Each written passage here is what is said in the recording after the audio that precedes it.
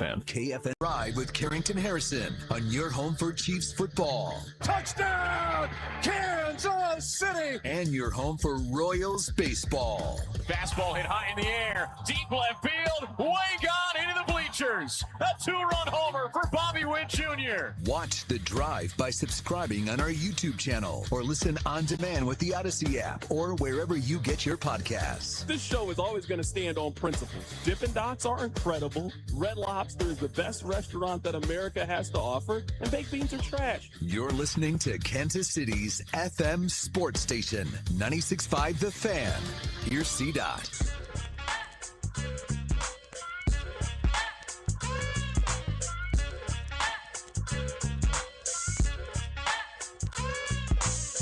Let's do this. Another day, another dollar, another edition of The Drive. You were listening to The Drive on 96.5 The Fan, 96.5thefan.com, and also the Odyssey app. My name is Carrington Harrison. We got a lot of college basketball to get to in today's show. We are going to take a trip to Columbia, Missouri, and be joined by Gabe De Arman. We are going to take a trip to Lawrence, Kansas, and be joined by Shrias Ladha of the Kansas City Star, who covers the Kansas Jayhawks. We are going to take your phone calls, 913-586-7965. Today's show is going to be majority college basketball. Yes, I know that opening day is this week. Let's get through the end of Kansas's season. Let's get through the end of Missouri season. And I promise you, baseball fans, we got you covered this week. But you got to understand that we got to wrap up college basketball.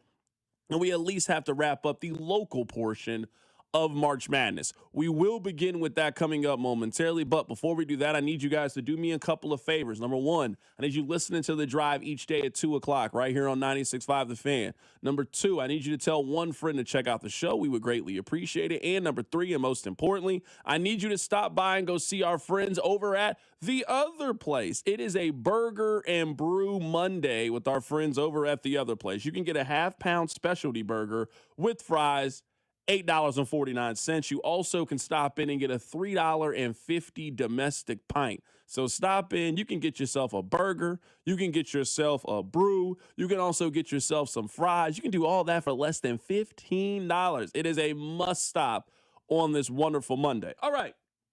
Let's start with the University of Kansas, because it would appear to me from the outside looking in, this is the first time that I feel in a while that there is a little bit of uncertainty around the Kansas basketball program. Now, this is something that we have talked about on the show, and you can agree or disagree.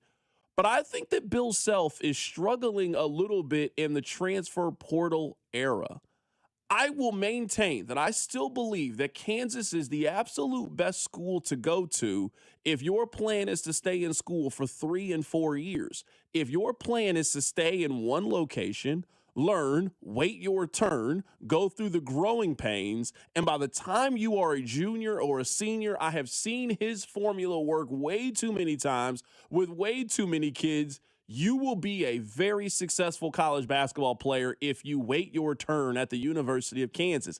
That's not really the program that we have right now. That's not really the structure in which college basketball operates. I'm sure at some point today, there's going to be a lot of complaining, a lot of unhappy and displeasure about Darren Peterson. But the truth of the matter is, this Kansas team was never overly talented.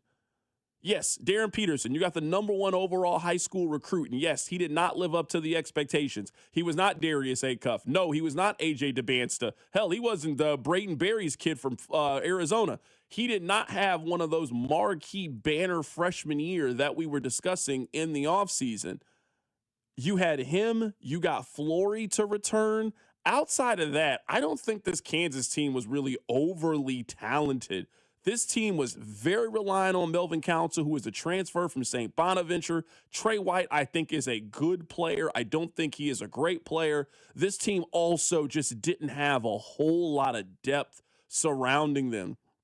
And I'm used to watching Bill Self be able to manipulate the board and really have Kansas as a team that's 7-8 deep. I don't think that was the Kansas Jayhawks in 2025, 2026. So as I'm watching a Kansas program, I would say what they were able to hang their hat on how Bill Self was able to build a 20-year empire feels a little bit uncertain right now, and he is struggling, I would say, in comparison to similar programs in transitioning over to the portal era.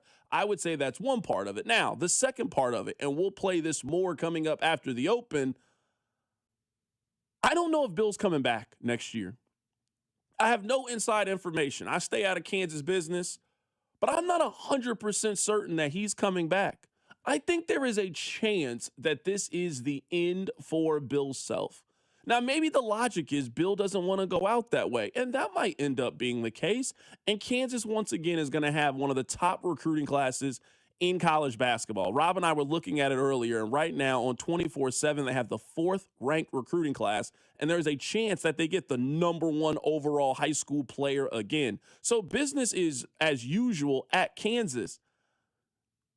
The issues about Bill Self's health continues to come up and continues to be an issue for the program, that I could see a scenario in which Bill Self, who has made an insane amount of money coaching college basketball, has done everything that you could quite possibly do coaching college basketball. He has expressed that multiple times that he doesn't want to go be an NBA coach.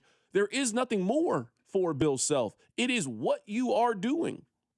And as we've seen a lot of those other institution coaches like Roy, like Jay Wright, like Mike Krzyzewski, one day and wake up and say, I don't want to play this game anymore and I want to live the rest of my life, I think there's a chance that Bill comes to that same conclusion over the next week or so. Now, on one side of it, I think you are listening to a man that is coming off a heartbreaking tournament defeat. Kansas looked dead in the water 30 minutes into the game and really made a signature Bill Self comeback, knocking down shots, playing with that grittiness, playing with that toughness. They lose on a last-second buzzer beater, a last-second shot. You're devastated after a long season with ups and downs. You dealt with your health. You dealt with the national media. You dealt with Darren Peterson. And they ask you a question about if you are going to come back, and your answer is, I don't know. I need to evaluate it. But I don't think the chances of him coming back are 100%.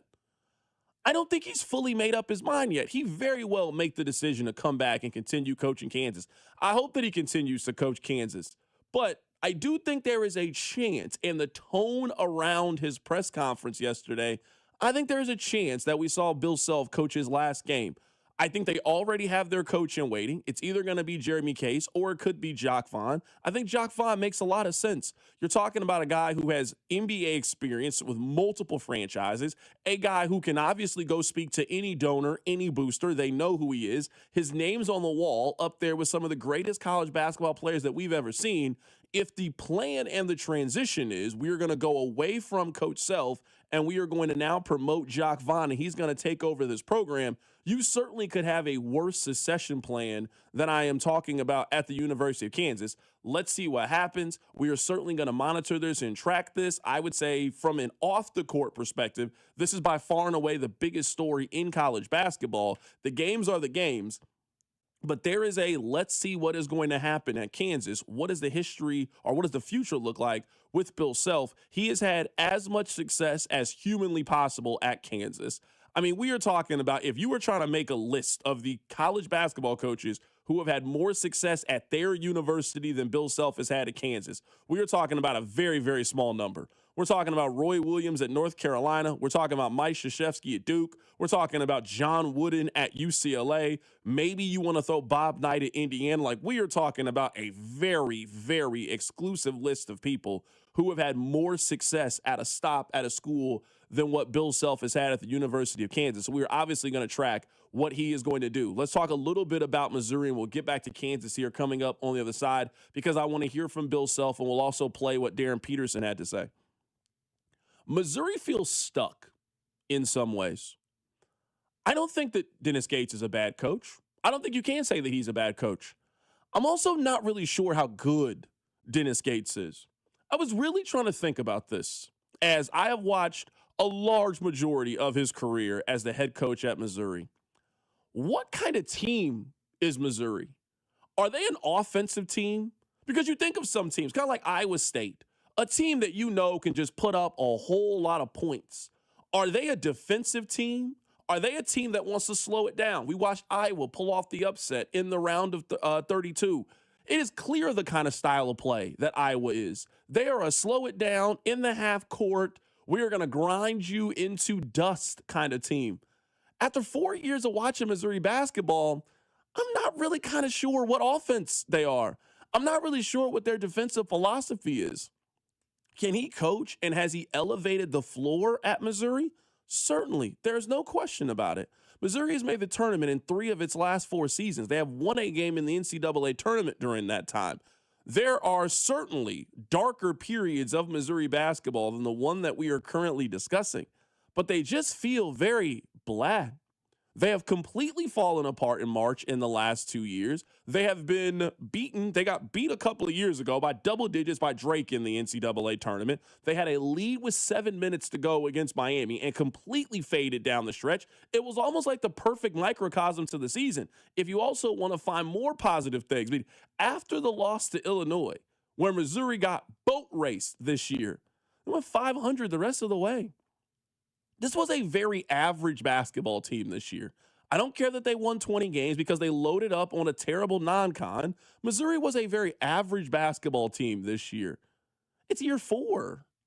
And if you were telling me heading into year 5, the entire hope is based on a high school senior, soon-to-be college freshman, and he is going to turn around the entire course of Dennis Gates' career, that's putting a lot of eggs in one singular basket. Gabe De Arman is going to be on the show, and there's a lot to discuss with him, but Missouri just feels very stagnant right now. I don't think they should fire their head coach. I also don't think they should give their coach an extension. It is what it is. You are going into the 2026-2027 basketball season with certainly something to prove. And quite simply, making the NCAA tournament is such a low bar to clear as a major program. The game is rigged. We spent all last week talking about how the game is rigged. It is not rigged in favor of Utah State. The game is not rigged for Miami of Ohio. The game is rigged so programs like Missouri can make the NCAA tournament. And making the NCAA tournament as a 10 seed is the absolute lowest possible bar you can clear. When you were paid $4 million a year, Missouri has shown a willingness to spend money in NIL, and they just got very little to show for it over the 4 years since Dennis Gates has been the head coach. So Gabe De Arman is going to join us in the 3 o'clock hour. Shrias Ladha is going to join us in the 4 o'clock hour. We got a lot of college basketball to get to today. Coming up on the other side, we are going to hear from Bill Self. We're also going to hear from Darren Peterson. And I know if you listen to this show, you are too smart, way too smart, to be falling for the way that Travis Kelce's contract is structured. We'll talk about it. Keep it right here, so Drive. The Drive with Carrington Harrison on your home for Royals baseball.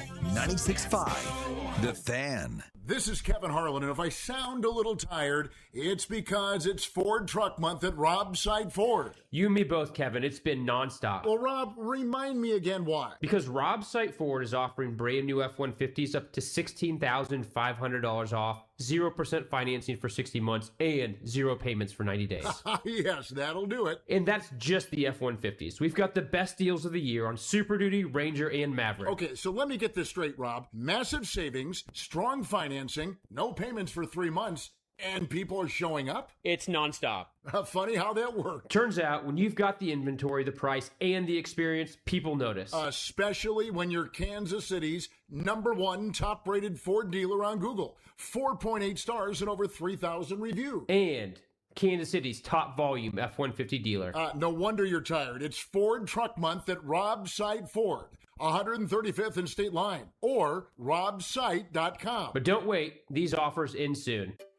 Finding great candidates to hire can be like, well, trying to find a needle in a haystack. Sure, you can post your job to some job board, but then all you can do is hope the right person comes along. Which is why you should try ZipRecruiter for free at ZipRecruiter.com/free. ZipRecruiter doesn't depend on candidates finding you. It finds them for you.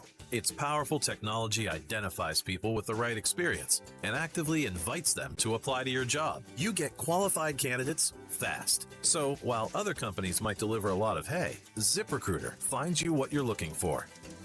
the needle in the haystack. See why 4 out of 5 employers who post a job on ZipRecruiter get a quality candidate within the first day. ZipRecruiter, the smartest way to hire. And right now, you can try ZipRecruiter for free. That's right, free at ZipRecruiter.com/free. That's ZipRecruiter.com/free. ZipRecruiter.com/free. ZipRecruiter. I think one of the things that patients don't realize is that when they get a joint replacement, that's not a lifetime treatment option. And they're probably, if they are a younger patient, signing up for multiple surgeries down the road. As a physician and medical director for QC Kinetics, Dr. Caravelli's seen a pattern of trending joint pain. Prolonged medication, steroids, then surgery, possibly another surgery. So a lot of our patients are trying to avoid or put off surgery, and this is the treatment that can help them do that. QC Kinetics extracts your body's healing substances, concentrates them back into your aching joints to help heal and restore those areas, providing lasting relief. Oh, I love being able to tell my patients,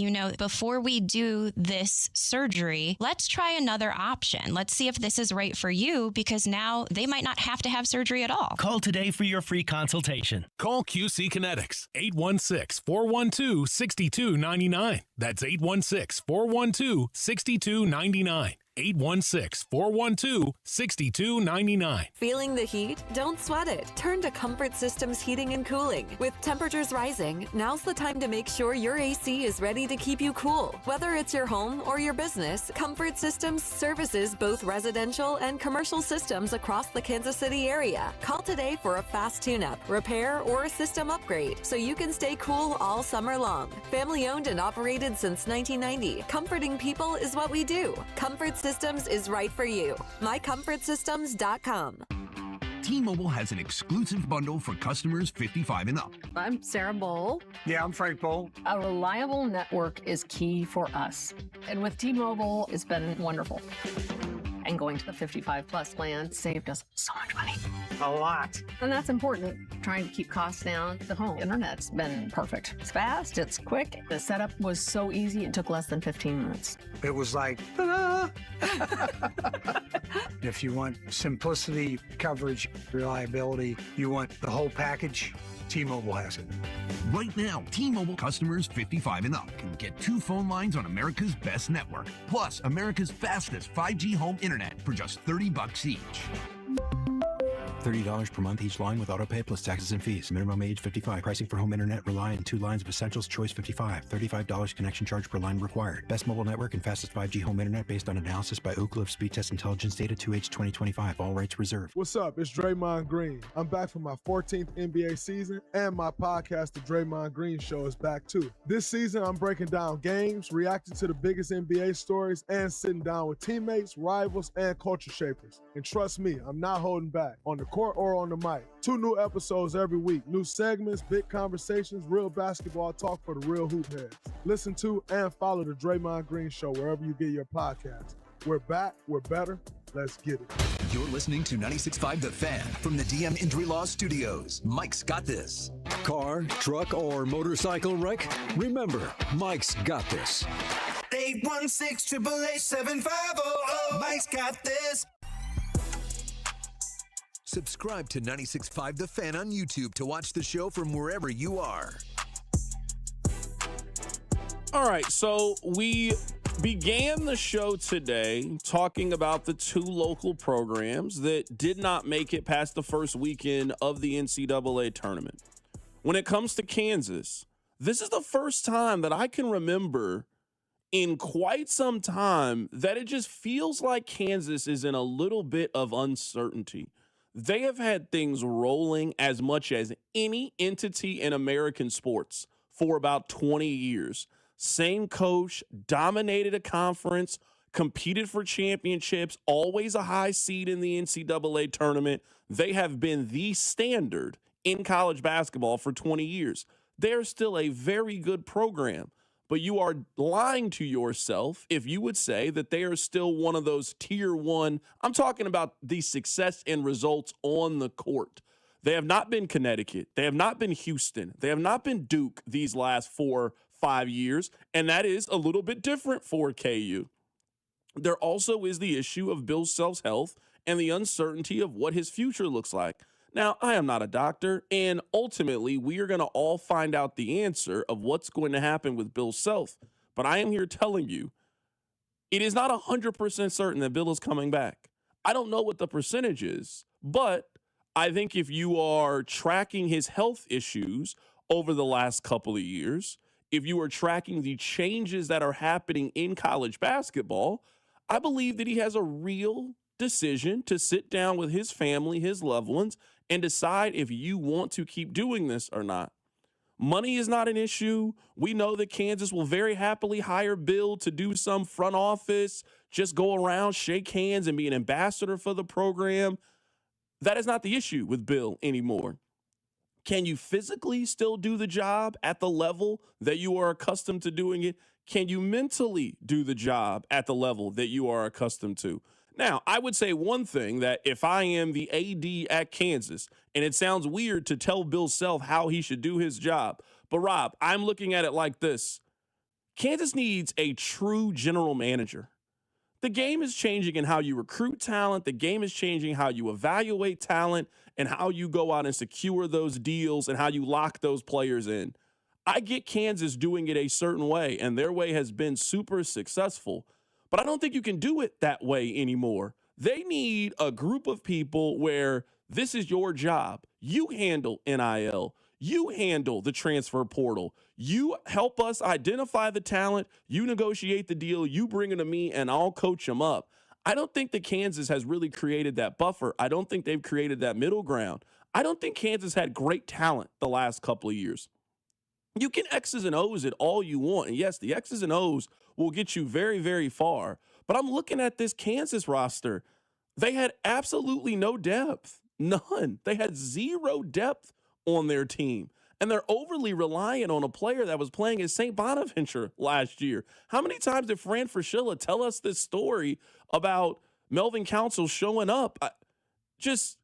If that's your foundation as a program, I do think there is a ceiling of what your accomplishments can be. And I think you are seeing those ceilings with Kansas over these last couple of years. Kansas, we are used to them being able to just beat you over the head with talent. I'm talking 6 to 8 deep, future NBA guys, future pros. That's not what Kansas is right now. And that's the state of college basketball where we are.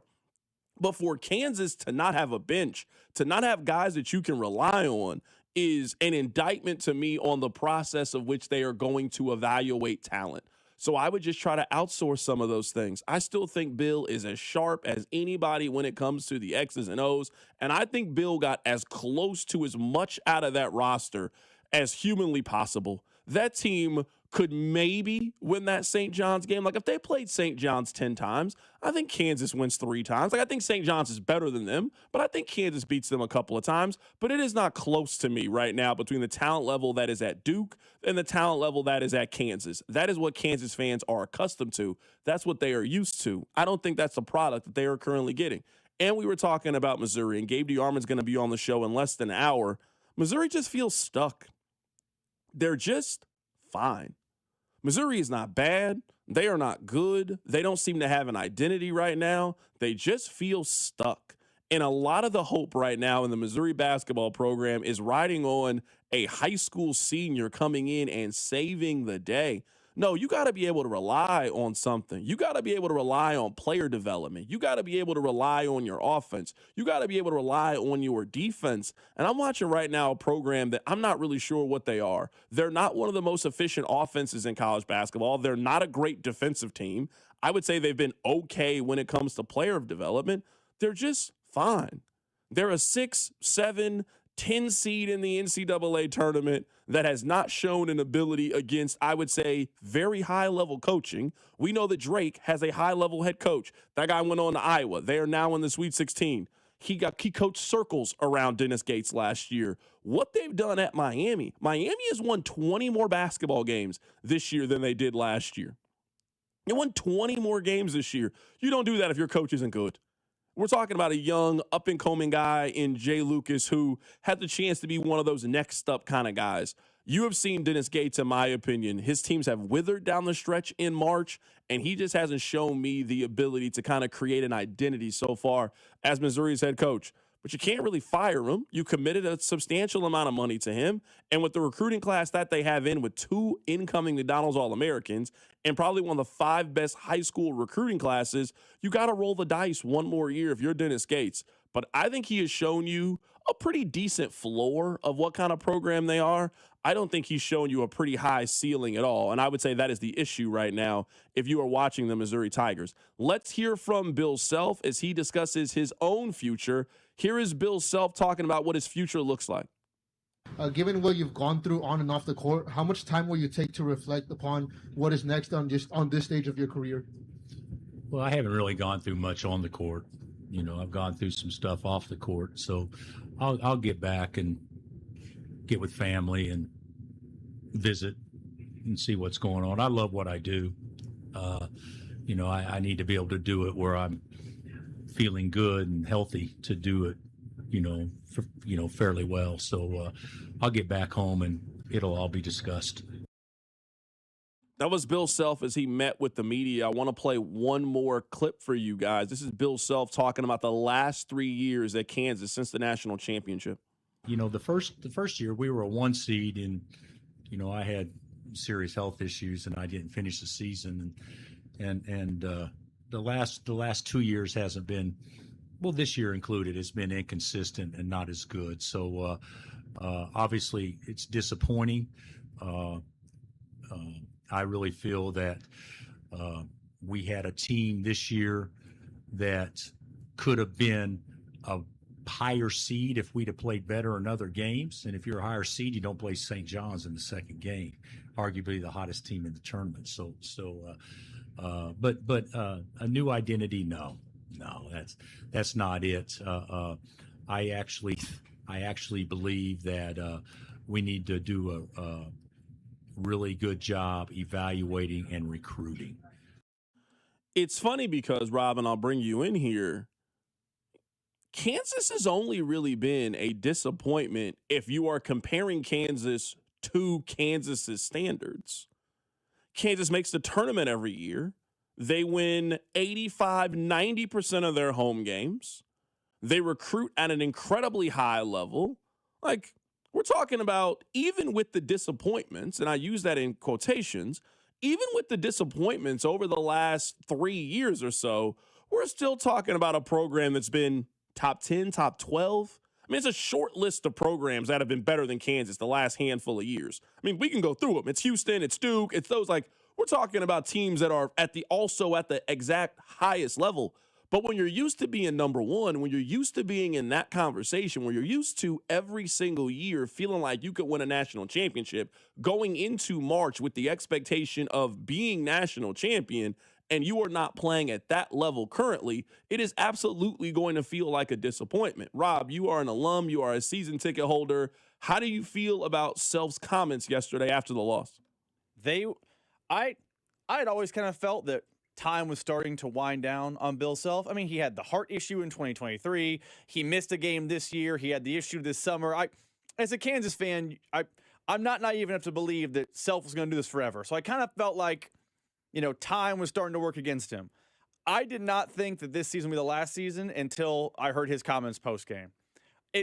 That sounds like a person who is going to have a serious conversation about if he is physically able to still do this. Because when you hear those comments, it's not saying, I don't know I have the want to anymore. I don't know this era is good for me. I mean, we saw, I believe it was Jay Wright and Roy Williams talking about how they didn't like the portal era in NIL, and that's why they were moving on. That's not what I heard from Bill Self, but it sounded like a person who has to sit down with his family and talk about, is my health good enough? There was the story earlier this year. There was a 911 call from Allen Fieldhouse. Like I said, last summer, there was an issue with his health. He missed the Colorado game this year. I believe he missed another game, too, because Jock Vaughn was stepped in to coach because of his health. Like, I think Bill Self's health might be the reason why he steps away. I don't want him to step away. And looking at, like you said, looking at next year's recruiting class, I'd love for him to stay and coach that group. Maybe you keep a Flory, maybe you keep a Melvin Council, and you add a portal piece, and you look like a world-beating team heading into the season.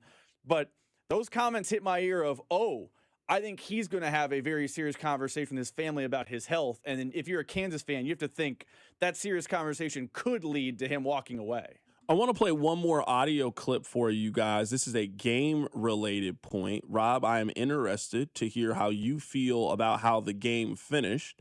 So Darren Peterson drives to the basket. He gets fouled. He knocks down the 2 free throws. It is now a tie ball game. Kansas did a lot of scratching, a lot of clawing in those final 4 minutes to make it a game. Kansas has, I believe, 4 fouls to give and fouls in the backcourt. We all know how the game ended here. I'm not here to rub it in. I'm just trying to paint the scenario. Bill Self was asked about the decision to foul late in the game and the strategy that went into it. Here's what Coach Self had to say. Well, use the clock. That's what I was thinking. I wish that when Cole fouled the first time, he fouled in 1 second. I wish he could have just let him hold it and foul with 5 seconds into it. So now you got a situation where maybe there's not 3-9, maybe there's 2-0 or 1-5. But our whole deal was with that many team with only 2 team fouls. Why wouldn't you go ahead and foul in that situation? We left them too much time, but irregardless of that, you got to guard 3 or 4 bounces, and we didn't do it. That was Bill Self after the game talking about the last second shot for St. John's yesterday against Kansas. Rob, I'll give you more time on this. My thought is just simple. You can't let that kid get a point-blank layup at the rim. We're not talking about one of the better players in college basketball. That wasn't Edgefor that got the bucket. That just, hey, that's a great player that made an even better play. You got to tip your cap. This kid hadn't scored in the game. He's able to ISO you up at the top of the key, blow past his defensive player, and there's not another KU guy in the paint to give you a little bit of rim protection to at least force that kid to make a decision. You got to force that kid to either take a tough contested shot. You got to force that kid to kick it out, and somebody has to knock down a shot to either win the game or miss or send the game to overtime. But with all the strategy that Kansas had in the final 15 seconds of the game, you did all of that to let maybe their worst offensive player get a point-blank layup at the rim with the chance to advance to the Sweet 16. That's more egregious than the fouling there because they were so overly strategic, I think, from seconds 15 to 9. How did you basically have no strategy where it's just ISO one-on-one ball, and if he beats you, your season is over? I don't know how you go from, I think, overly planning to then not really seeming to have a plan at the rim. That's what bothered me. I actually think fouling is 100% the right decision. They basically were watching St. John's milk their own clock. And Self's right. When he inbounded the ball after Darren's 2 free throws, there's 13.9 left, I believe. It was 13 seconds and change. They inbound the ball, immediate foul. Well, you got to make him take a dribble. Make him take 2 or 3 steps. So now it's not, 12 seconds on the clock. It's more like 10. And then the foul game keeps playing, and you're forcing a little bit of a heave at the buzzer. You do not give them an opportunity to get downhill and get a shot at the bucket, so the fouling, I think, went correctly. At the end, though, I don't know if Rick Pitino just out-coached Self in the last set. I don't know what it was, but to have no rim protector near the paint, to let a kid get a straight line drive, to let a kid come downhill and get a layup opportunity with the game on the line, that was all terrible. But it's not the fouling. The fouling was the proper decision.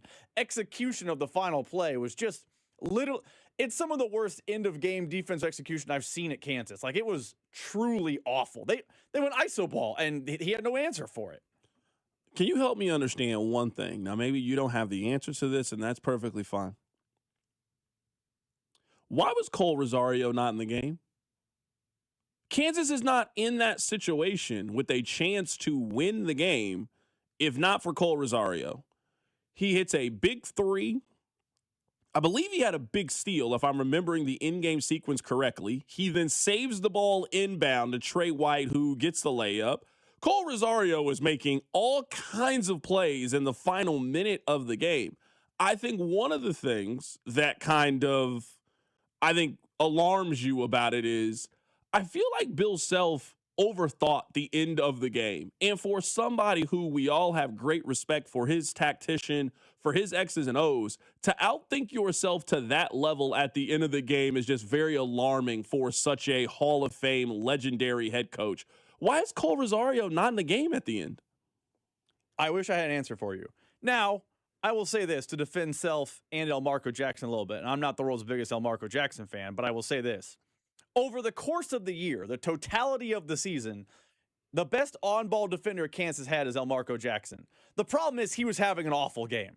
It's over the course of 40 games, he's your best on-ball defender. Over the course of that 40 minutes... I couldn't tell in that moment because you know what he was? Barbecue chicken is what he was. He was bad all night. He missed a dunk. He was really bad in the 40 minutes in San Diego. So I think where Self's getting a lot of grief is because you took a guy out who was a positive for you and brought in a guy who has been a negative for you, and that's a coaching mistake. But I at least understand the logic because Self thought, this is my best on-ball defender. I'm going to put him on the ball and see what happens. It just, Elmarko had a really bad game, and it was highlighted in that moment. It'd be like, this is not a great analogy. You know how the text line always used to call Trent McDuffie barbecue chicken because he had one bad game? Yeah. That's kind of what happened to Elmarko. He's their best on-ball defender, but he was just trash in the one game in the second round. Yeah, at least when Trent McDuffie be getting cooked, he be getting cooked by like Nico Collins. He be getting cooked by A.J. Brown. You got cooked by, was it Brent Hopkins? I mean, come on now. You can't let that man. It wasn't even Hopkins. It was the kid who hadn't scored all day. You can't let that kid, you can't let him just hot sauce you up at the top of the paint. Come on now. You gotta keep that kid out of the way. You gotta force him to take an off-balance jumper, and if he makes the off-balance jumper, he makes it. You let that kid get to the rim and get a point-blank layup, absolutely unacceptable. I do want to mention this. I think sometimes at our age, just because something is different, we automatically assume that it's worse. Like, we have lived long enough, if you're around my age, so 30s, maybe a little bit older than me, where we are starting to have that 90s nostalgia. Sure, I was born in 88, but I'm a 90s baby. I grew up on Nickelodeon and Blockbuster and all of those things. I'm a 90s kid. And I understand how the early moments that we have, or when we're children, those moments, they stick with us, and everything was better back then. Like, I get that, right? I've heard a lot of conversation about the NCAA tournament and the death of Cinderella, how there is no longer the mid-major team that can capture your imagination and go on this run, or what's with Loyola Chicago, and where is the St. Peter's, and where's the Valparaisos, and, you know, what we grew up on the NCAA tournament. I'm here telling you that's over.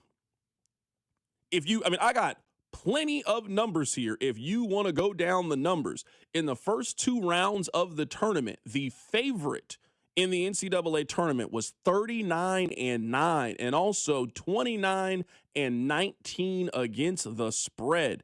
If you want to go by average margin of victory that we saw in the NCAA tournament, it was not close. This was the largest margin of victory that we have ever seen in the first round of the NCAA tournament. On Friday, every team that was the favorite in Vegas ended up winning their game. There were only 4 double-digit seeds that advanced to the second round of the NCAA tournament. High Point, VCU, Texas A&M. This has only been 7 times since the tournament expanded to 64 or more teams where the 13, 14, and 15 seeds did not win in the first round. It's now happened 2 consecutive years. The tournament that we remember and grew up so fond of and have the nostalgia for, that is over.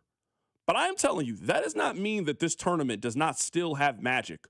We had a lot of magic in this NCAA tournament. We have had a lot of intrigue in this NCAA tournament. The trade-off for killing March Madness has been a higher quality of basketball, better teams and better matchups. Yes, it's cool when St. Peter's makes a run in the NCAA tournament. We are watching better players, we are watching a higher quality of basketball, and we are getting much better matchups. So yes, the NCAA tournament, I don't think, is going back to how we remember it. The gap is too big. For example, Utah State's head coach said that last year, so not this season, last year Utah State spent around $600,000 to $800,000 on NIL. He said this year they bumped it up to around $2.5 million. The reports are that Kansas spent $9.5 million on NIL. As long as it's that kind of gap, where a player like Darren Peterson costs more than the entire roster at Utah State, and then at any moment, if you're Kansas, you can just go get Utah State's best player and then take him, it's over then for March. It's over. So if you're watching March Madness for the team that you've never heard of that makes a deep run in the NCAA tournament, I'm telling you, you are watching the tournament for the wrong reason. If you want to see single elimination drama, everything matters, great college basketball, fans that are into it, and just a fun tournament, I still think we have that. It's just not going to be the same tournament that we had when we were growing up. We'll get back to Kansas coming up at the top of the hour. You know what? Let's talk about Travis Kelce's contract. We'll do that next. Keep it right here. It's The Drive. The Drive with Carrington Harrison on your home for K-State Athletics. 96.5, The Fan. Low testosterone can be a real problem for many men. It causes poor sleep patterns, decreased energy, low sex drive, and it makes it really hard to stay in shape. And as we all know, a healthy body is very important to our overall health and well-being. This is Jeff for Heartland Men's Health, and if some or all of these symptoms sound like you, we can likely help you be done with low T. We can also help you lose weight, support your metabolism, improve your gains in the gym, and more with our new targeted body composition plans featuring GH peptides, NAD+, GLP-1s, PDA, and more. Our low T protocols, applied in conjunction with our body composition plans, will help most men see real improvements, true weight loss, higher energy, improved sleep, stronger workouts, and a renewed sex drive as well. Your initial visit is just $99 and includes blood work and a medical consult. And if you start on treatment the same day, your visit is free. Call 844-447-6600 or go to heartlandmenshealth.com. Featured therapies are compounded and have not been evaluated nor approved by the FDA. Provider prescription required. See website for details. Xfinity Tech Support. Matthew speaking. Hi, I live in a pretty remote place, like Jurassic Park remote. No! Wow. Will Xfinity Mobile work out here? Yep, the combination of reliable Wi-Fi and 5G makes it so that you can stay connected in all kinds of places. Plus, you get access to ultra-fast speeds and coverage, whether you're poolside or out live streaming with a T-Rex. Hold still, you're about to go viral.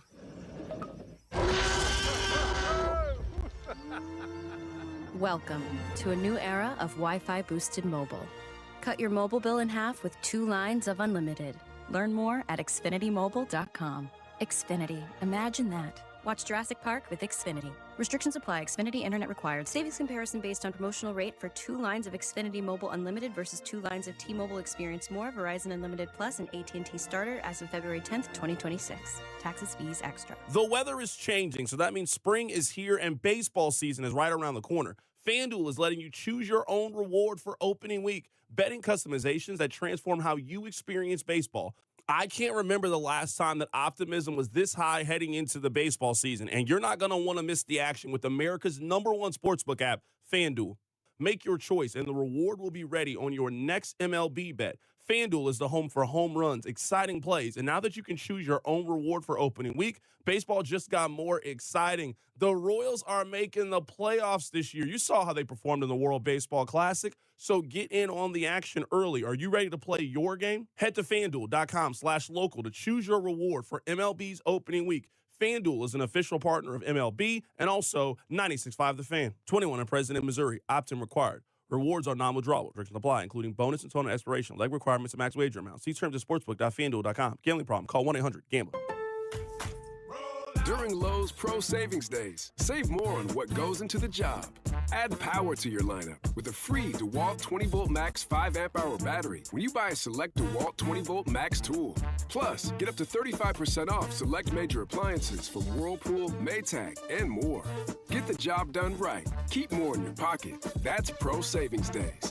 Our best lineup is here at Lowe's. Valid through 3/27. Selection varies by location. While supplies last. Staples presents That Was Easy. So I own a coffee shop, and I wanted to label everything with our logo. That's ambitious. Cups, boxes, bags. Ooh, that'll add up. Not at all, because right now, Staples prints custom labels for 30% off. 30% off? That's shockingly affordable branding. Yep, now our logo and URL are seen all over town. Brand your business for less at Staples. That was easy. Shop Staples in-store, online, or in the app by 4/18 to unlock. Exclusions apply. Visit staples.com/print for details.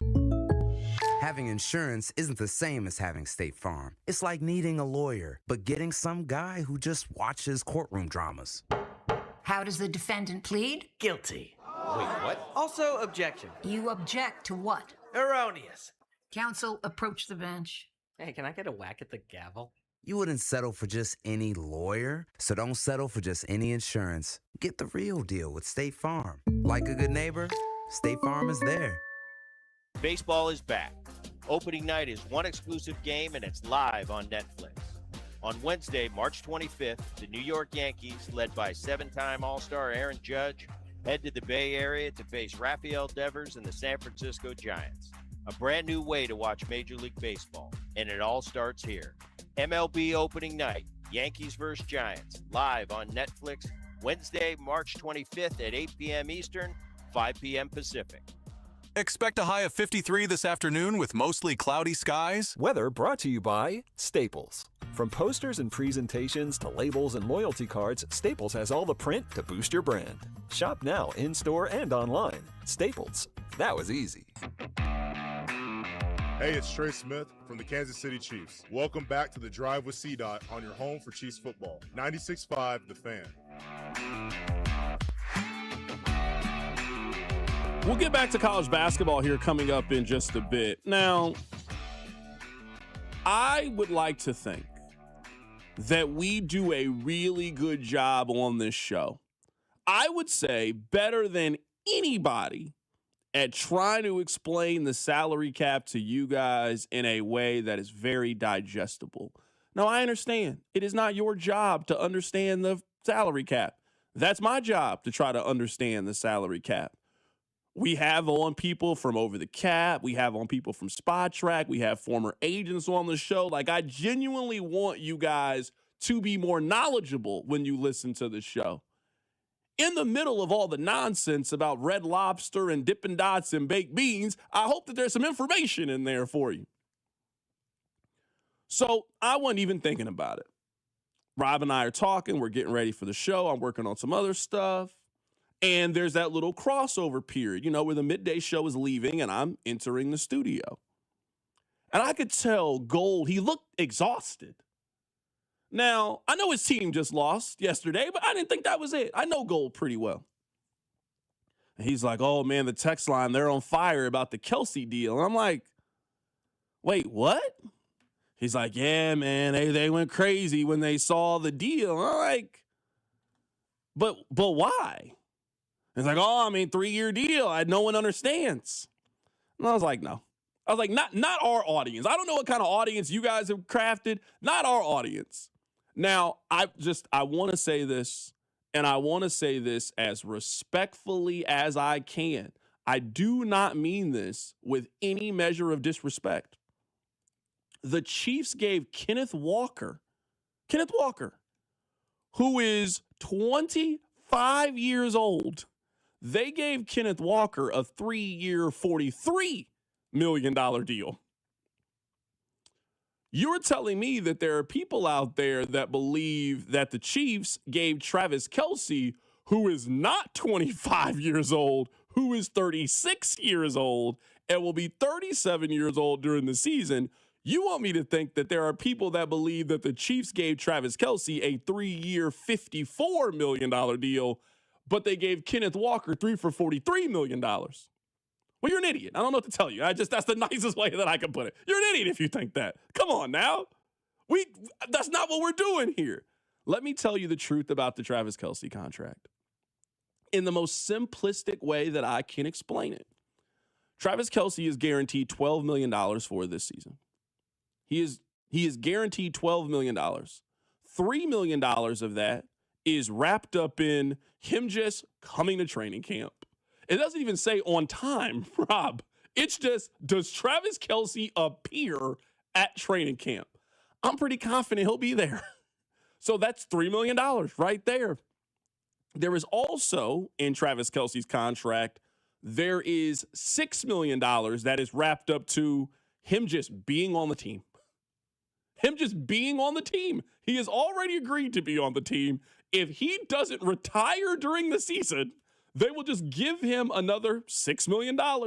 So they're giving him $6 million for just existing. They're giving him $3 million to show up before the end of training camp, it's $9 million right then and there. You then got to pay him throughout the course of the season and gave him a little bit of a signing bonus. Now, this is where the numbers get funny, and Ian Rappaport did a little bit of a disservice, I think, to fans. If Travis Kelce is on the team in June of next year, so in June of 2027, he is then guaranteed $40 million if he is on the team in June of next year. But we all know with contracts, let's say that Travis Kelce wants to come back. You know what you can do with the guaranteed money? You can just rip up that contract and start over. If both sides agree this contract's not void anymore, we have reached a new agreement. You can just reach a new agreement. A lot of you wanted Travis Kelce to come back. A lot of you wanted Travis Kelce to come back at a number that was fair for the Chiefs. This is how they did it. A little funny money, a little funny with the math.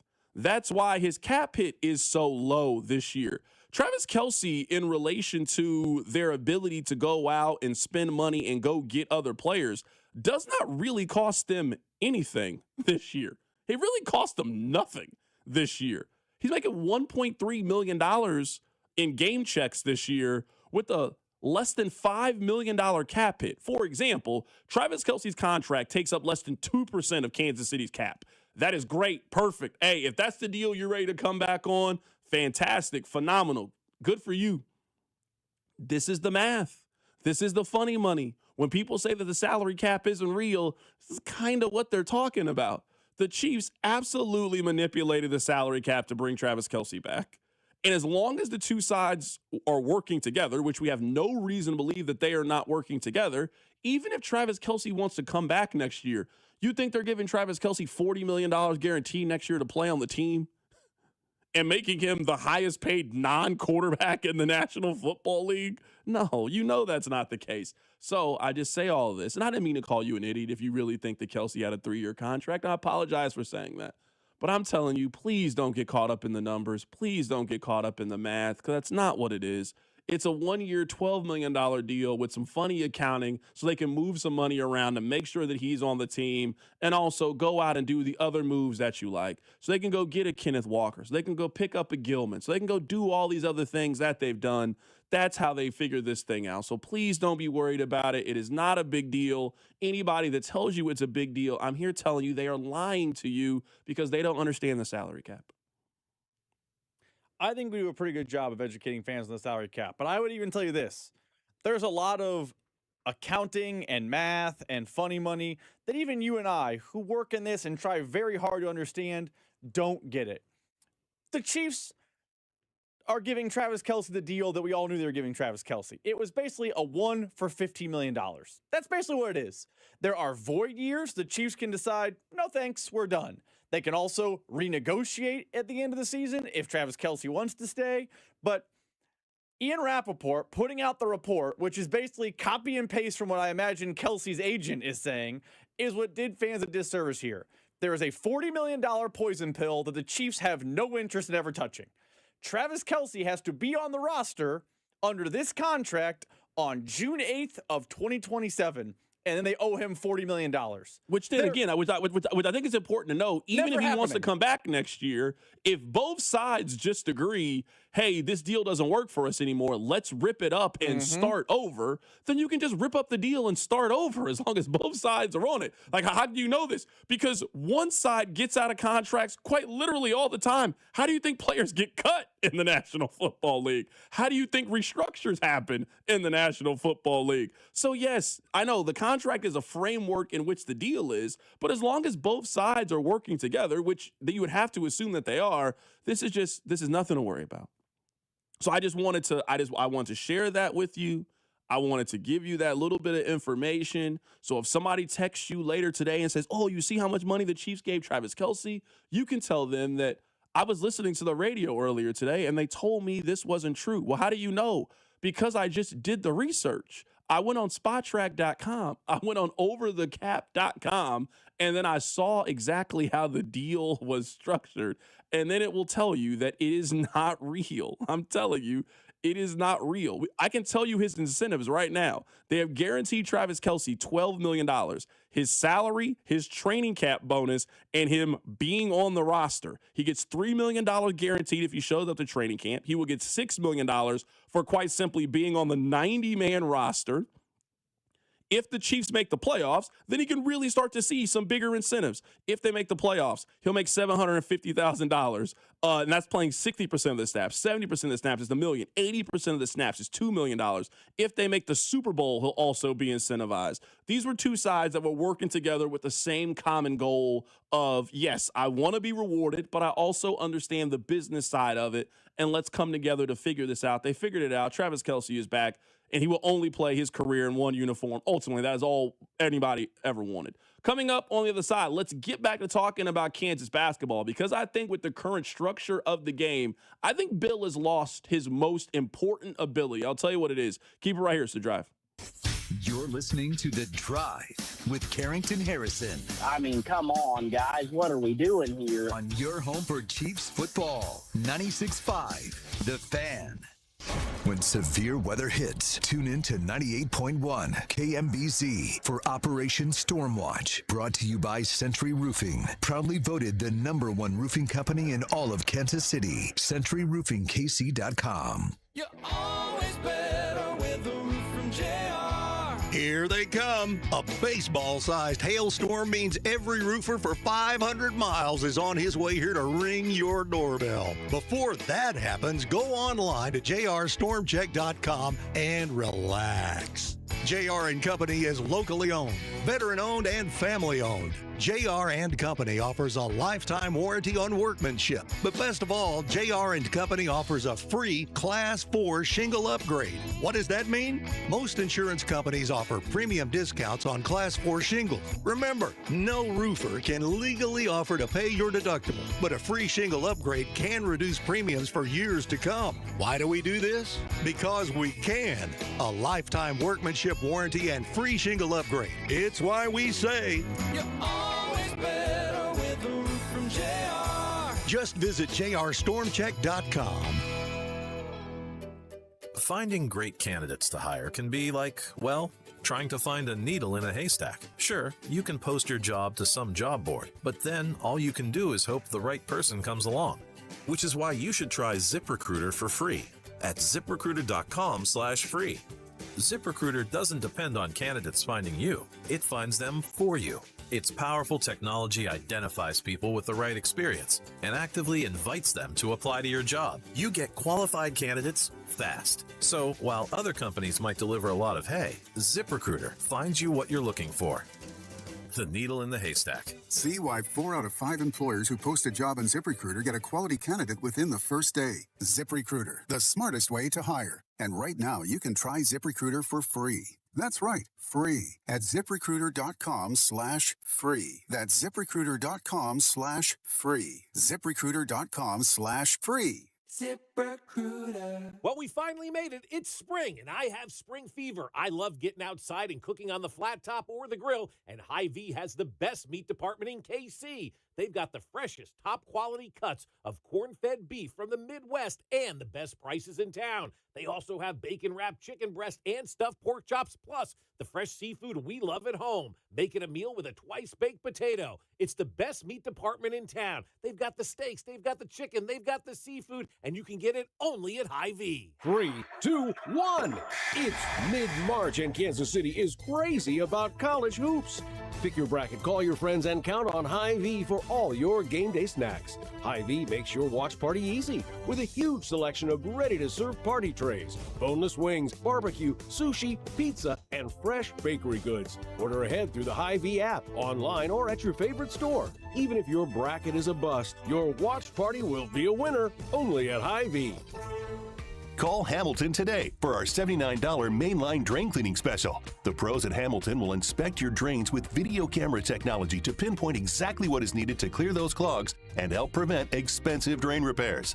The expert technicians at Hamilton are ready 7 days a week to solve your problem the right way, the first time. Over 40 years experience and more than 8,000 5-star reviews are great reasons to trust Hamilton. Visit callhamilton.com/radio for details, terms, and conditions. License number 2025-11121. Is your everyday congestion preventing you from enjoying life's big moments? Try Vicks Sinex Saline today and get yourself back in the action. Vicks Sinex Saline instantly clears everyday congestion with a gentle, ultra-fine mist. Sinex Saline's drug-free, no-mess formula instantly moisturizes and soothes dry, irritated nasal passages for quick and effective relief. Get back to enjoying life's biggest moments to the fullest without having to worry about everyday congestion holding you back. Just Sinex. Breathe.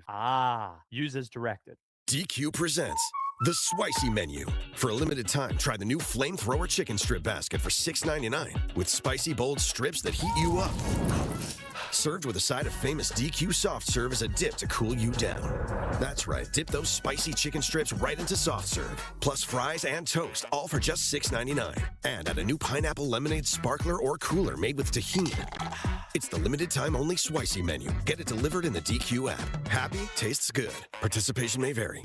Royals coverage brought to you by Metal by the Foot, your metal project superstore. Whether you're a DIY enthusiast, a contractor, or business owner, Metal by the Foot has the perfect solution for you. Located in KC and Topeka, online at metalbythefoot.com. When you need a piece of metal, remember, metal doesn't have to cost an arm or a leg, just the foot. Listen to the Royals opener in Atlanta against the Braves, Friday, March 27th, with Vern's On Deck show starting at 5. First pitch just after 6. All right here on your home for Royals baseball. 96.5 The Fan, KFNC FM and AM, HD1 and HD2 Kansas City, an Odyssey sports station.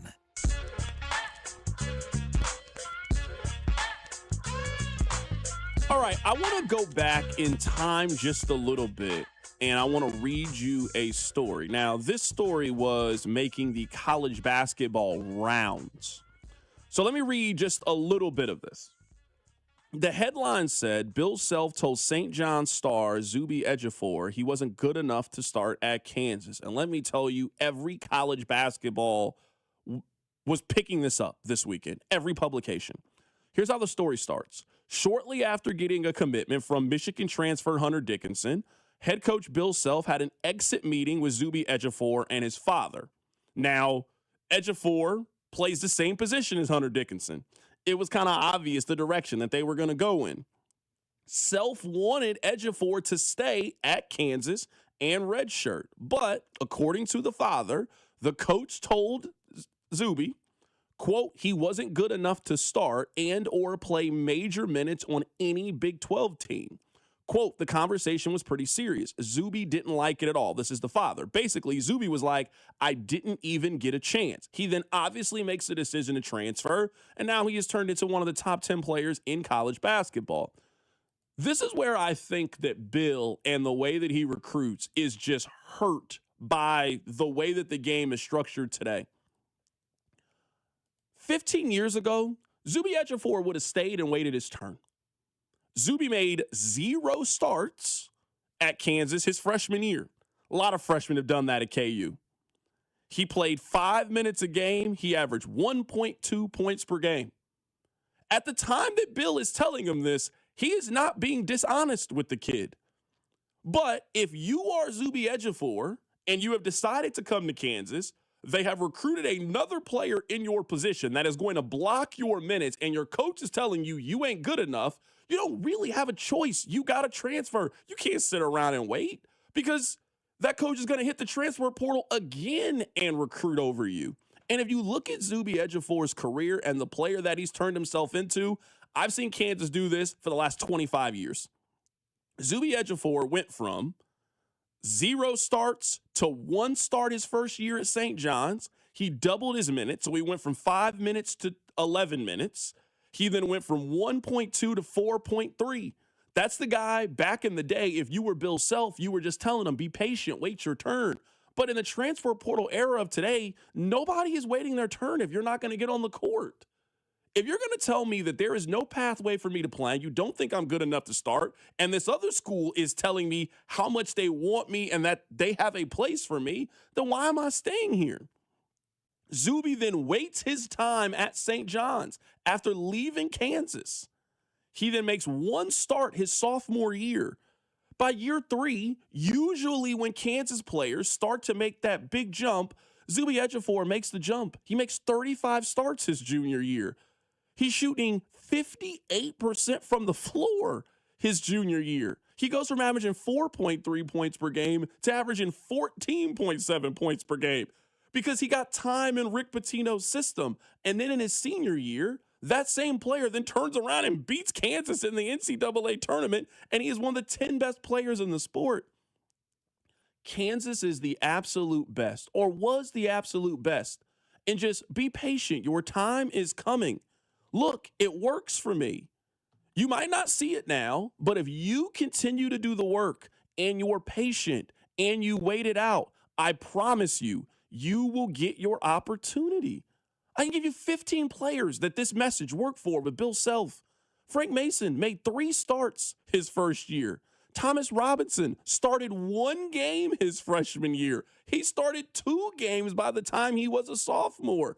That player is not staying at Kansas for 3 years with no pathway to getting on the floor and playing 7 minutes. Not when I'm 6'10", 240 pounds. I was a McDonald's All-American, and I got a chance to play in the NBA. I am not sitting and waiting my turn at Kansas anymore. So I think one of the major things that I think Bill is phenomenal at, if you're going to recruit the kind of kids that Kansas is going to recruit and you're going to play those kind of games, you either got to have a little bit of patience, which no fan wants to hear. Well, you got to have a little up and down years because you're really pouring into those young guys and giving them a chance to grow and mature, and you got to trust our system. But when the expectation is as high as it is with KU, you don't got time to let Zubie Edgefor develop anymore if you're Kansas. You don't have time. You got to go get Hunter Dickinson. He's the number 1 player in the portal. You got to go get him. And then you got to go get other kids that can play with them. I think that's what's hurt Kansas the most. I think that's what I think hurts Bill the most. I don't think you can have Thomas Robinson in today's game. Like, I genuinely don't think Thomas Robinson would have finished his career at Kansas. Not in today's. He started 3 games out of 66 games. Out of his first 66 games in Kansas, Rob, he made 3 starts. You do not keep kids like Thomas Robinson if they can't see the floor. And that's literally what happened with Zubie Edgefor. Kansas was right. They saw it. They were right. They recruited a kid out of high school. They got him to commit. That kid went on to be an NBA potential lottery pick. That guy went on to be one of the better players in college basketball. But when there's no pathway to you getting on the floor and the expectation is we got to win right now, we got to win immediately, we cannot have a down year under any circumstances, then you're going to lose some of those kids. And that's what they lost with him. And then that same guy, you now go up against in the tournament. That guy now turns into one of the stars. And that guy, you couldn't guard him yesterday at the game. Not if anybody. I think Kansas wins that game if they switch him and Darren Peterson. Honestly. I think if Darren Peterson plays on St. John's and Zubie Edgefor is on KU and he had developed, I think Kansas wins that game because they have the best player on the floor. I just think that's where we are in college basketball. What do you think, Rob? I think it's an interesting point. I also think, as a Kansas fan looking back on that offseason, I think Bill Self got caught in no man's land with the portal because he felt like, all right, I have a team that's, in the crock pot. Because remember that team that he brought, they lost to Arkansas, he had the health issues. They were going to bring back DeJuan Harris. They were going to bring back KJ Adams. They were set to bring back Ernest Uday and Zubie Edgefor. Like, they had a nice base, but they needed something more. They needed more. They were also going to bring back Kevin McCullough. I forgot about him. That was their base. Bill Self got enamored with, I don't need a team in the crock pot. I'm going to get in the microwave. And Hunter Dickinson was available. I'm going to go get him. I think the portal era is kind of burning Kansas, and it's not just Kansas. A lot of teams on the front and back end. They recruit a kid out of high school in Zubie Edgefor they thought had a future, and he clearly did have a future. But then they got enamored with the fast, the easy route, and they chased Hunter Dickinson, and it ran Edgefor off. I still think Bill Self is an elite high school evaluator of talent and high school recruiter. 100%. Because it's not even just Darren Peterson. Grady Dick was a really good player at Kansas. Johnny Furphy, who they found in Australia, was a good player at Kansas and now is a good NBA player. Like, I can name other high school freshmen. Bryson Tiller was a high school freshman who has had a peter down the stretch but had a good year at Kansas. Like, I just think what's hurting Self is, and as we talked about earlier, he needs a GM. I think he's missing on the portal, and I don't think he understands by adding player blank in the portal, there's a chance I lose player Y. And I don't think he's seeing the larger scope because he's not quite used to the new world of talent evaluation. I think he sees the scope of it. I just don't know if you can do it that way anymore. And I would say, and not get the talent level that you are used to at Kansas. I don't know if they can recruit that way anymore. Like, Rob, I think one of it is the badge of honor of we can go get anybody. For example, Darren Peterson is not considering going to Michigan State. Now, they might get a high level. The kids that Michigan State is recruiting and the kids that Kansas are recruiting are two very different types. Grady Dick is not going to Michigan State. Johnny Furphy is not going to Michigan State. So those kind of kids are going to Kansas. They are going to these kind of places. Like, there are very few schools that I think are still doing it that way, but they're also willing to live with the ups and downs that come with it. Michigan State is one of those kind of programs. I would say Houston is also that kind of program. Now, Houston will sprinkle in a Kingston Flemings every once in a while, but if you look at that Houston team, they are not really dabbling in the portal. Hey, we're going to recruit you right out of high school, the kind of kid that we want, and we are going to build you up and turn you into exactly what we need you to turn into. But I think you'd also just got to factor in, man, when the expectations are where they are at Kansas every single year, I don't know if you can be Michigan State. As crazy as that sounds, I don't know if you can be Michigan State. It's actually, because you look at Michigan State's roster, it is guys that showed up on campus and kind of stayed on campus. They're not getting, the quick fix guys. This is why I say Kansas kind of is needing a GM. Because I think that Bill still finds elite high school talent, but I don't think he has done a good job of surrounding that talent to make them better. I do think the 2023 team was a good team. He had the health issues. They ran into a good Arkansas team. It happens. But think of his portal additions the last 3 years.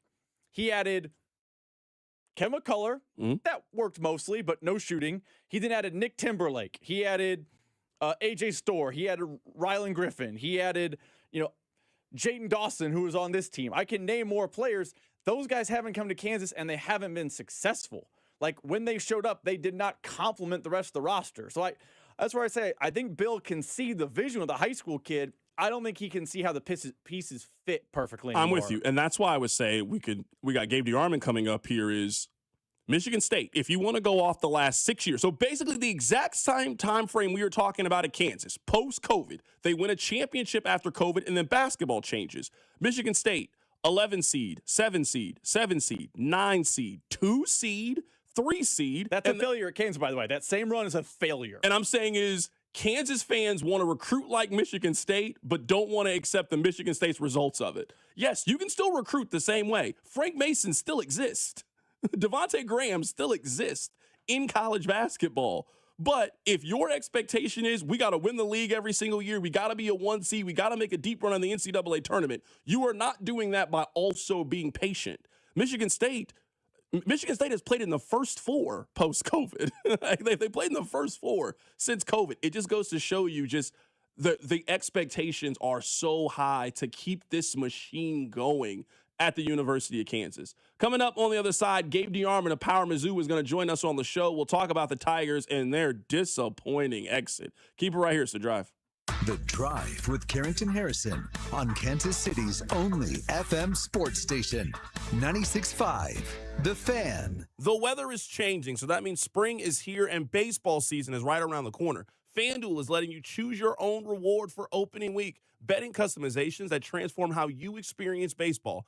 I can't remember the last time that optimism was this high heading into the baseball season, and you're not going to want to miss the action with America's #1 sportsbook app, FanDuel.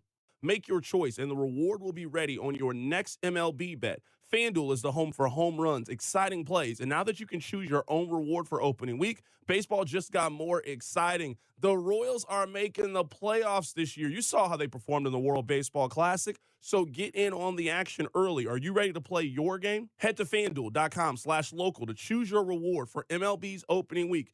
FanDuel is an official partner of MLB and also 96.5 The Fan. 21 and present in Missouri. Opt-in required. Rewards are non-withdrawable. Restrictions apply, including bonus and total expiration, leg requirements, and max wager amount. See terms at sportsbook.fanduel.com. Gambling problem? Call 1-800-GAMBLER. Sex, intimacy, love. These three things are critical to a good relationship, and that's the problem with erectile dysfunction. It often destroys sexual enjoyment and intimacy. It stresses the love between partners, often to the breaking point. This is Jeff for Heartland Men's Health, and if you're suffering with ED, you likely know exactly what I'm talking about. But I also want you to know that ED doesn't have to impact your relationship anymore. At Heartland Men's Health, we're ED experts, with our focus on men's sexual health. We've treated tens of thousands of men and have treatments that are effective in well over 90% of cases. I promise you, if you're like most guys, you can get your sex life back, perhaps even performing like you haven't in years. So if ED is affecting you, it's time to get back to better sex, better intimacy, and deeper love. Call us. Just $99 gets you blood work, a medical consult, and if medically advised, a test dose. And if that test dose doesn't work in the office, your visit is free. Call 844-447-6600 or go to heartlandmenshealth.com. Steve here with Connolly Plumbing Solutions, your neighborhood plumber. Our March special is a toilet tune-up, which includes a new fill valve, flapper seal, and supply pipe for only $199. Yep, $199 is a steal compared to when we started the company or when I started plumbing back in '95. We understand some sticker shock. I can assure you that we are competitive. We show up and do what we say we will. So call Connolly at 913-768-7676 or visit ConnollyPlumbingSolutions.com to schedule. Rally House, shop every team in town. College and pro, come on, it's time to go. The season starts at Rally House. From jerseys and hats to tumblers for game day, it's where outrageous selection meets every fan's style. Kansas, Missouri, Kansas State, Chiefs and Royals make KC great. Rally House, Rally House. It's your city, it's your house, it's the Rally House. Level up your fandom in-store or online at rallyhouse.com. Wouldn't you like to take a vacation from your bills? Well, you can. With credit card balances at an all-time high and Golden Oak's 4.5% rate, you could be saving thousands of dollars after a simple phone call. Call today and get your cash in as little as 14 days and make no payments for 2 months. Call 913-890-GOLD. Golden Oak Landing, cured my blues. 5.442 APR, FHA 15-year, 20% equity, qualified credit, additional terms apply. NMLS 114937. Ever notice how your floors still look dirty, even after you mop? Yeah, what's up with that? Swiffer Power Mop gives you a deeper clean you can actually see. I'm listening. Unlike string mops, Swiffer Power Mop absorbs more dirt and locks it away, even in those hard-to-reach spots. Like behind the toilet? Exactly. The new micro scrubbers deliver thousands of tiny deep cleaning actions, so your floors look, smell, and feel clean. Bye-bye, dirty floors. Hello, Swiffer Power Mop. Try the Swiffer Power Mop. Love it or your money back. I'm Bob Burke, founder and chairman of Burke America Parts Group, a family of brands that includes RepairClinic.com, an appliance and HVAC parts solution company that's grown into an international brand. Before AmericanEagle.com, we partially launched a new technology platform developed by another firm. American Eagle helped take our technology to a whole new level with digital marketing, software development, and business insights into our key markets, appliances, HVAC, and outdoor power equipment, and did so both on time and on budget. AmericanEagle.com has the resources, experience, and talent needed to produce solutions. Our new technology platform, developed by AmericanEagle.com, has produced tremendous results with higher traffic, conversion, engagement, and online revenue. If you have any home repairs you need to take care of, check us out at RepairClinic.com. If you need a world-class website or technology project, then I would highly recommend AmericanEagle.com. Call AmericanEagle.com at 773-NETWORK. That's AmericanEagle.com, 773-NETWORK. You're listening to 96.5 The Fan from the DM Injury Law Studios. Mike's got this. Car, truck, or motorcycle wreck? Remember, Mike's got this. 816-888-7500. Mike's got this. Here's your traffic report on 96.5 The Fan. This one brought to you by DM Injury Law, 816-888-7500. Hey, Mike's got this. Raytown, that stall still working, blocking part of the left lane, 435 northbound at Eastwood. Again, scoot to the right through there. You've got, Kansas side of things. Yep, crash and debris cleanup, 635 northbound just past Kansas Avenue. Left lane blocked. I'm down with traffic on 96.5 The Fan. Welcome to your home for Royals baseball. 96.5 The Fan. Let's head to the phone lines right now to be joined by our first guest of the day. Gabe De Arman of PowerMizzou.com joins us to recap Missouri's end of the season after a loss to Miami. Gabe, how you doing, my man? Not bad. What's going on? Doing good. Gabe, what's the most upset you've seen your message board? Because this obviously doesn't come close. It's probably not in the top 5, but I am curious, what's the most frustrated after a loss you've seen the message board? Basketball-wise or ever? Either one. Basketball-wise, Jackson State was bad. Drake was real bad. The entire 3 years that Kim Anderson was here was pretty bad. Football, there have been some, right? Indiana 2014 wasn't particularly fun. Kentucky in 2018. So I don't think this is, like you said, it's not top 5 or 10 because, I don't know. I kind of saw that game coming, and I think a lot of other people did too. So there's a lot to get into. Let's at least start with the arena experience of it all. You could just get a feel watching it that Missouri fans were just kind of waiting for something big to happen to really erupt. You watched the rest of the tournament. You saw that Vanderbilt and Nebraska game. It's just back and forth, but Nebraska's playing at a high level, which obviously keeps fans engaged the entire time. I felt like there was only really one portion of the game which you could get really excited if you cheer for Missouri. And then basically after that moment, Miami goes on a 25-12 run to end Missouri's season.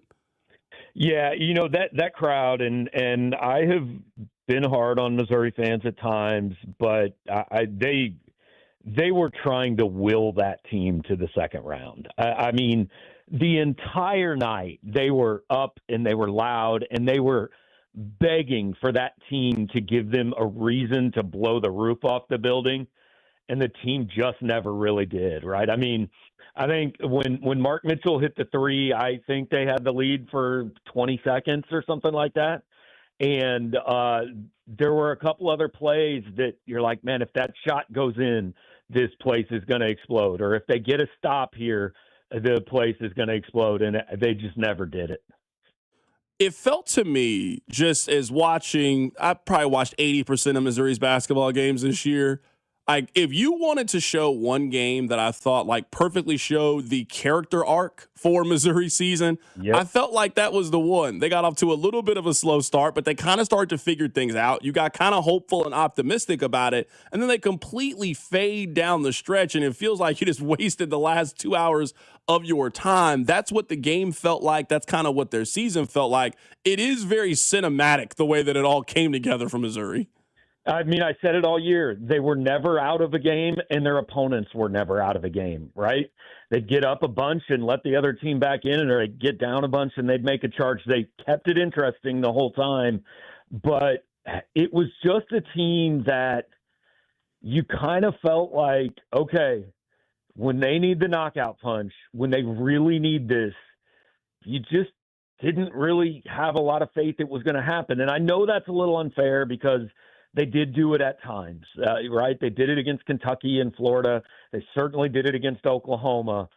But in those last 3 games, they were one play away so many times, and they just never made the play.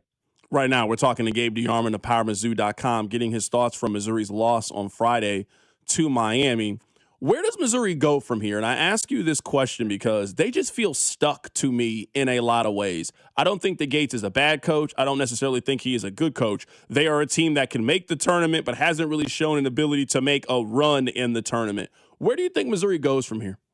Yeah, so this is the analogy I've used for where this program feels like it is. The Trent Green years with the Chiefs, they were going to get in. They were usually going to win 9, 10, 11 games, and you thought they were going to get in the playoffs. But then when the playoffs started, no part of you looked at that team and said, yeah, they can make a run here. They can actually get to the Super Bowl. And that played out, right? In fact, I think they won one playoff game in that time. Maybe not. I can't remember. But point being, they were good enough to get there, but they weren't ever a threat. None of Dennis's teams are teams that I went into the tournament thinking, hey, I think this is a realistic second weekend team. I don't think they'd have beaten Purdue. Obviously, the first team got Princeton in the second round, and you thought at that point that it was possible. But had that team gotten Arizona like was expected, I didn't feel like that was a game they could win. And so it is kind of a weird spot where clearly things are going to, like, you're not firing him. You know, that's not even on the table. But we're at the point you go, okay, is there a next level? And I think next year is the year we find out. I mean, he's got a recruiting class led by the type of kid that comes to Missouri like once a generation, right? They got one 8 years ago, and they got a couple previously, but it's not a lot that you get a kid the level of Jason Crow Jr. And so now, what do you put around him? And that, I think, is going to include some hard roster decisions, because we talk over and over about how kids leave on their own. But the other part of this is, now that they're being paid and they're all on contracts, the coaches absolutely have the right to make the decision, hey, man, we need somebody that's better at your spot. And there are a lot of guys that have eligibility to come back that I will be interested to see if that happens. Right now, we're talking to Gabe De Arman of PowerMizzou.com. They just feel very blah. Like the example you made with the Chiefs and the Trent Green years is just, it's so fitting. I hate the question when people say, well, who can they get that's better? Because making the NCAA tournament is just the absolute lowest bar if you are a Power 4 school. They were a 10 seed. You're telling me that Dennis Gates is the only one that could get Missouri to the tournament as a 10 seed? Like, there is that feeling of you need to swing bigger, but I also feel like Missouri is stuck just because of the recruiting class that they have. You have to give them this year. And in my opinion, he's at least earned to see what you can do with this recruiting class.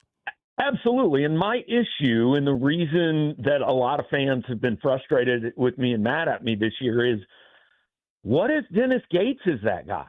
Like, what if he goes out and they've got money and they get 2 big-time portal ads and Jason Crow Jr. is, some version close to Darius Acuff or somebody like that, and all of a sudden, like, you look up and this team's a 2 or 3 seed next year. Like, I don't think that's impossible. I'm not predicting it.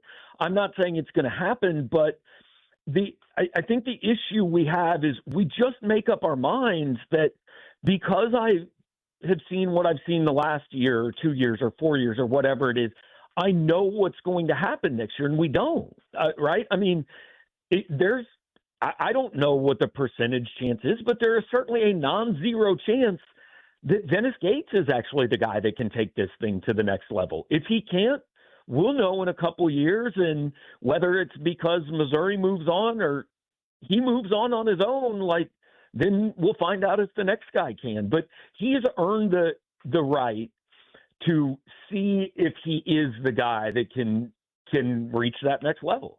One thing that frustrates me about Missouri is I don't know what kind of team they are. For example, Houston is a very tough, defensively led team. Iowa State, we're going to run up and down the court. We're going to score a lot of points. It's frustrating that in 4 years of watching a Dennis Gates-led team, I'm not sure what kind of team they are. So it's interesting because at the end of last year, I felt like I could have given you that answer pretty easily. They gamble a lot on defense, which means they give up a lot of easy baskets, but they also take the ball away a lot. They shoot a lot of threes, and they want to win games in the 80s and 90s. And then this team was very opposite of that, right? It feels like they got to the end of last year and said, we were way too reliant on the three.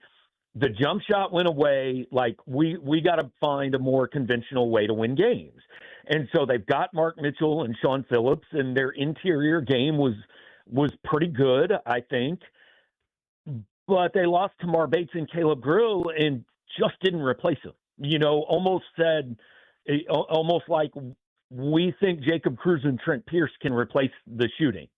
And that didn't happen. And so what you got then was a team that, instead of winning games with 85 to 90 points, needed to win games with 75 points at a much lower pace. One thing I think, too, I think a fair criticism, I think this team is very reliant on the way the whistle goes, right? They've gotten to the free throw line a whole bunch in the last 2 years. But when you get into games, whether they're on the road or in the NCAA tournament or whatever, where that whistle isn't blowing and you don't get there as much, you have to find other ways to be able to score. And this team wasn't any good at free throw shooting this year, but also just, I think, struggled to find ways to make up those points. It's obvious that the hype for Jason Crow is not where it is with Michael Porter.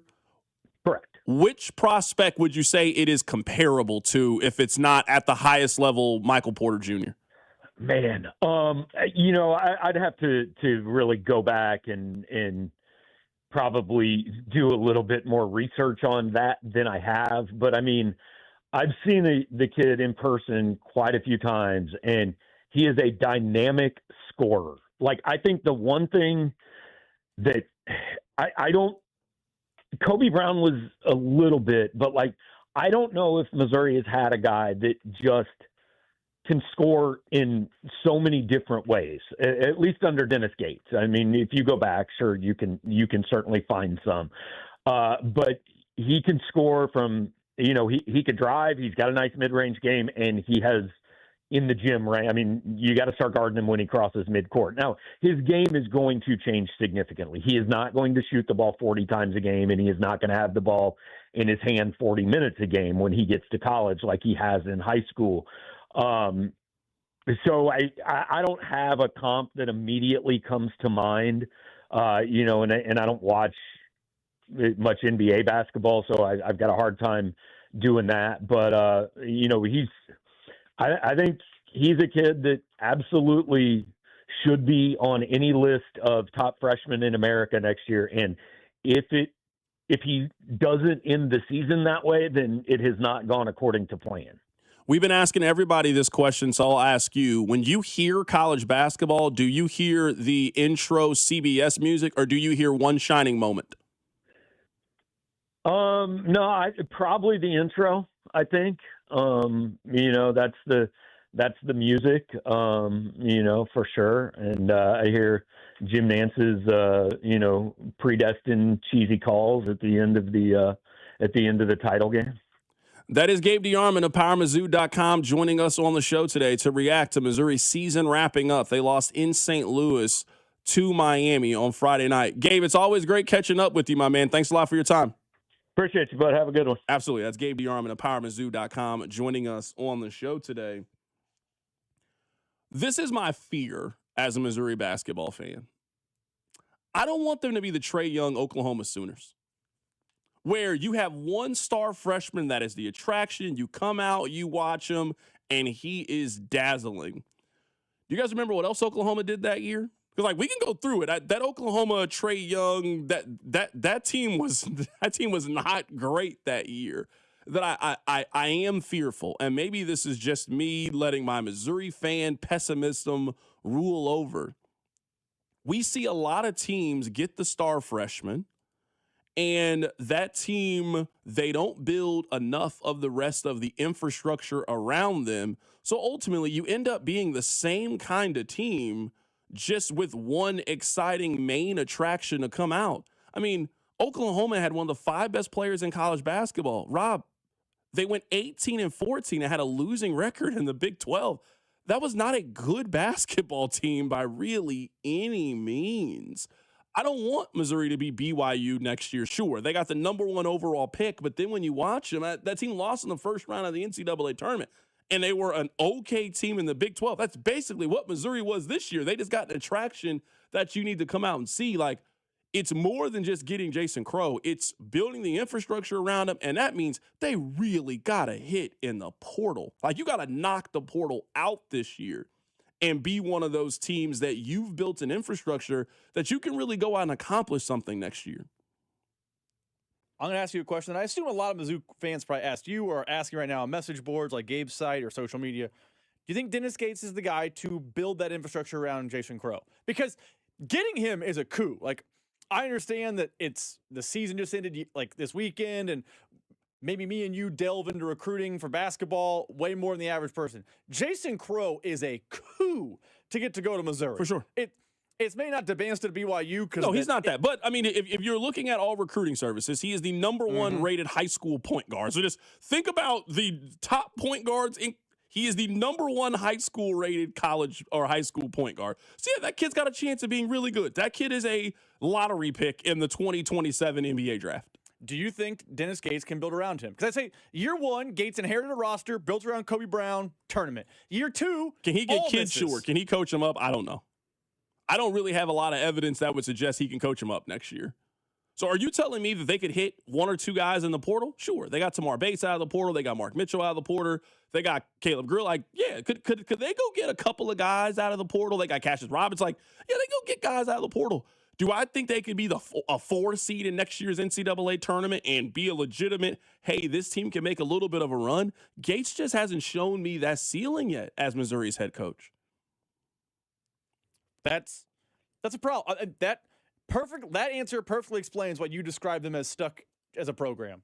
Because I don't think Dennis Gates is bad. Now, I don't watch every dribble the way you do. Yeah. I don't think Dennis Gates is bad. I also don't know he's good.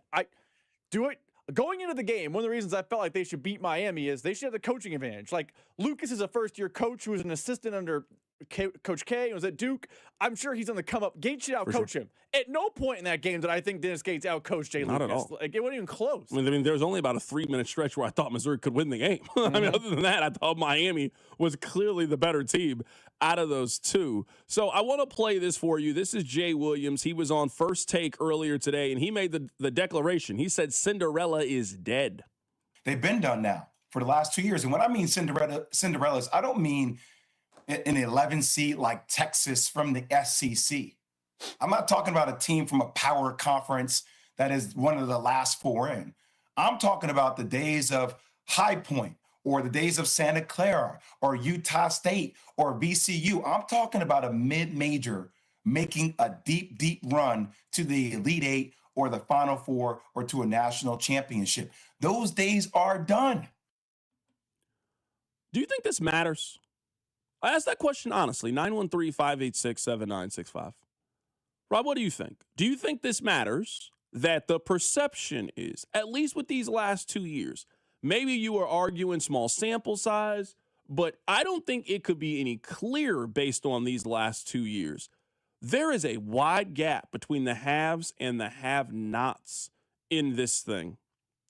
And if you are one of the people who I would say casually jumps into college basketball, and you are then gravitating towards, I want to see this small program that I've never heard of make a run in the NCAA tournament, and that's going to be my team, is the tournament still as appealing to you if that's the case? I would say I don't know the answer to that, but I know that I've seen some stories starting to leak out a little bit. I'm betting this first round, this first weekend, set viewership records. I'm betting people were watching in high numbers as always. So I think maybe it affects, your office pool, or someone's like, oh, I'm going to take a trendy pick. I got High Point in the Sweet 16. Maybe it makes your brackets less fun because it's just so chalky. But I think the actual basketball is better. And also to this conversation, I understand why everyone points to NIL and the transfer portal as why Cinderella died.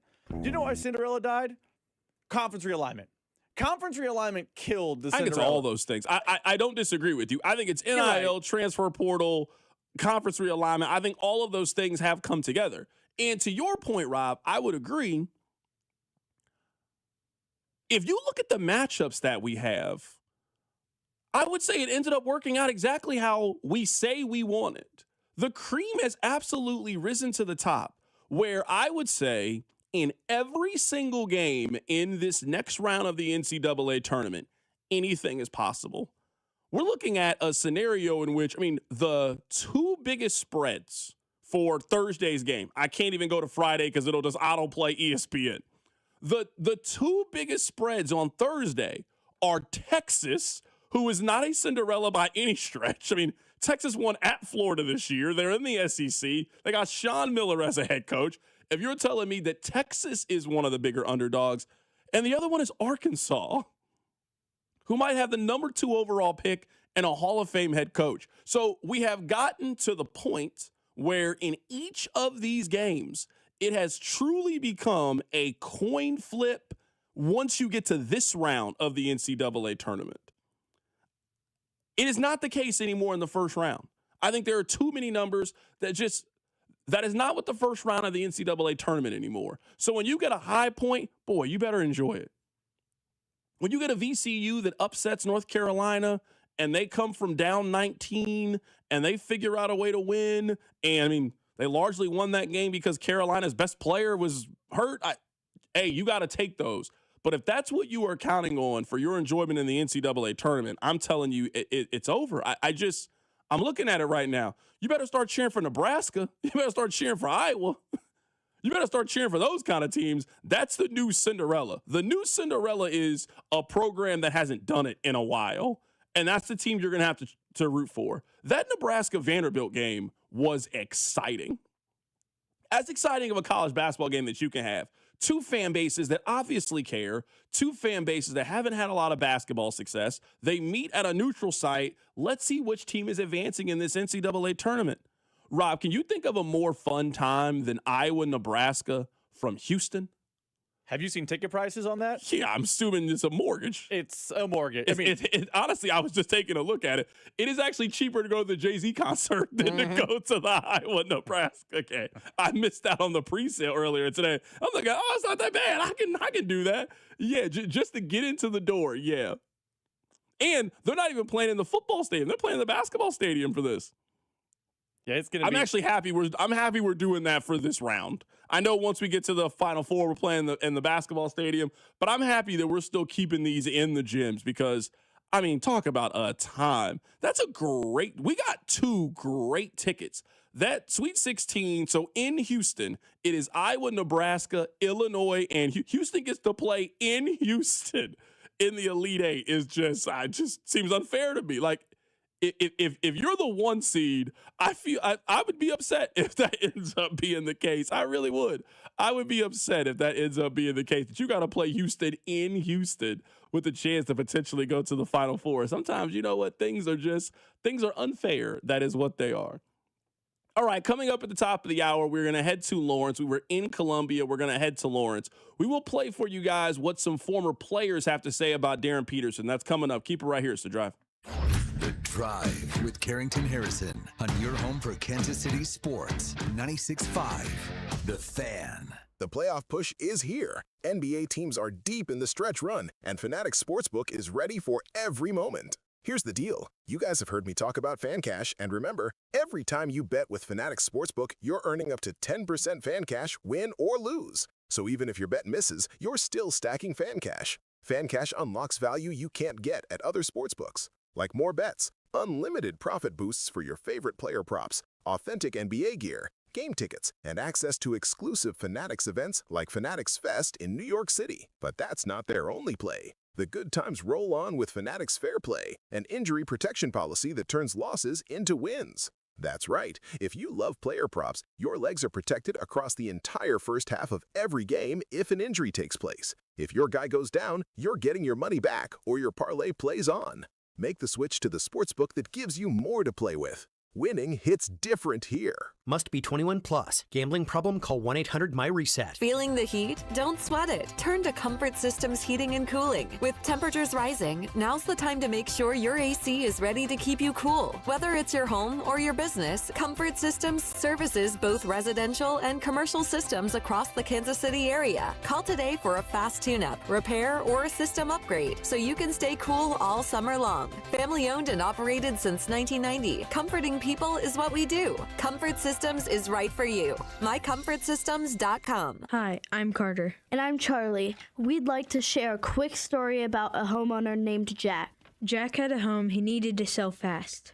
And Jack thought he had it all figured out. So Jack talked to multiple cash buyers. Jack chose the highest offer. But the day before closing, guess what? The buyer backed out, leaving Jack with the moving truck all packed in the driveway and not sure what to do. Jack learned the hard way that the highest offer isn't always the right offer. Jack got suckered. Make sure you aren't hung out to dry. Call our dad at Rex Buys KC. Our dad is local, he knows Kansas City, and he actually closes deals. No repairs, no fees, no showings, no surprises. Just a fair cash offer and a smooth process. Now, don't be like Jack. Call 816-330-6000 or visit RexBuysKC.com. Rex Buys KC, helping people make smart choices one home at a time. Some things just go together, like peanut butter and jelly, or a Casey's spicy chicken sandwich and a 49-cent medium fountain drink, or a Casey's breakfast sandwich and a 49-cent fountain drink, or even Casey's limited time hot ham and Swiss sliders and a 49-cent fountain drink. You get the idea. It's not crazy. It's Casey's. See store for details. Did you know about 1 in 3 people with plaque psoriasis may also develop psoriatic arthritis, which causes joint pain, stiffness, and swelling? Does this sound like you? Listen to what it sounds like to be a million miles away. Tremfya guselkumab, taken by injection, is a prescription medicine for adults with moderate to severe plaque psoriasis who may benefit from taking injections or pills or phototherapy, and for adults with active psoriatic arthritis. Serious allergic reactions and increased risk of infections and liver problems may occur. Before treatment, your doctor should check you for infections and tuberculosis. Tell your doctor if you have an infection, flu-like symptoms, or if you need a vaccine. Imagine being a million miles away. Explore what's possible. Ask your doctor about Tremfya. Visit Tremfya.com or call 1-800-526-7736. Pump up the volume. Business moves fast. Orders roll in, deadlines close in. When you ship with USPS Ground Advantage, you can keep up with confidence. Every package stays in our secure network from dock to door. And with nationwide reach, dependable tracking, and upfront affordable pricing, you get built-in peace of mind. You run the business. We run the routes. Visit USPS.com/Ground Advantage to learn more. USPS, official shipping sponsor of the NHL. It all comes down to this, folks. Yep, the entire season is on the line. But my throat has officially thrown in the towel. Sounds like you need Vicks VapoCool drops. They're max strength and vaporize sore throat pain. Whoa! These VapoCool drops hit fast. Speaking of fast, did you just see that play? Yeah, he vaporized that ball. That pun should have come with a penalty. Vaporize sore throat pain with Vicks VapoCool drops. Use as directed. Brought to you by Kelce. Trade on anything. March matchups are here, and now you can trade the tournament in all 50 states on Kelce. Trade game outcomes, spreads, and more on top seeds and potential Cinderella stories. For a limited time, download the Kelce app and use code FAN to get $10 when you trade 10. KALSHI. Kelce. Trade on anything. Here's your traffic report on 96.5 The Fan. Brought to you by Conley Plumbing Solutions. Backed up into Liberty. Yeah, the crash is still there up 35 northbound at mile marker 20. 2 left lanes are blocked. Coming out of downtown 70 eastbound. The wreck is at 18th. Right lane blocked. Very heavy back into downtown. I'm Val with traffic on 96.5 The Fan. You're listening to The Drive with Carrington Harrison on 96.5 The Fan and the Odyssey app. All right, welcome back into the show. My name is Carrington Harrison. Very happy to be here with you on this wonderful, wonderful Monday. Coming up at the top of the hour, we're going to head to Lawrence, Kansas to be joined by Shrias Ladha. He covers the Jayhawks for the Kansas City Star. A lot to talk to him about. Let me play for you guys a couple of pieces of audio. This first one is from Tracy McGrady. You guys certainly are aware of who he is. Here's what he had to say about Darren Peterson. Obviously, they're a talented team, and they have Darren Peterson on there. But when I watch them sometimes, or watch him sometimes, it just seems like, he's just coasting. Like, he's really not interested all the time and engaged all the time. I wonder if he's going to be engaged in these games. That was Tracy McGrady talking about Darren Peterson.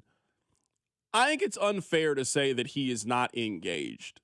But, Rob, I do think if you just have one demeanor all the time and you were never high, you were never low, you never seem excited about anything, you never seem frustrated by anything, I do think it appears sometimes you give off not caring.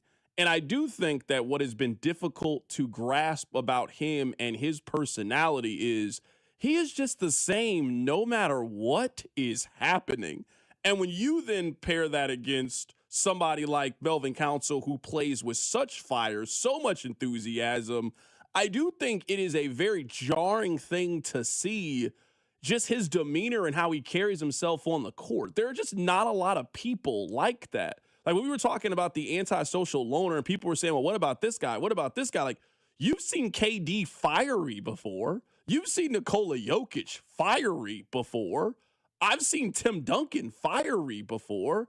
I've never seen I've only seen one emotion from Darren Peterson the entire time that I've seen him. I've seen him in person. I watched him on television. I've only seen him have one emotion the entire time. I remember we had Eric Bossy on the show around this time last year, and we asked him about Darren Peterson. He said he is not someone that goes up and down. He is very even keel, which when things are good is a positive. Hey, Darren doesn't let the moment get to him, blah, blah, blah. When things are bad, which happens when you're losing in the NCAA tournament, it looks like you're coasting and uninterested. I do agree with you. I think it is unfair to say he was coasting. I understand why fans jump to that conclusion, but he doesn't have a demeanor of a guy who gets fired up. Like you went to a couple of KU games this year. Mm-hmm. Melvin Council's firing the crowd up. Darren Peterson is playing basketball. After the Cal Baptist game, I forget who the sideline reporter was, Lauren Sheedy asked him a question. He goes, I don't worry about that. I just hoop. That, I think, is his personality. I think all he cares about is playing basketball, and he doesn't get up and down with the emotions of it. I agree with you. I would say that same thing about Kevin Durant. You also know that there is a fire that comes with Kevin Durant, and that might just happen with age. As KD has just gotten older, you've accomplished more. You feel like people can't tell you anything. That has definitely been the case. I don't expect a lot of people to care. He's no longer on Kansas. He is going to the NBA. He is their problem now. He is no longer your problem. I think the drafting of Darren Peterson is going to require a very unique situation. Like, if you are drafting Darren Peterson with the mindset of he needs to come in, be our face of the franchise, we're building everything around him, I would have some serious reservations. We're not talking about basketball. There's a lot more than that to being kind of that guy and that personality. Like, if Darren Peterson gets drafted by the Sacramento Kings, we may never hear from him again. That may be the last time you ever hear Darren Peterson's name. We will never talk about him again. I kind of think he needs to go somewhere where there is another dog. I think he needs to go somewhere with that personality trait. My opinion on him as the basketball player and as the prospect, and maybe this is just watching him play for a prolonged period of time injured, has really shifted. He's just not super fiery. He's not a great defensive player. He just doesn't shoot it super efficiently on a consistent basis. Like, I'm starting to have more basketball questions about Darren Peterson than I had in the early part of the season. I want to play one more thing for you guys. This is from Stephen A. Smith. He was on First Take. Here he is talking about Darren Peterson. He also has questions about whether or not he's the top prospect. And I'm saying respectfully, that's what he has to overcome. There's nothing about his skill set that I have an issue with. I think the brother is worth all the hype. He's that and a bag of chips. The brother's special. No doubt. He is not a scrub, all right? And I don't know him personally, never met him, never talked to him. All I can go by is what I see and what I hear the experts covering the sport. Or Bill Self. Highlighting. They're like, yo, this is what it is. And you can't get around that. Jay Williams, it's a big thing. When Jay Williams is on remote right now and he is dissecting what is happening in the game, and in the midst of his soliloquy, he says, what is Darren Peterson doing right there? That is consistently what we find ourselves doing when it comes to him. That cannot be right there. What are you doing? It cannot be. And maybe he had his back turned and all of that. I get it, because they could have kicked it out to the three and maybe you guarded against that. I'm just saying, every single game, we find ourselves asking, what is he doing? That is not an investment that you can trust with the number one overall pick. I think a lot of things have kind of played a role in all of this with Darren Peterson. I would also say now, the fact that the freshman class is so good and those guys are creating so many moments and so many memories, it then forced Darren Peterson to try to live up to those things, and he just didn't this year. There's no other way to put it. He didn't really have many of those wow moments this year where you're watching a guy like Darius Acuff, who is just putting on a show on a nightly basis, AJ DeBansta, who's doing the exact same thing, Braden Berries, who might end up being like the 8th overall pick in this year's NBA draft. It could very well turn out to be a multiple-year all-star. Like, this class, I think, has been so good that you were kind of holding him up to not just, I guess, his own expectations, but just, hey, you need to look like these guys. And that's not who Kansas has had for the final 60 days of the season. Maybe that's physical. Maybe it's mental. I absolutely think that some of this is mental and just the conversation that has been around him. He almost confirmed that yesterday when talking to the media after the game. I think it's been a lot of things. Again, I'm not expecting people to care. I don't think he's coming back to Kansas. He's going to be out of sight, out of mind. People are going to pick at his personality and his game a lot over the course of the next 90 days as we are getting ready for the NBA draft in a way that they are not going to do with any of the other prospects. There's not really much to pick at with AJ DeBansta. That guy's going to be a really good player. Not much to really pick at when looking at Cam Boozer. Not much to pick at Darius Acuff, who has just really exploded here down the stretch. There's a lot, I think, to pick at when it comes to Darren Peterson, and people are going to do it. That's just the nature of the business. I think it was CJ Moore we had on the show who said the most interesting thing with Darren Peterson's draft status will be how he handles the interviews and how he handles the workouts. If he gets through a workout with, pick a bad team, and he's healthy and he does well in the interview, I think he can still go 1 or 2 in the draft because he can hoop at an ability that not a lot of dudes can. But if he by being his antisocial loner personality turns a GM or an owner off, he can start to fall to 3, 4, 5 because you just don't know what you're getting when you talk to him. I am very curious to see what happens in the NBA, but you're right. The average KU fan will not follow him after June, whatever the date, once he gets picked. Coming up at the top of the hour, we're going to head to Lawrence, Kansas to be joined by Shrias Ladha. He covers Kansas for the Kansas City Star. A lot of questions to ask him. Is Bill Self coming back? His reaction to the season. What does it mean for Kansas recruiting-wise if Bill doesn't return? A lot of questions. We are heading into the offseason with Kansas basketball. We're going to do that next. Keep it right here. It's The Drive. The Drive with Carrington Harrison on your home for Chiefs football. 96.5 The Fan. Here's your traffic report on 96.5 The Fan. Brought to you by Conley Plumbing Solutions. Backed up into Liberty. Yeah, the crash is still there up 35 northbound at mile marker 20. 2 left lanes are blocked. Coming out of downtown 70 eastbound. The wreck is at 18th. Right lane blocked. Very heavy back into downtown. I'm Val with traffic on 96.5 The Fan. Rob Sight Ford, KC's Ford volume leader and top rated on Google. 135th and State Line. Rob Sight Ford, your 2025 Ford volume leader. Top rated on Google with 4.8 stars and 3,000 plus reviews. The best selection, best prices, and Kansas City's best customer service. Visit Rob Sight Ford at 135th and State Line. Buy right, save big, and drive home a winner. Only at Rob Sight Ford. This baseball season, FanDuel is letting you choose your own reward for opening week. Betting customizations that transform how you experience the game. Make your choice, and the reward will be ready for you on your next MLB bet. FanDuel is the home of home runs. Now that you can choose your reward for opening week, baseball just got more exciting. For myself, personally, I'm looking at opening day.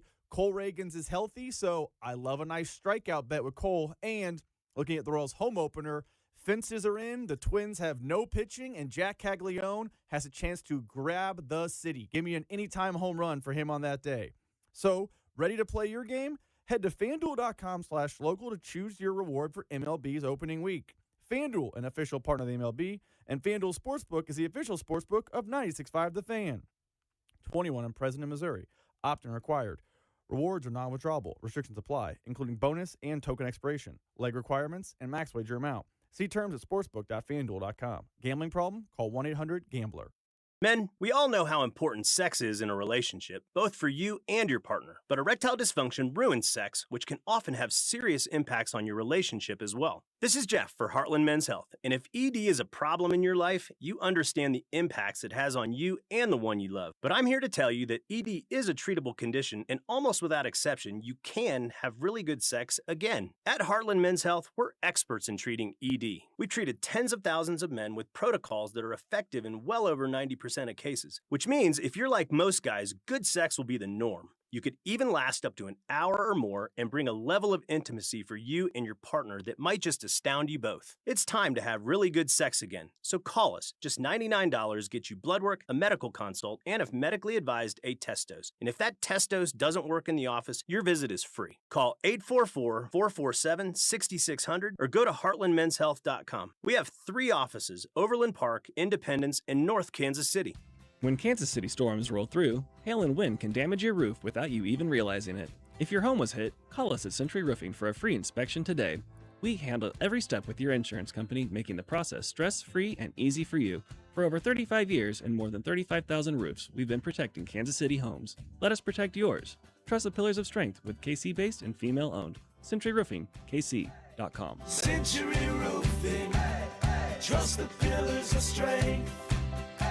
At Busey, banking is about more than numbers. It's about relationships. For over 150 years, we've been helping individuals, families, and businesses reach their goals with personalized service and local decision-making. Whether you're opening your first account or planning your next big move, we're here with the tools and support to help you move forward with confidence. Busey Bank, your partner for life's moments, both big and small. Member FDIC. Well, we finally made it. It's spring, and I have spring fever. I love getting outside and cooking on the flat top or the grill, and Hy-Vee has the best meat department in KC. They've got the freshest, top-quality cuts of corn-fed beef from the Midwest and the best prices in town. They also have bacon-wrapped chicken breast and stuffed pork chops, plus the fresh seafood we love at home. Making a meal with a twice-baked potato. It's the best meat department in town. They've got the steaks, they've got the chicken, they've got the seafood, and you can get it only at Hy-Vee. 3, 2, 1. It's mid-March, and Kansas City is crazy about college hoops. Pick your bracket, call your friends, and count on Hy-Vee for all your game day snacks. Hy-Vee makes your watch party easy with a huge selection of ready-to-serve party trays, boneless wings, barbecue, sushi, pizza, and fresh bakery goods. Order ahead through the Hy-Vee app, online, or at your favorite store. Even if your bracket is a bust, your watch party will be a winner only at Hy-Vee. Whether you're commuting to work or heading out for a fast coffee break, getting an auto insurance quote is just a tap away. With AAA, you're always connected, so you can focus on the road ahead. Rest easy knowing AAA's got you covered, no matter where life takes you. AAA, we're always with you.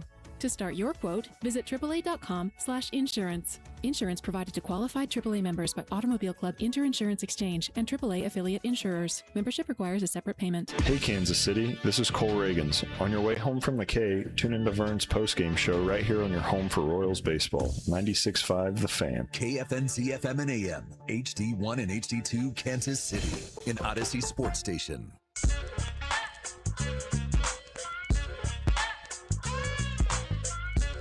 Let's head to the phone lines right now to be joined by Shrias Ladha. He covers Kansas for the Kansas City Star as they were eliminated in the second round of the NCAA tournament on an absolute heartbreaker, last-second bucket against St. John's. Shrias, man, you went from never being on the show to being on the show 2 times in the last 5 days. Look at you. I'm moving up in the world, you know? But we actually have a rule. You are not officially friend of the show. You have to come on the show 3 times to be official friend of the show. You're getting close, though. You're almost there. Keep working hard. You'll do it. Appreciate it. Thanks for having me again. Absolutely, man. So let's start with this.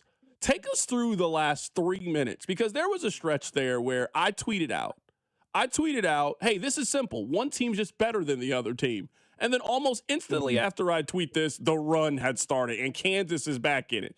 And then the entire momentum shifts. And then obviously we saw what happened at the end. Take us through your range of emotions. You're a writer, so you're sitting there, you're trying to formulate something, and then everything flips on its head. Take us through the last 3 minutes. Well, you know, I had read my story, like the way it was going, where I felt like the season was ending. And, you know, they were down 14 in the second half. They didn't look like they were going to come back. They were dead in the water. And then, bang, Peterson hits a 3. Paul Rosario comes in, gets an offensive rebound, and you look up and like, okay, well, this is like an 8-point game.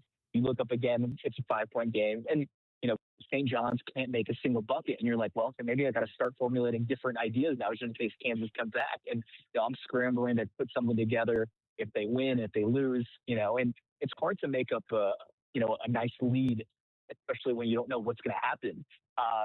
And when it was, you know, they keep on fouling, they get to that moment where in 3.9 seconds, I'm like, wow, you know, I think this is going to overtime. And you see Marco getting off the dribble, Flory doesn't contest really because I think he was afraid of getting a foul there. And the game ends on a game-winning layup to a guy who hadn't made a shot all game. Insane to me. And I just cannot believe it happened the way it did. But I said it in one of my stories that, honestly, the way Kansas played was a perfect encapsulation of this season. flashes, aspirations, high hopes at points, but never really put it together. And, that's kind of what the Darren Peterson and the Kansas season has felt like so far, or this year, really. What do you make of the strategy that Bill Self executed at the end of the game? It was a sound strategy. I just think they did not waste enough time before fouling. I mean, Self said it himself. They should have probably gave him a couple of seconds before fouling, but leaving 3.9 seconds is a lot of time for St. John's. Ideally, you leave less than 2, and that's a much tougher ask to make a shot like that. Right now, we're talking to Shrias Ladha. We're just going through the Kansas game from yesterday. We'll talk about Bill, big picture, and what everything kind of means when it comes to Kansas. I didn't see this asked at the end. Maybe it did, and I just haven't seen the clip, so I apologize. Why was Cole Rosario not in the game there late? Because Kansas is not in that situation to win without Cole Rosario, and then he's not on the floor for the most important stretch of games. I think the thought process was, Marco's the best guard defender of the team, so you want him out there. I mean, Cole is great, and he's a decent defender himself, but he's a freshman, more prone to making mistakes. And I think the thought process was, hey, let's have Marco guard whoever the ball handler is, and you expect him to not, mess up. And he talked about it afterwards. I think he was expecting him to pull up for a jumper, so he's caught flat-footed a little bit. And at that point, Smorty's supposed to go over and contest, but he was afraid of taking a foul, so he never really contested. And even, Peterson took some of the blame where he said he probably should have helped a little bit. But there's a lot of, if Kansas, we can retcon the entire play, but, mistakes happen, defensive issues happen. Kansas should not have been down 14 in the first place against St. John's. Right now, we're talking about some of the top storylines when it comes to Kansas. Let's shift and let's talk about Bill Self. If you had to guess, what do you think is going to happen with Bill? What do you think his future looks like? That's a difficult question, but I think this is the first time we're really saying him think about, maybe this is the end. I always felt like it was this year or next year. Obviously, I don't, this is just a gut feeling and from talking to people around the program, et cetera. But I never felt like he was going to be coaching forever. It wasn't going to be a 3-year thing. And we heard a lot of murmurs and rumors this year that this was the year. And then I think he kind of added that a little bit when he said, I have to think about it. I got to go talk to family. I got to, see how my health is. It's been a difficult 4 years since the title. They haven't made it past the first weekend. I think it's taken a toll on him. He's dealt with a lot of health issues, but just the era that we're in, filled with NILs, transfers, less development, it's a lot of adaptation for anybody, but it's a lot of adaptation for a Hall of Fame basketball coach that played excelled at one sort of way.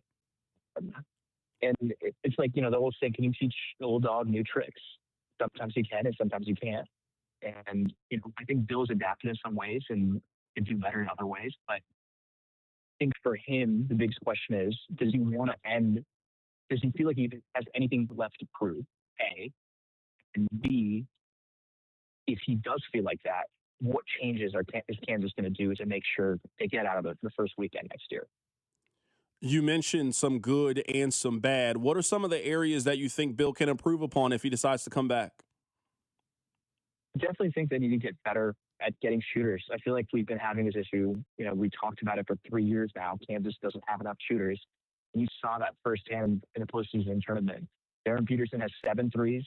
Everybody else on the team has 2 in 2 games. You just can't win a lot of basketball games doing that. The offense has got to be better. I think the last 2 years they've been 50th in KenPom. They just can't, make a deep run playing like that. Alongside that, I thought the defense this year was much better than the last 2 years. They were physical. They were scrappy. They could have been a little more physical in the sense of getting rebounds and keeping teams off the glass. But to me, when I look at the Bill Self teams that have won titles or that had made deep runs, they had multiple NBA players. When you look at this roster, the only surefire NBA guy right now is Darren Peterson. We can make a case that Flores should be an NBA player. And I've had scouts tell me they're definitely interested in him and his talent. And same thing with Bryson Tiller. But I could also say Bryson should come back. He absolutely should come back for another year or two. Or he could, help then if he comes back, but also it can help his stock for him to come back. So when you look at that 2023 team, there was 3 NBA players in the roster. When you look at this year's team, you have one guy who's going to get drafted top 3, and then 2 maybe NBA guys, maybe this or next year, and then a bunch of other question marks. Right now, we're talking to Shrias Ladha for a few more minutes here, talking about the top storylines when it comes to Kansas. If Self walks away, and I don't think there's a 100% chance that he's coming back, there is definitely a chance that you report that Bill Self has made the decision to step down. Do you think that they go outside of the program to find their replacement, or do you think it's either Jeremy Case or Jock Vaughn who would take over? I think there's some level of interest in Jock Vaughn. I mean, I was told earlier in the season, it's kind of like a testing out process in the sense of like they both want to figure each other out. Kansas wants to figure out, does Jock want this job? You know, and Jock needs to figure out if he wants this job. But I don't expect it to be like they don't look outside hiring process. I expect them to go look at external candidates. They should look at Dusty May. They should look at Tommy Lloyd. They should look at Dan Hurley. They should look at Golden. This is Kansas. They've had 8 head coaches in history. You have to be correct about the next one. And, you know, the only head coach that has a losing record is the inventor of basketball. Like, I think Kansas, Travis Goff, has seen what some of the other Blue Bloods have had to go through when legendary coaches have left. I don't think he's going to make the mistake of just trying to hire a program guy or a guy affiliated with KU. I think he's going to go through the due process with the hiring committee and go through all the candidates in different ways. And, you know, I think ideally you have a better outcome than Kentucky has, because I think, you know, there are probably more coaches willing to kind of move to Kansas. I mean, Dusty May should be a guy that Kansas should try their best to get. Tommy Lloyd, you know, absolutely. You know, Dan Hurley, I know him personally. I don't think he's coming to Kansas. He's an East Coast guy, Midwest guy, but they should try. Golden, if you can, you know, dig into his background a little more. Nate Oates, same thing. And like all these 5-6 guys should be looked at. And Jock obviously should be considered as well. But I think you'd be a service to Kansas basketball if you immediately just give it to the guy instead of having a real search. Have you spoken to any recruits in the midst of all of this? Because, yeah, I think there's a big question out there. What is going to happen if Bill makes this announcement? Kansas has a top 5 recruiting class. Have you spoken to anybody about what they could potentially do if Self decides to step down? Before, like, the murmurs of Bill talking about all this stuff, I talked to a few different recruits, and it seems like when Kansas was recruiting a lot of these guys, they were talking about how Jock would be a big part of a package. He's been like that kind of +1 where when I talk to a lot of recruits, like Caleb Kinney's one of this, he's mentioned Jock's name to me multiple times of like development curve, what he wants to get to the NBA. He knows a guy like Jock who's coached guys like KD, Kyrie, Harden, etc. And now Darren Peterson, Torrey, Dunga. It helps him get to the league. So if it comes down to it, you know, as long as Jock is on the staff, I think it'll be helpful for Kansas. Because, you know, they've sold, you know, the idea of Bill Self, but also they've sold the idea of Jock helping the player development side of things for recruits. And I think that'll help a lot of fears, whether he's the head coach or he's on the staff. As long as he can keep Jock, I think that'll be huge. I'll get you out of here with this last thing. If you had to use one word to describe Darren Peterson's time at Kansas, what word would you use? A great question. Unfulfilled. I think unfulfilled is the way I'd go. I wrote about it in my story, but, you know, I just felt like there was more to him, more to this Kansas team that we never really got to see, and for a variety of different reasons. I think there was a higher ceiling than the Kansas team showed. I think there was a higher ceiling to Peterson's game than he showed. And I think when Kansas fans look back on this year in 10 years, there'll be this feeling of what if with this team. And I don't blame them. Maybe it's not a title-winning team, but it absolutely should have been a team that at least makes second again. That is Shrias Ladha joining us on the show. He covers Kansas for the Kansas City Star. Kansas was eliminated in the second round of the NCAA tournament yesterday after a heartbreaking loss to St. John's. Shrias, great stuff, man. We'll catch up with you down the line where we can officially christen you friend of the show, man. Thanks a lot for popping on today. Absolutely. Thanks for having me, guys. Absolutely. That is Shrias Ladha joining us on the show today. We'll step aside here. We'll react coming up on the other side. Scott Pollard had some very interesting tweets that I want to read to you guys about KU. I'll give you my commentary on that. Also, I'm curious what Rob would do. Let's say that Bill Self decides, you know what, health-wise, I can't do this anymore. I have done everything that you can accomplish as a college basketball coach. I am willing to step down. Is Kansas going to go outside the family? Or are they going to keep it in-house to replace Bill Self potentially? We'll talk about it. Keep it right here. It's The Drive. The Drive with Carrington Harrison and Rob Brenton. You losers is what you are. On your home for Kansas City sports. 96.5 The Fan.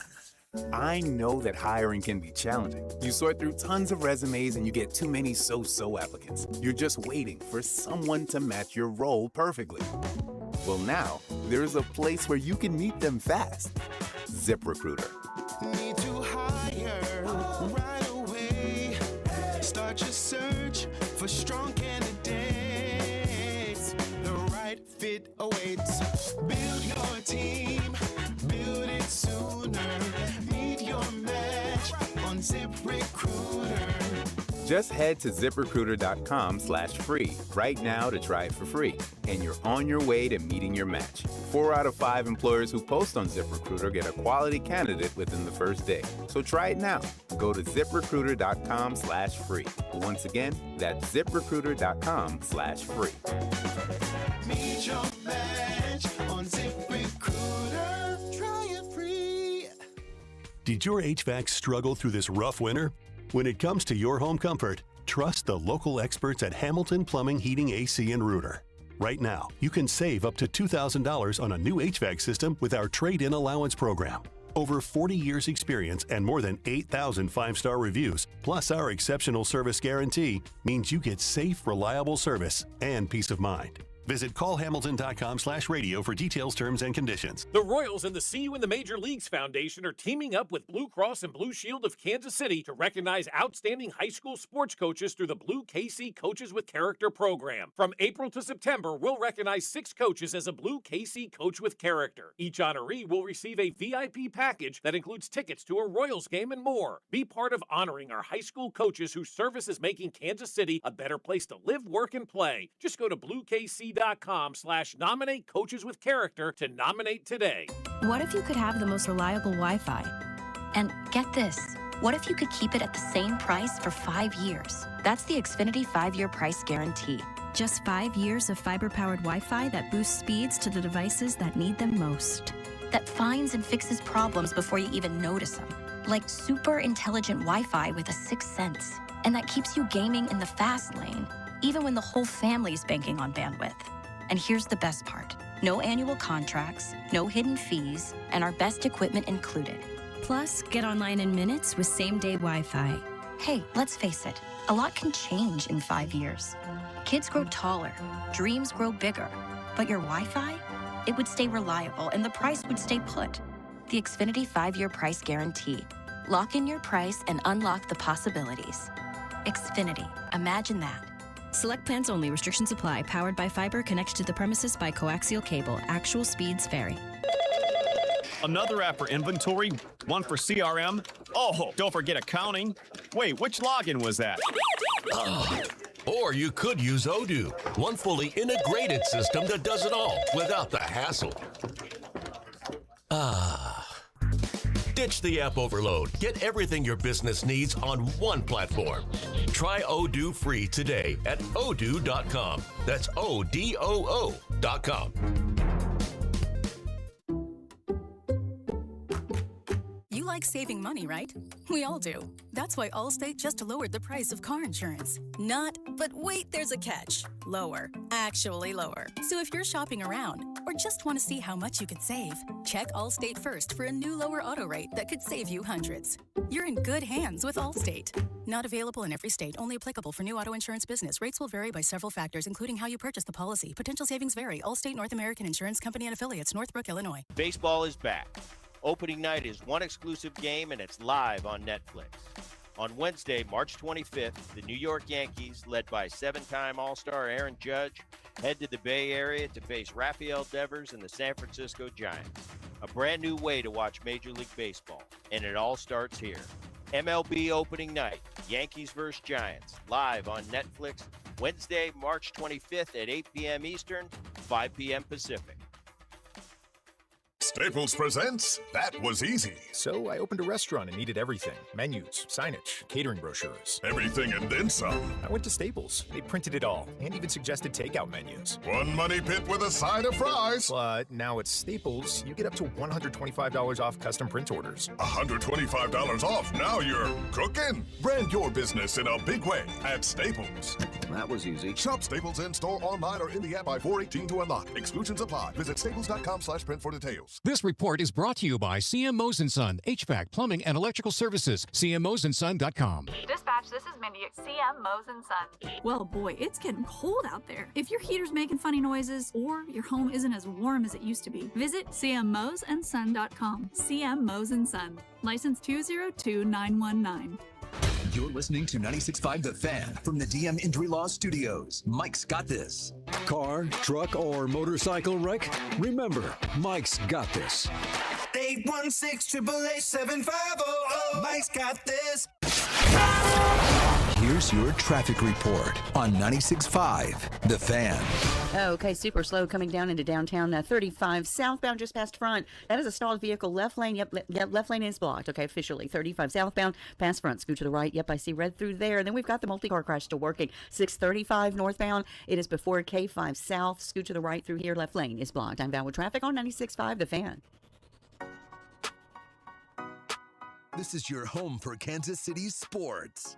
96.5 The Fan. All right, welcome back into the show.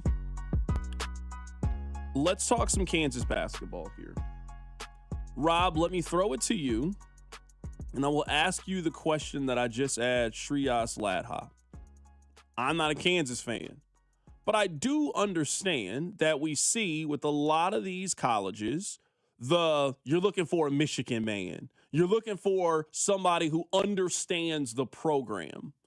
If Self steps down, and I think there is a chance, I don't know the percentage, but it's not 100% that he's coming back. It's not a 0% chance that he's not going to retire. Like, there is a chance that Bill Self will not coach another game at Kansas. Let's see how the story plays itself out. Do you want Kansas to go outside the circle to find their replacement? Do you want them to do what Duke did, what North Carolina did? How do you want them to handle this? I want them to have a full and comprehensive search. So when Shrias Ladha says they have to do that, I 100% agree with him. It's possible Jacques Vaughn's the best candidate. It's possible Jeremy Case is the best candidate. They know the school, they know the boosters, they know all the players. I am open to that being an option. But you are doing a disservice to yourself if you don't call Dusty May, if you don't call Tommy Lloyd, if you don't give a ring to Dan Hurley, and just suss out the vibes. Because you mentioned all those other teams that had the coach in waiting. Because I remember in the last 5 years, Coach K has stepped down, Roy Williams has stepped down, Jay Wright has stepped down. 3 pillars of the college basketball world. Those were 3 big tectonic shifts in coaching. With Coach K, they handed it to John Shire. John Shire's doing a great job. Good for John Shire. With Jay Wright, they handed it to, I forget the man's name. He's been fired ever since then. That was not that long ago. Jay Wright was coaching college basketball. He handpicked his successor. His successor got fired. Hubert Davis was the successor for Roy Williams. He might get fired in the next day or two. So of the 3 tentpole jobs that have come open in college basketball in the last 5 years, I'm not talking about small jobs, I'm talking about the big ticket items, they got handed down, and 2/3 of them are now in another search or about to have another search. So I am one that is saying have a full and comprehensive, full-scale interview of everyone available and suss out who the best candidate actually is. I want to be clear. I am not saying that I don't think Kansas is not better than these jobs, because I do think Kansas is better than these jobs. I don't know why you would take this job if you were Dusty May. I don't know why you would take this job if you're Tommy Lloyd. So Dusty May, for those of you that don't know, he's the head coach at Michigan, and Tommy Lloyd is the head coach at Arizona. If you're the head coach at Arizona, for example, there's no question you can win a national championship at the University of Arizona. We've seen them do that before. And you don't have nearly the pressure or amount of expectation. You are not just leaving a great situation in Arizona. You are going to replace one of the most successful head coaches at a stop that you have potentially ever seen. Like, there are not a lot of other coaches that you were telling me, all right, Coach K at Duke, John Wooden at UCLA. Bill Self is on that top 10. Bill Self's time at Kansas, you would put up against a whole lot of other coaches, and you would feel really good about what he's done. I don't know why you would leave Michigan. That's a football school. I don't know why you would leave Arizona that just doesn't have the fan base, doesn't have the expectation, doesn't have the history that Kansas has. I don't know why you would leave that job to then take the Kansas job. I don't know what advantages or what Kansas gives you that you can't get in Michigan, that you also can't get at Arizona, minus the expectation. I think the Kansas job is phenomenal. I think Kansas is going to have a tough time if their goal is we got to get Dan Hurley, we got to get Michigan's coach, we got to get Arizona's coach. I don't think they are going to woo any of those individuals. I think they're going to have to maybe shoot a notch lower than that. Somebody that makes a lot of sense to me is Nate Oates at Alabama. He just has a lot of his players keep having issues with the law is the one For knock sure. on him. But I'm just thinking in Nate Oates at Alabama, like my pitch to him would be very good. Look at what you've built so far where you are. Like, look at what you've built. You can come here and you'll be number one. I don't care how successful your basketball program is at Alabama, you'll never be number one. Ever. There's no circumstance. You will always be number one at the University of Kansas. So continue to do what you've been doing. We'll give you all the resources in the world, but come here and be number one and win, and we'll give you all of these resources. I think that's maybe the level of coach they could potentially sway. But I think if you're shooting for Dusty May and you're shooting for Tommy Lloyd or Dan Hurley, and that's the level that you're at, I think ultimately then you are going to be disappointed in who they are going to hire, which then starting off a job that's already nearly impossible, trying to replace Bill Self, trying to keep up to the incredibly high standards that Kansas has built for themselves based off their success, you were just starting a job with disappointment. Let me ask you this, because I understand your point, but doesn't that apply to North Carolina too? Like, North Carolina jobs might be open by the end of the show. It definitely might be open by the end of the week. You would imagine North Carolina, if their job comes available, is reaching out to a lot of the same people that potentially Kansas could be. If I'm in whoever the AD is, Bubba Cunningham at North Carolina, I'm probably calling Tommy Lloyd. I'm probably calling Dusty May. Does that same thanks but no thanks because the expectations are too high exist for that job, or is that unique to Kansas specifically? That's a good question, I think, to all of this. Let me come back to that. I want to answer a couple of these texts really quickly. Text line 913-586-7965. C-Dot, what about Jai Lucas at Miami? Would Kansas hire him? Someone else asked, what about the guy at Northwest that is at Drake now? Those guys are not nearly accomplished enough to take the Kansas job. I think Ben McCollum is a phenomenal coach. You are not hiring a coach at Kansas that has 2 years of Division I basketball experience. You are not hiring that guy. And you guys would hate it if that's the style of basketball they were playing at Allen Fieldhouse. You would hate it if they hired Ben McCollum. It is Marty Schottenheimer walking the ball up the court it would be awful basketball if that's what they do. Same thing with Jai Lucas. You are not hiring a guy who has 1 year of Division I, and that is who is taking over. If that's the case, then you're keeping it in-house. You are not going outside the family to hire that individual. If you're going outside the family, it's going to be to do what you did with Bill Self, where Bill Self was very clearly next up. He took Tulsa to an Elite Eight. He never finished lower than second in the Big Ten at Illinois. You now get the keys to Kansas. That's a little bit different situation. If you hire that guy who is just next up and he's that rising up and coming guy, that's different. The Jai Lucas, I can't see a scenario in which Kansas is hiring someone who is my age. He's 37 years old. They are hiring somebody my age with 1 year division basketball head coaching experience. They are not hiring that guy to be the head coach of Kansas. You're right. Not yet. I'm not saying he cannot turn into that individual. They are not hiring that guy today. Not at all. Fast forward 5 years. Let's say what happened to Carolina and happened to Kansas. They hire Jeremy Case. Let's pick a name to it. It doesn't work out, and they're trying to find the next guy. And Jay Lucas has been great at Miami. Then he's an option. If Ben McCollum keeps dominating in Iowa, he eventually becomes an option. But after 1 or 2 years of Division I basketball, No, and there's needs to be more time. I'm also seeing a lot of text in the text line. You have to get someone young. Yeah, young is relative. Like, Dusty May is young. Dusty May would be a candidate that checks all the boxes. You don't have to get a guy who's only coached for a year of Power 5 basketball. That's actually more likely to be a mistake than not. I don't think there is an obvious choice right now for Kansas outside of the family. Like, a lot of people are saying, what about Fred Hoiberg? Do you guys want to know where Fred Hoiberg was born? Ames, right? Lincoln, Nebraska. Now, they moved to Ames when he was in high school, and then Fred Hoiberg was born in Lincoln. You ain't getting Fred Hoiberg. I'm not saying it's not a better basketball program, but I think now, given the success that Nebraska is having, and this is quite honestly the best run they have ever had, if Fred Hoiberg is entertaining leaving, they will throw any amount of money to keep him there. They got a chance of going to the Final Four. I also think, and not to interrupt, Fred Hoiberg, if you look at his totality of work at Nebraska, he's had one really good season. Other than that, he's been a bubble team. Like, if you're next up at Kansas, you're probably better than Bubblicious at Nebraska. That's just, it's a fact of life. Yeah, I mean, Fred Hoiberg has been there since, I mean, he literally started the year before COVID. And yes, and this is only the second time they made the tournament. His resume, I mean, is that a bad resume? They got it cooking right now, though. And he had a good run in Ames earlier as a head coach, but it ain't like it's been all rainbows and unicorns in Lincoln. There's been some hard times for Fred Hoiberg. I don't know if we have ever said this sentence before on this show. I'm not really sure if we are going to say this sentence again. Can I read to you some of Scott Pollard's tweets? Do you follow Scott Pollard on the Twitter? I'd love to have Scott Pollard on the show. Shout out to Scott Pollard.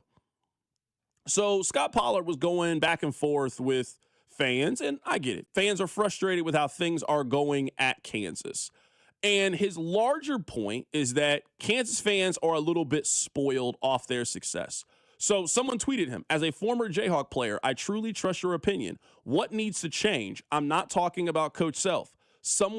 Then Scott Pollard replied to this individual, longest active consecutive streak in the NCAA tournament, another 20-win season for I don't know how many years in a row, and our fans are asking what needs to change. I love how spoiled we are. Somebody else replies and says something needs to change. He then replies, perhaps you want to root for K-State, Missouri, literally any other college. Take your pick. Who's doing it better over the last 128 years? So he's going back and forth for like 30 minutes with these people.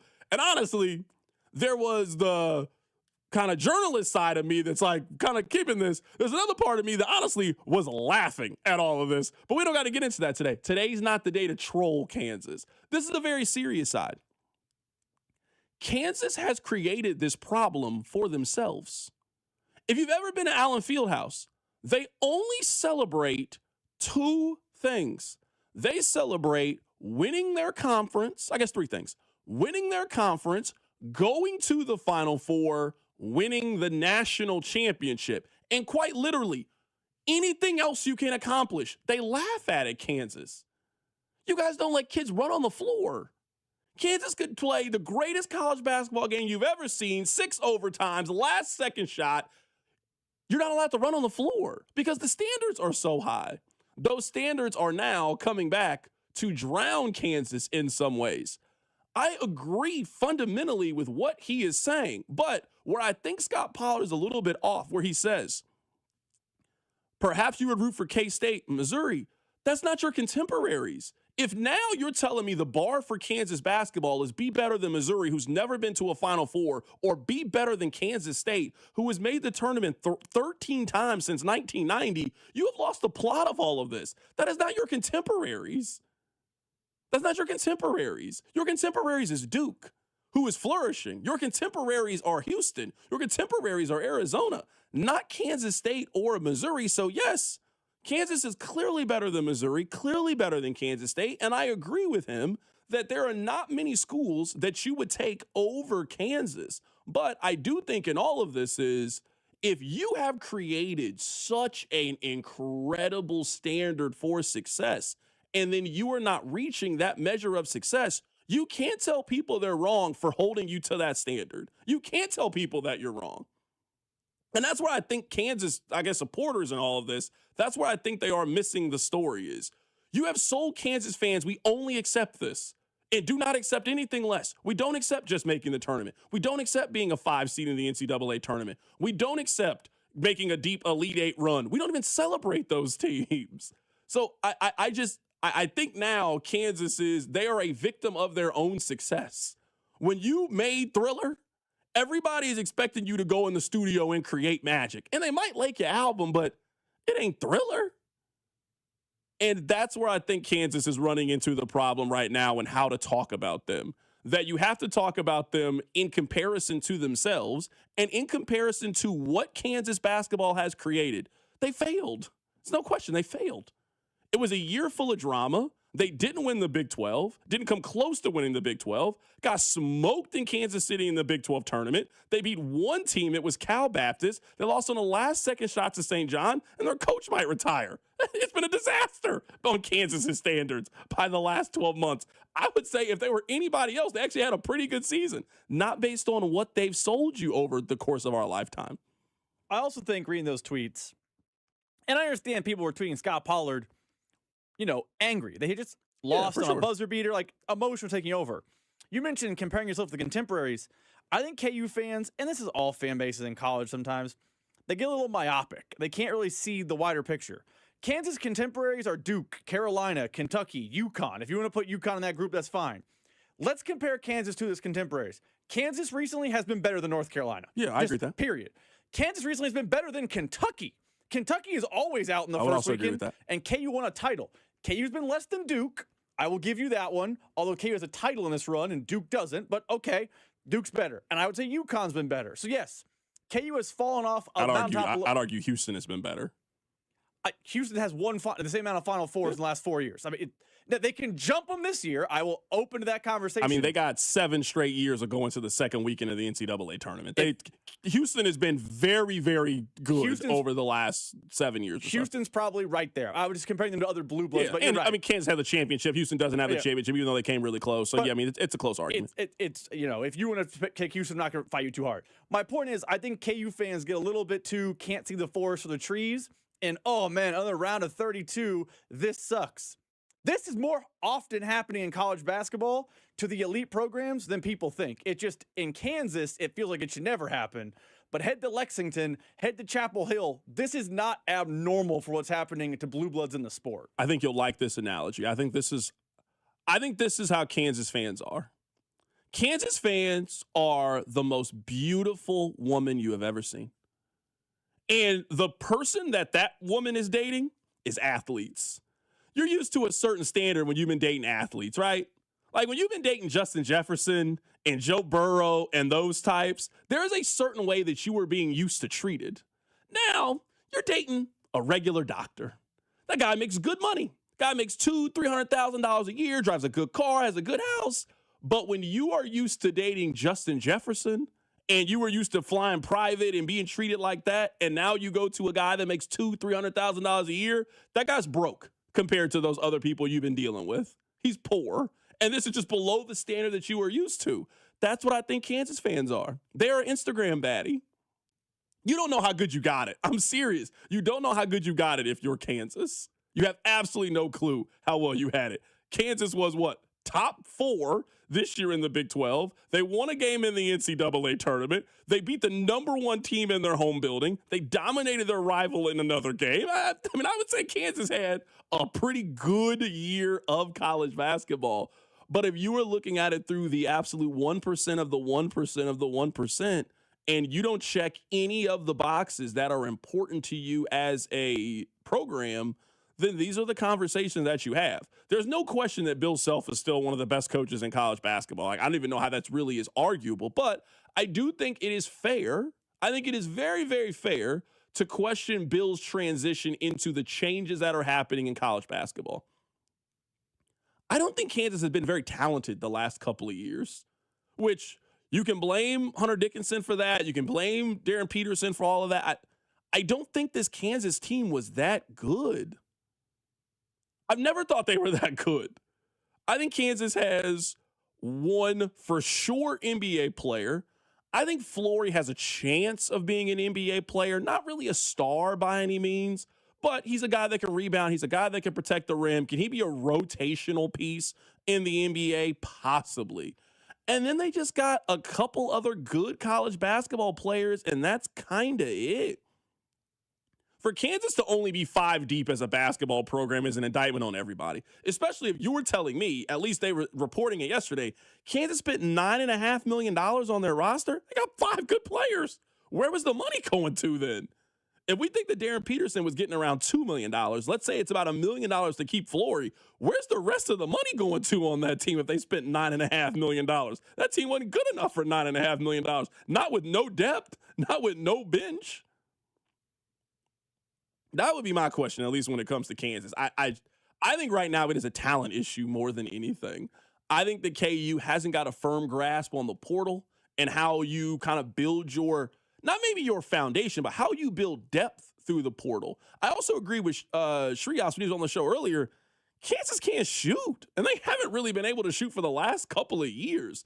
Remember Nick Timberlake? Like, he was supposed to come in and be the shooter. He couldn't shoot. Who was the shooter on this year's Kansas team? Trey White was the shooter? It was supposed to be Trey White. Actually, it was supposed to be Cole Rosario, who doesn't play. He reclassified. Yeah, I'm saying, if you're telling me that the guy who is the shooter on your team is supposed to be a senior playing high school basketball, you don't have a shooter then if that's the case. That's why, like, some of the issues with Kansas is their roster has been built incorrectly to me in a lot of different ways, where Kansas used to be able to overwhelm you with talent. Like, we can go back.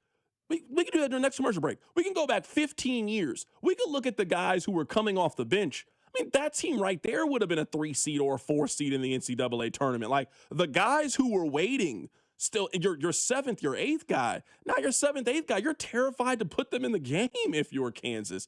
I know NIL, the transfer portal, it's picked away, but for Kansas to not trust 7 players on their team and not feel like you got a well-rounded out team was also part of the problem that they had this year. Let's do that exercise next. Plus, Rob, I don't know if you saw this or not, but the 999 challenge is coming to Kauffman Stadium. I'll give you the details. Keep it right here. So drive.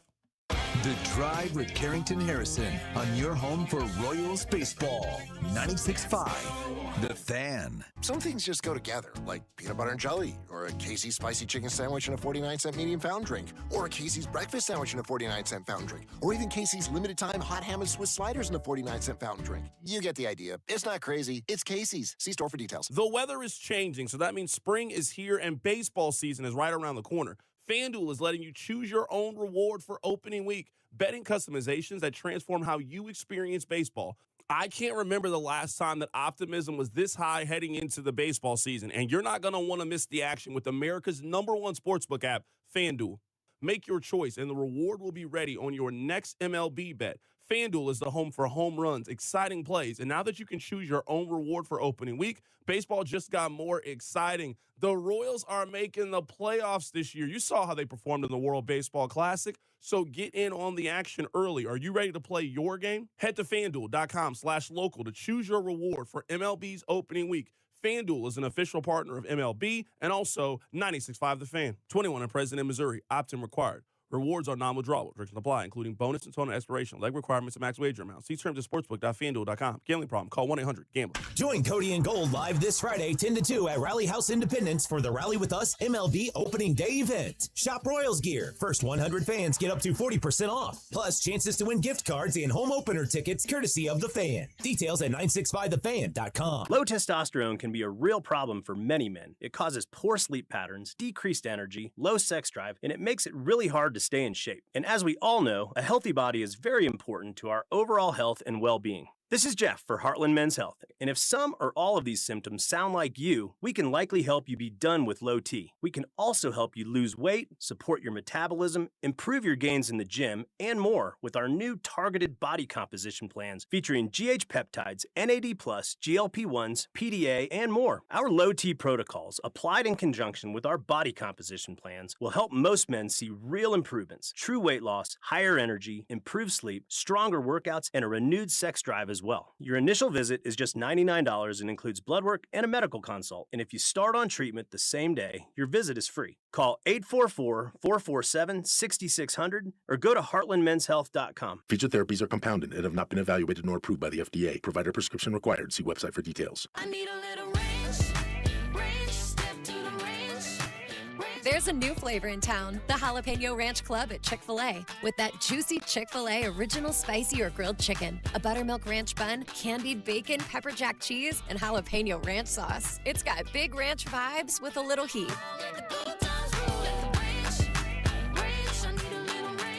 Chick-fil-A's new Jalapeno Ranch Club. Available for a limited time only. Order ahead on the Chick-fil-A app. Honey, that flu keeping you up? Did you take NyQuil Intense Flu? Nah, I got this. Okay, I don't got this. Yeah, you need NyQuil Intense Flu. Undo your flu with NyQuil Intense Flu. NyQuil Intense Flu provides powerful relief of your flu symptoms so you can sleep.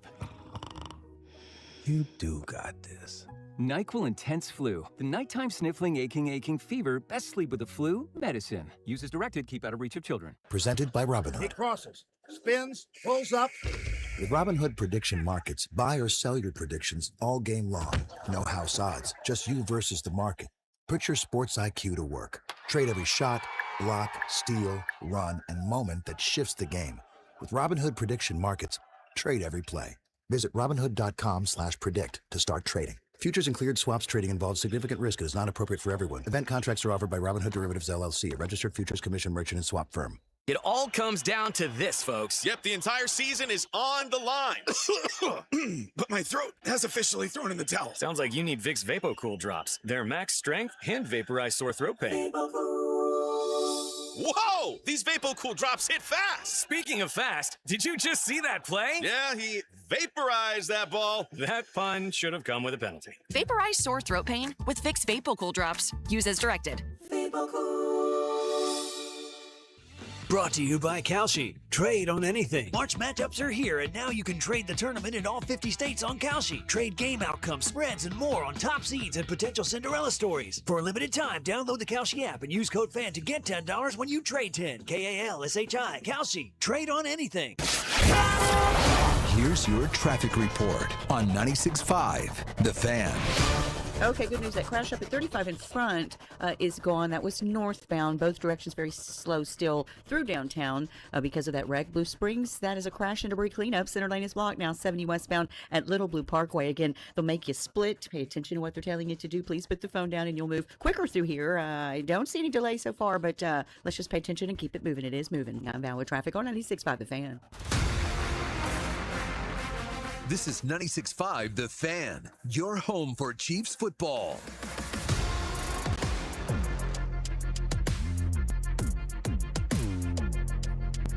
We'll get back to Kansas basketball and Missouri basketball coming up at the top of the hour.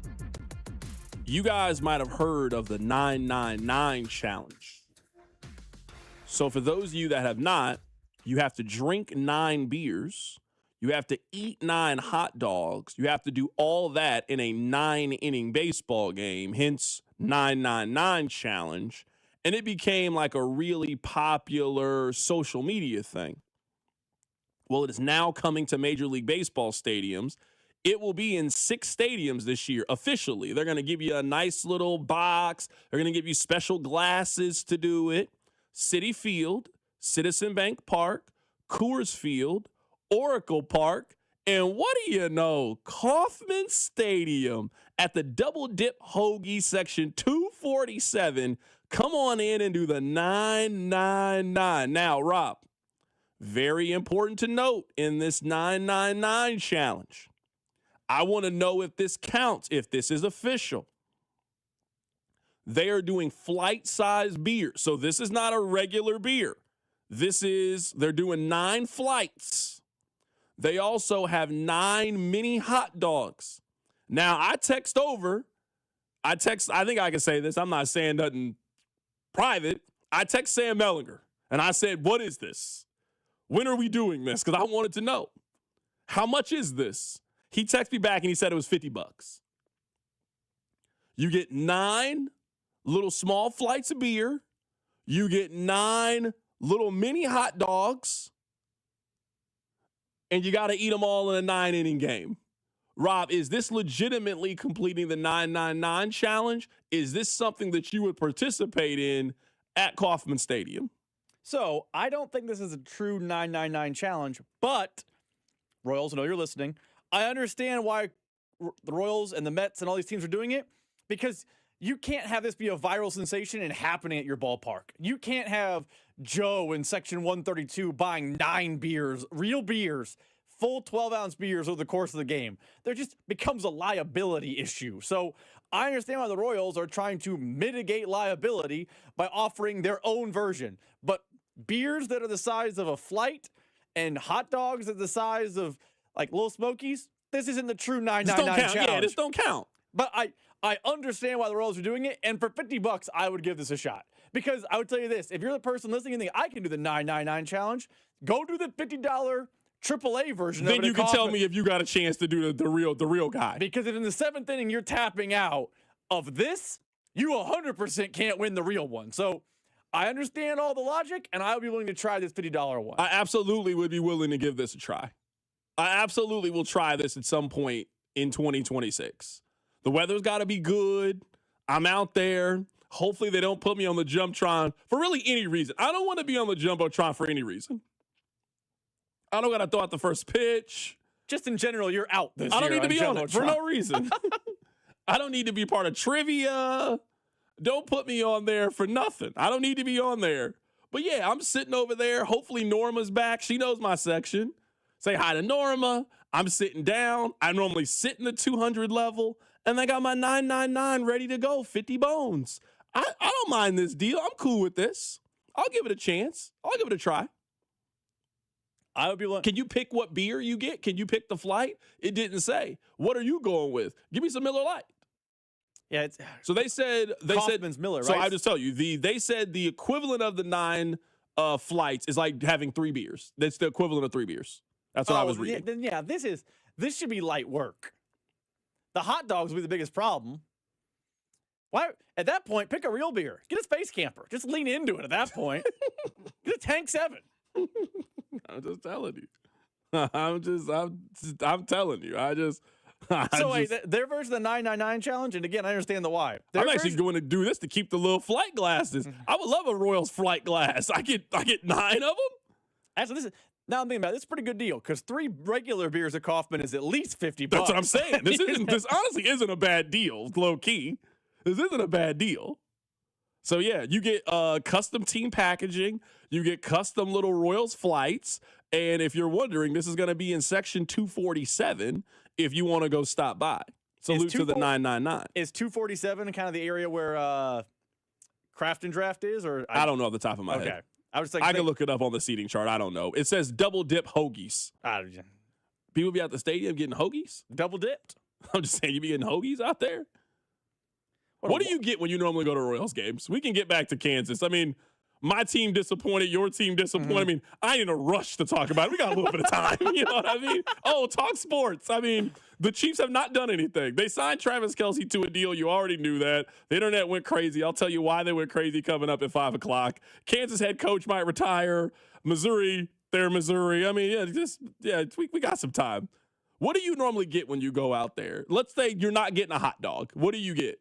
Oh, so you're taking a hot dog off the table? Yeah, I mean, everybody gets a hot dog at the baseball game. I mean, let's say you got $20 and you're like, man, I haven't eaten all day. Let me grab something while I'm out here. And it's what are you ballpark getting? food. I can't cheat and be like, oh, I'm going to Joe's out in right field. That's true. You can get that. I mean, it's at the ballpark. Because Joe's is my answer. I will make the pilgrimage, or I'll get I think it's the other stand, the brisket, ancho, nacho. Those are my top 3 moves. Someone asked this question. I will answer your question here, but I got distracted. Someone said, how exactly does this work? Do you get each round per inning, or do you get it all up front and can finish it whenever you want? So it's like a big tray that they give you. Like, have you seen those boxes at the movie theater where it's like popcorn, nachos? Yeah, it's one of those. So, yes, you get it all at one time. They just give you 9 little mini hot dogs. They give you your 9 beers. Give us the $50 and let's go on about your day. So, yes, you do get it all at one time, if that is the case. That is the case. You would not want to do this at a day game. Even in small glasses, those beers get hot fast. You're struggling. You have a hot beer in the 3rd inning. That's awful. I will definitely do this, though. Oh, yeah, I'm definitely going to do this year. I can't wait to do it, actually. We should pick a game and go do it together. Just go out there like, hey, we're doing the 999 challenge, 247. That's a good idea. It's a really good idea. That's a good idea. That's one of the better ideas you've had. I'm serious. That's a really good idea. If I'm getting ballpark food at the stadium, give me a nice Italian sausage with the peppers and the spicy mustard. Just hits every single time. Hold on, I thought you said you had $20 in your pocket. What? That's $13. That is $13 right there. Give me the nice Jamaicas with the pepper and then put a little bit of the spicy mustard on there. Or if I'm feeling real frisky, there is nothing better at Kaufman than the brisket nacho. The brisket helmet nacho, it's so good, man. I don't know what they got going on, but I would never eat that brisket nacho really any other place. But at Kaufman Stadium, oh, it's incredible. Every single time. Someone said, are they going to offer a soft drink version? No. They're not offering a version where you drink Sprite. That's not the purpose of the challenge. 9 hot dogs, 3 Pepsis. Yeah, Doesn't hit the same at all. It's Buck Night. That's what it is. They offer a version. No, why don't you do that on a Tuesday? You can do that challenge for $25. You can do that. No, there is no Diet Dr. Pepper version of the 999 challenge. Just do not participate. That's not the activity for you. Coming up at the top of the hour, we will reset things. Kansas lost, Missouri lost. Baseball season is around the corner. North Carolina looks like they're going to fire their head coach. There's a lot happening right now in sports. Keep it right here. It's The Drive. The Drive with Carrington Harrison on your home for K-State athletics. 96.5, The Fan. Here's your traffic report on 96.5, The Fan. Okay, good news. That crash up at 35 in front is gone. That was northbound. Both directions very slow still through downtown because of that wreck. Blue Springs, that is a crash and debris cleanup. Center lane is blocked now, 70 westbound at Little Blue Parkway. Again, they'll make you split. Pay attention to what they're telling you to do. Please put the phone down and you'll move quicker through here. I don't see any delay so far, but let's just pay attention and keep it moving. It is moving. Now bound with traffic on 96.5 The Fan. This baseball season, FanDuel is letting you choose your own reward for opening week. Betting customizations that transform how you experience the game.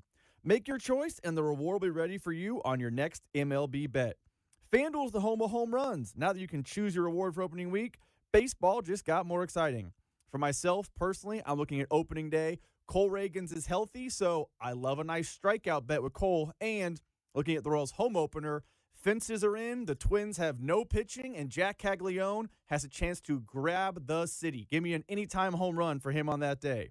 So, ready to play your game? Head to FanDuel.com/local to choose your reward for MLB's opening week. FanDuel, an official partner of the MLB, and FanDuel Sportsbook is the official sportsbook of 96.5 The Fan. 21 and present in Missouri. Opt-in required. Rewards are non-withdrawable. Restrictions apply, including bonus and token expiration, leg requirements, and max wager amount. See terms at sportsbook.fanduel.com. Gambling problem? Call 1-800-GAMBLER. Anthony Plumbing, Heating, Cooling, and Electric. Visit AnthonyPHC.com today. Don't wait until extreme temps hit. Anthony makes home comfort easy. Right now, buy a new AC and get a furnace free when you book at AnthonyPHCE.com. Feeling the heat? Don't sweat it. Turn to Comfort Systems Heating and Cooling. With temperatures rising, now's the time to make sure your AC is ready to keep you cool. Whether it's your home or your business, Comfort Systems services both residential and commercial systems across the Kansas City area. Call today for a fast tune-up, repair, or a system upgrade so you can stay cool all summer long. Family owned and operated since 1990. Comforting people is what we do. Comfort Systems is right for you. MyComfortSystems.com. When shopping for a new auto insurance policy, AAA could help you customize your coverage to fit your unique needs and budget. Trust AAA Auto Insurance to help you find the balance that works for you. See how a simple switch could make a big difference. AAA, we're always with you. Visit AAA.com/insurance. Insurance provided to qualified AAA members by Automobile Club Inter-Insurance Exchange and AAA affiliate insurers. Membership requires a separate payment. I know that hiring can be challenging. You sort through tons of resumes and you get too many so-so applicants. You're just waiting for someone to match your role perfectly. Well, now, there's a place where you can meet them fast. ZipRecruiter. Need to hire right away. Start your search for strong candidates. The right fit awaits. Build your team. Build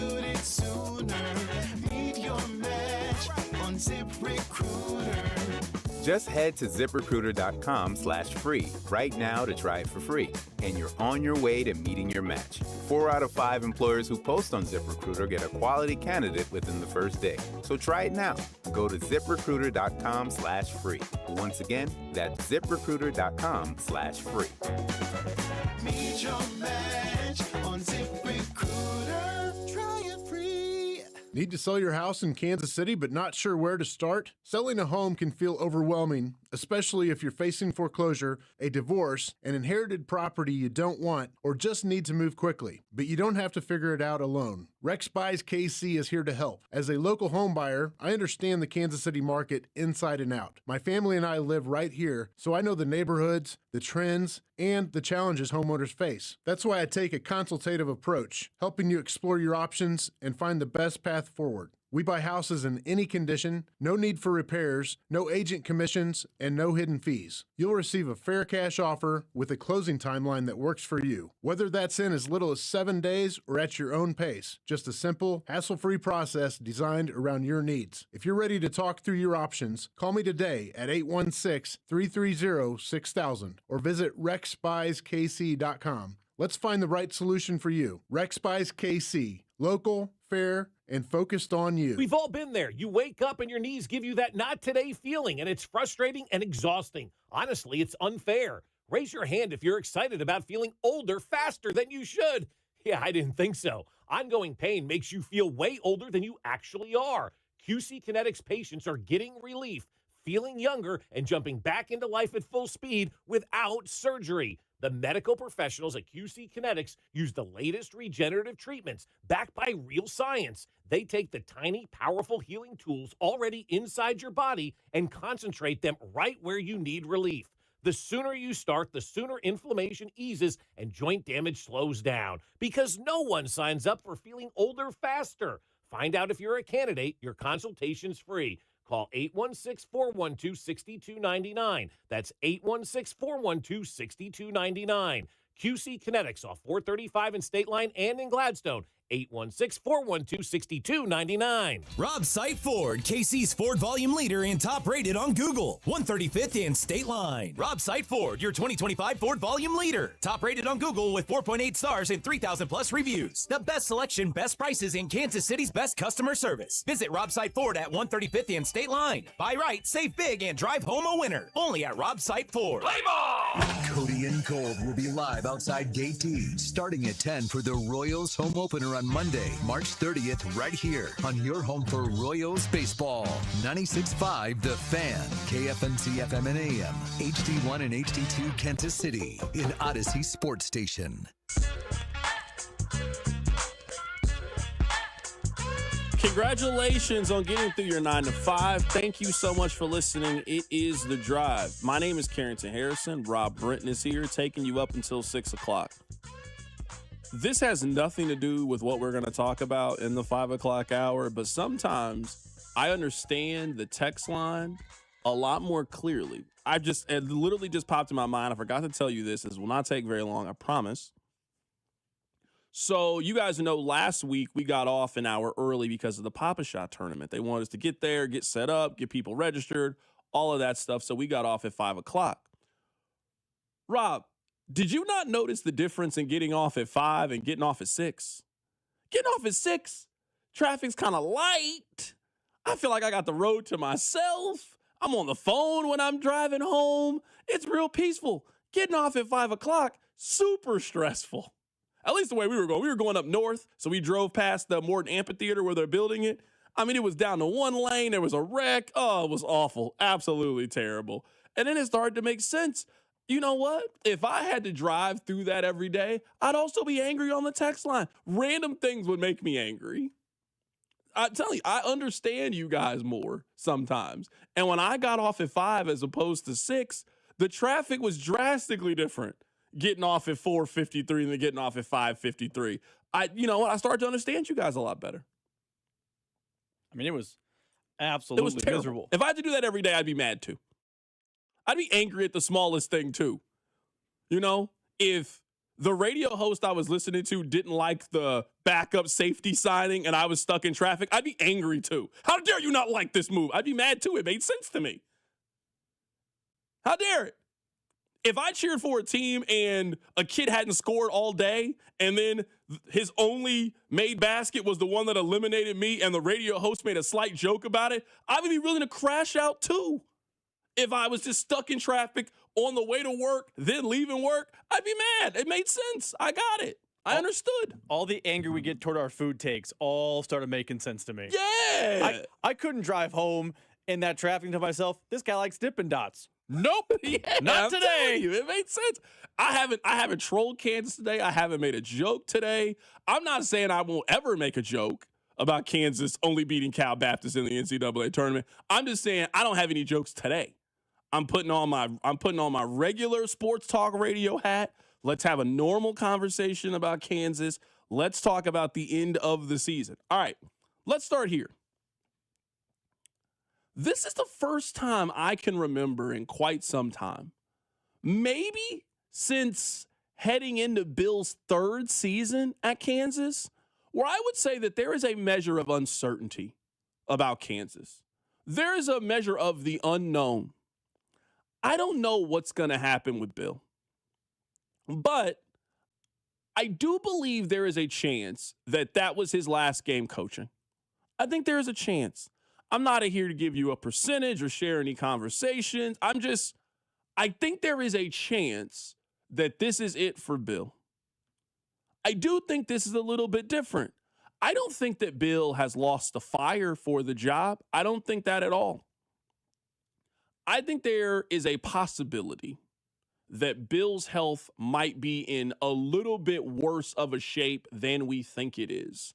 Where if you are Bill, and you have done this for quite some time, you have quite literally accomplished everything that you can accomplish as a college basketball coach, you want to enjoy the remainder of your life as healthy and stress-free as you possibly can and enjoy all the hard work that you have put in to get to this point in your life.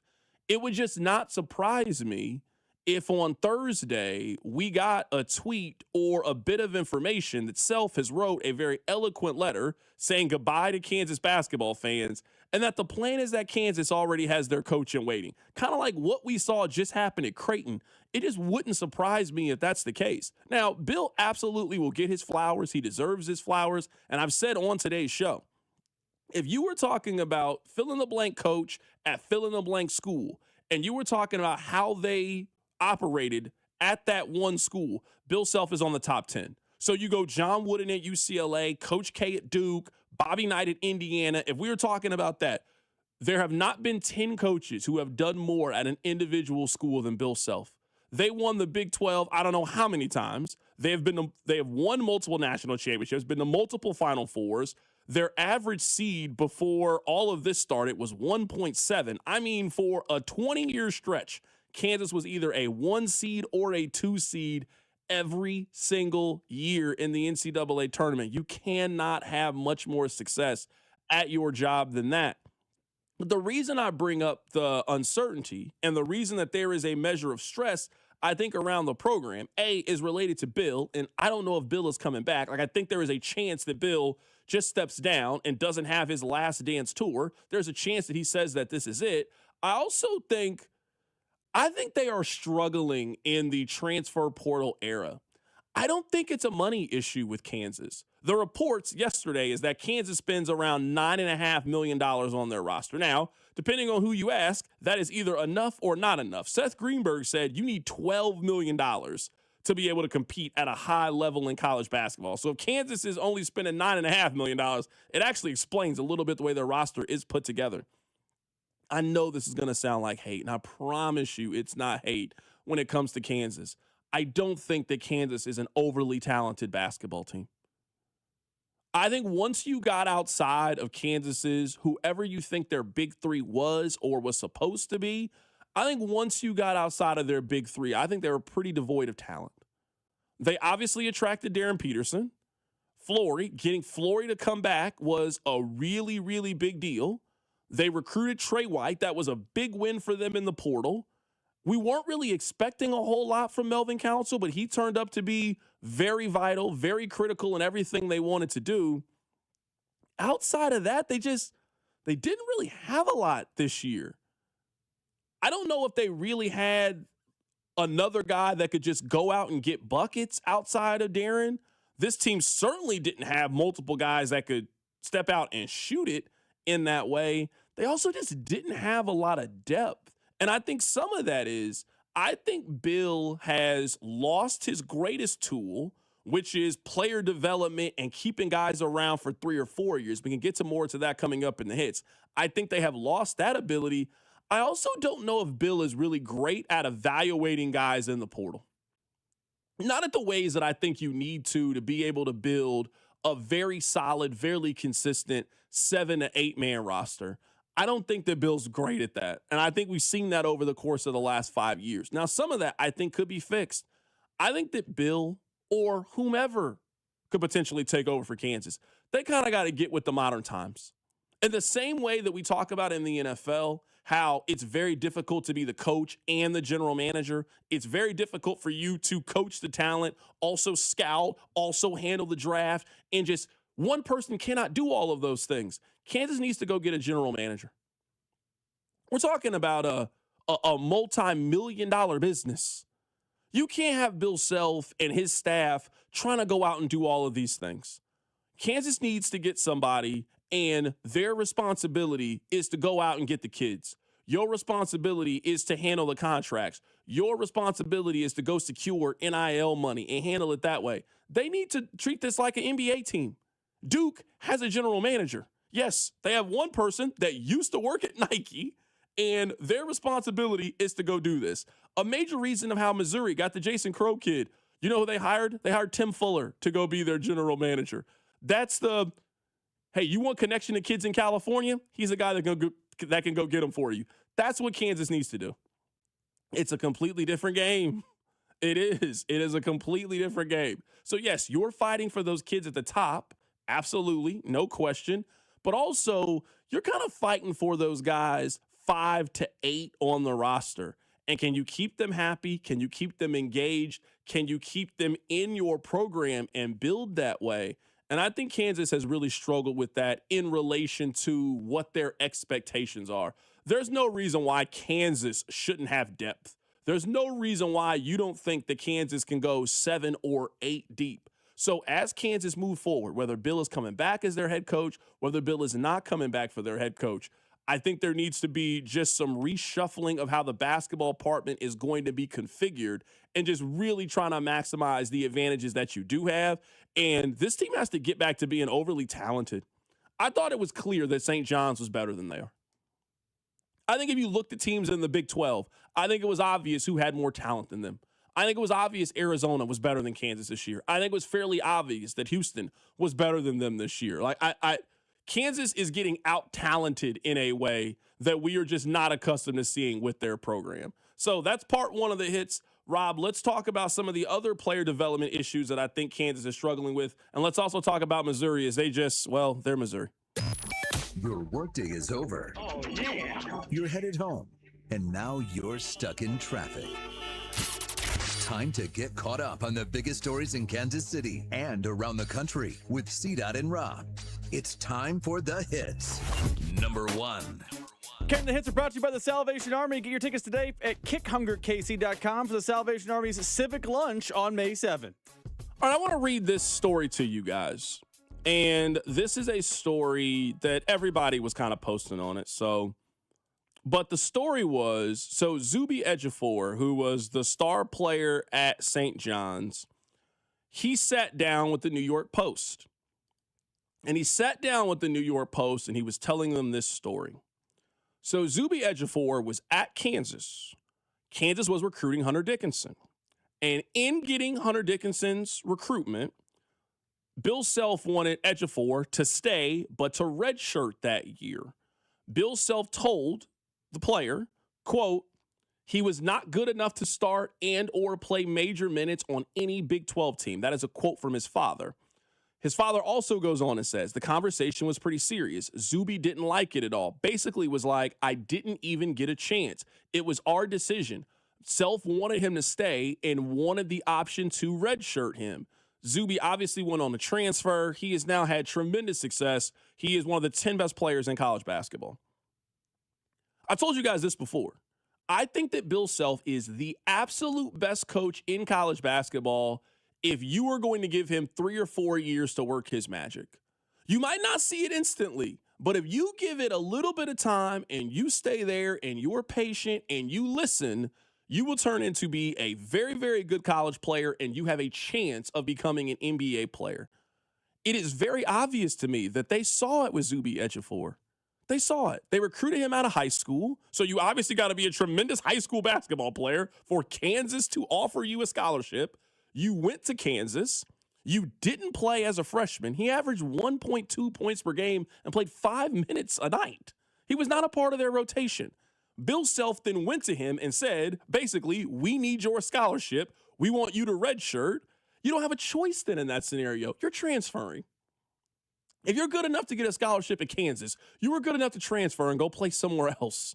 He then transferred. He left Kansas, went to St. John's, played 12 minutes a night, so he's growing a little bit. And then by his 3rd year, he becomes a star by that time. In the old days, 15 years ago, Zubie Edgefor plays at Kansas. That kid doesn't transfer. We can go through the numbers.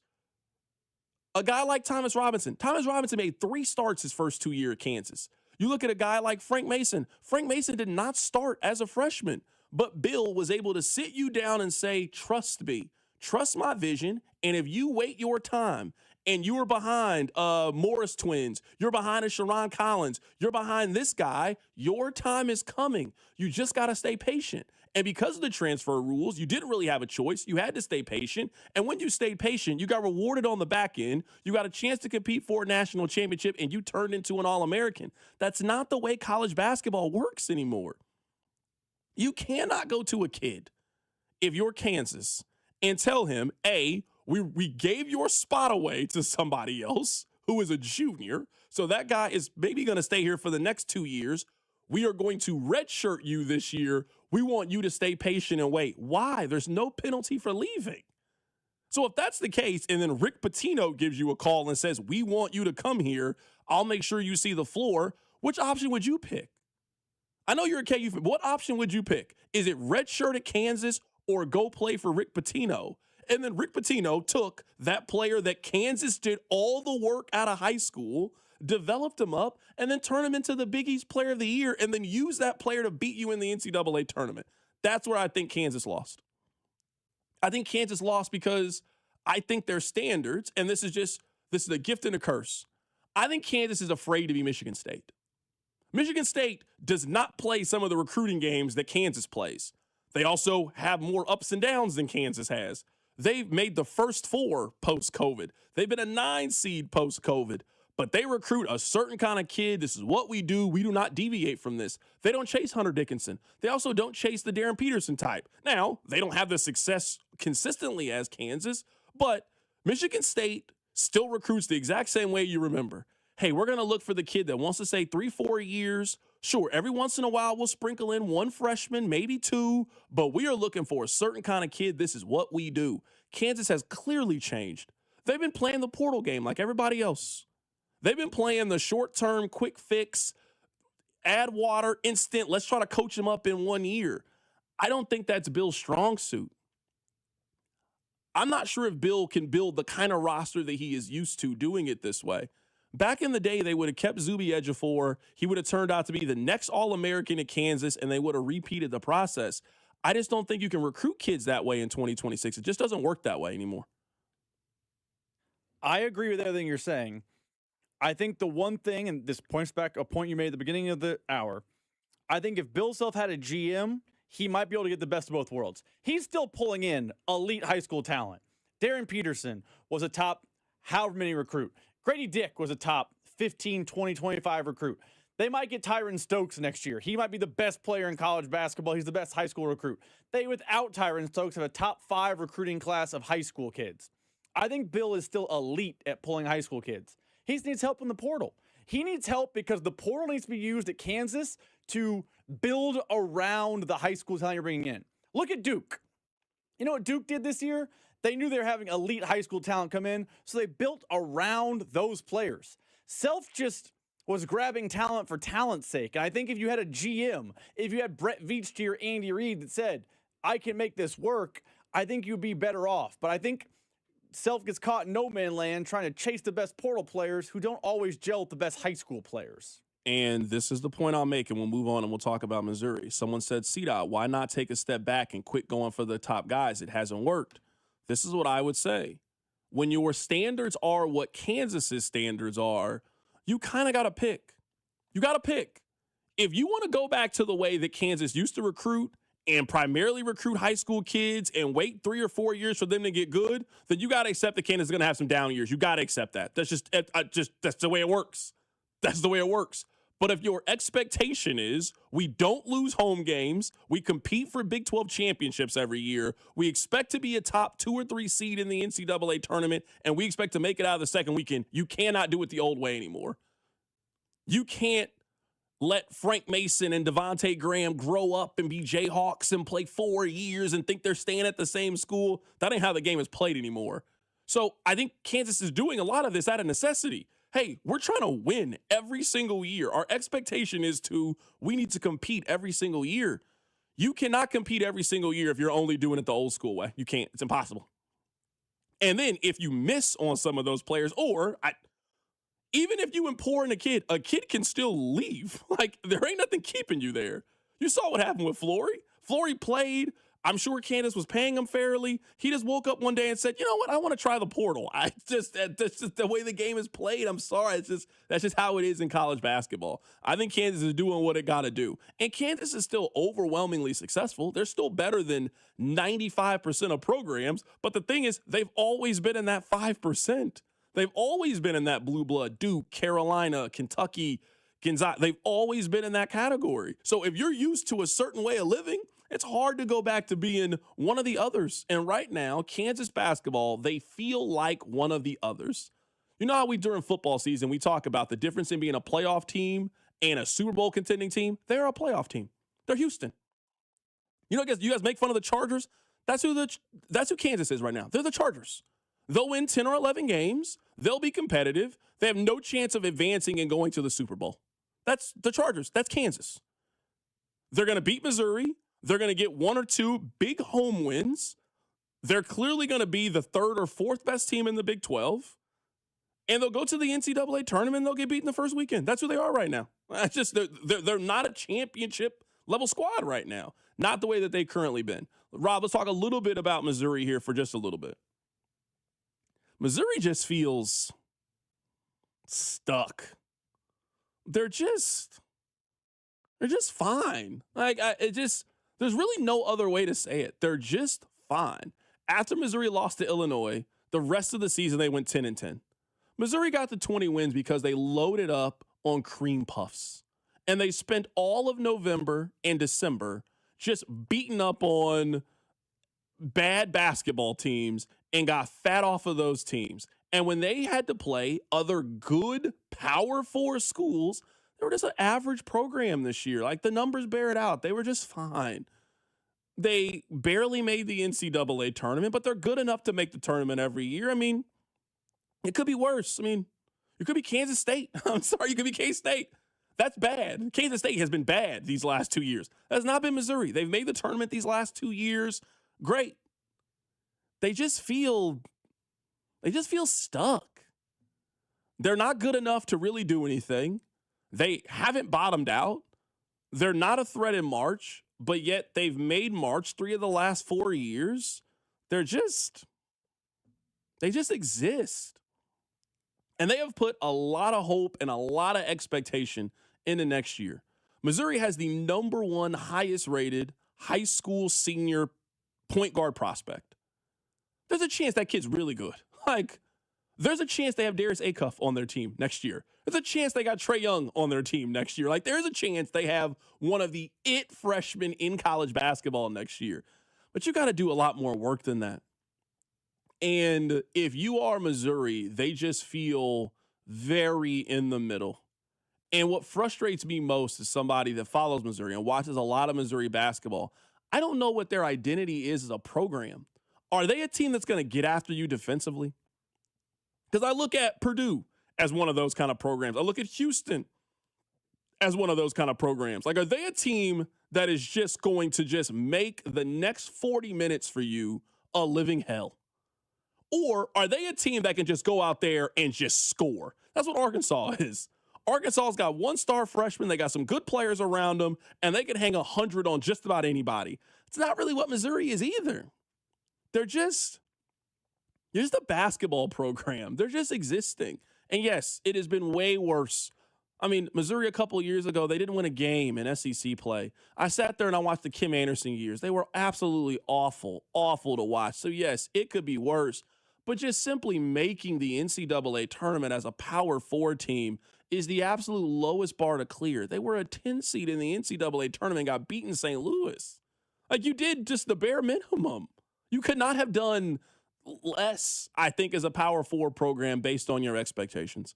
I don't know where Missouri goes from here, to be completely frank with you. I have no clue where they go. Their coach deserves another year. He is going to get another year. It's not me telling you they need to fire their head coach right now. When you got 2 McDonald's All-Americans coming in and another top 40 high school recruit coming in, you get another year to coach. But, man, this feels like you got to push your chips in the middle of the table, and Missouri's got to show real progress in 2026. I mean, they need to be a top 4 seed in the SEC. They need to be, I would say, a 6 seed or higher next year in the NCAA tournament. They need to win a game in the NCAA tournament. They need to show real, tangible progress next year as a basketball program. You cannot have a top 10 overall pick. You cannot have a future or a McDonald's All-American. You cannot have a top 40. You cannot have shown the commitment to NIL I think Missouri as a program has shown, and just have so little to show for it as a program the way that Missouri does. We'll keep talking college basketball here. There was a lot of conversation this weekend about has Cinderella died? Sure, but that doesn't mean the tournament still isn't awesome. We'll talk about it. Keep it right here. It's The Drive. You're listening to The Drive with Carrington Harrison. I mean, come on, guys. What are we doing here? On your home for Chiefs football, 96.5, The Fan. For over 35 years, we've been protecting homes across Kansas City, one roof at a time. That's more than 3 decades, more than 35,000 roofs installed, and 35,000 happy customers. We're proud to be voted best roofing company in Johnson County and all of Kansas City. At Century Roofing, we don't just build roofs, we build trust that lasts for generations. Experience matters, reputation counts, and we stand behind every roof we install. Trust the pillars of strength with KC-based and female-owned. Century Roofing, KC.com. Century Roofing, trust the pillars of strength. My people, Easter is right around the corner, and maybe you were planning on having a nice family gathering, and maybe you plan on having a nice family meal. Well, you know where the best place to outsource that family meal is if you don't want to cook? It's with our friends over at Gates Barbecue with 5 locations around town.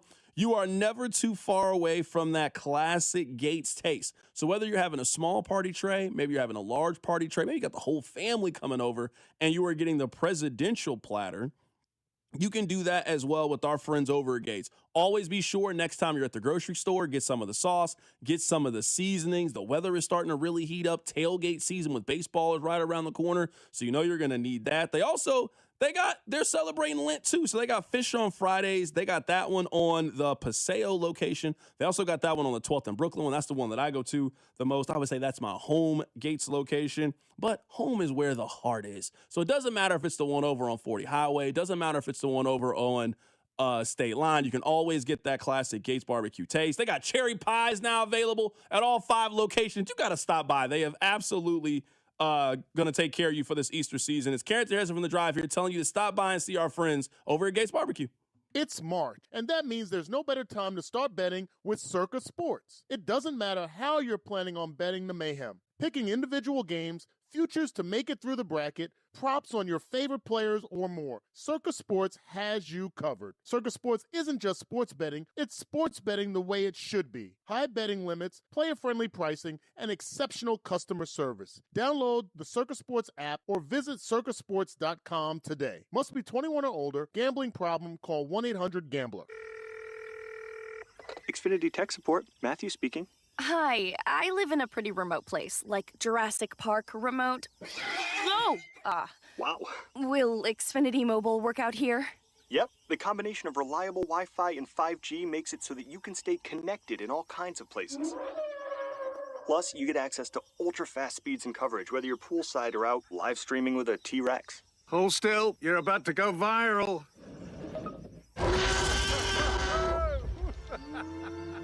Welcome to a new era of Wi-Fi boosted mobile. Cut your mobile bill in half with 2 lines of unlimited. Learn more at xfinitymobile.com.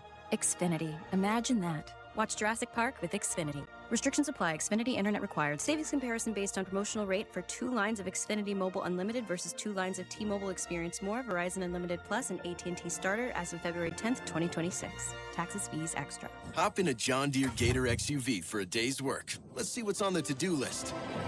There goes the tree. And the fence. Not a problem. Because you've got a cargo box filled with solutions. Up to 4,000 pounds of towing capacity. And you're ready to roll. The power's out! Here we go again. The Gator XUV. Built for every kind of workday. Learn more at johndeere.com/Gator XUV. Nothing runs like a deer. T-Mobile has an exclusive bundle for customers 55 and up. I'm Sarah Bowl. Yeah, I'm Frank Bowl. A reliable network is key for us. And with T-Mobile, it's been wonderful. And going to the 55 plus plan saved us so much money.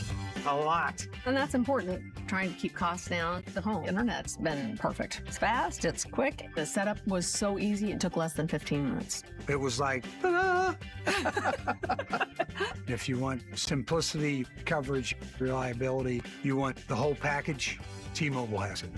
Right now, T-Mobile customers 55 and up can get 2 phone lines on America's best network, plus America's fastest 5G home internet for just $30 each.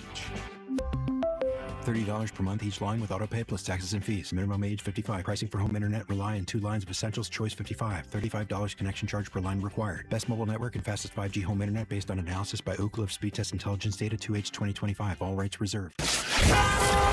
Here's your traffic report on 96.5 The Fan.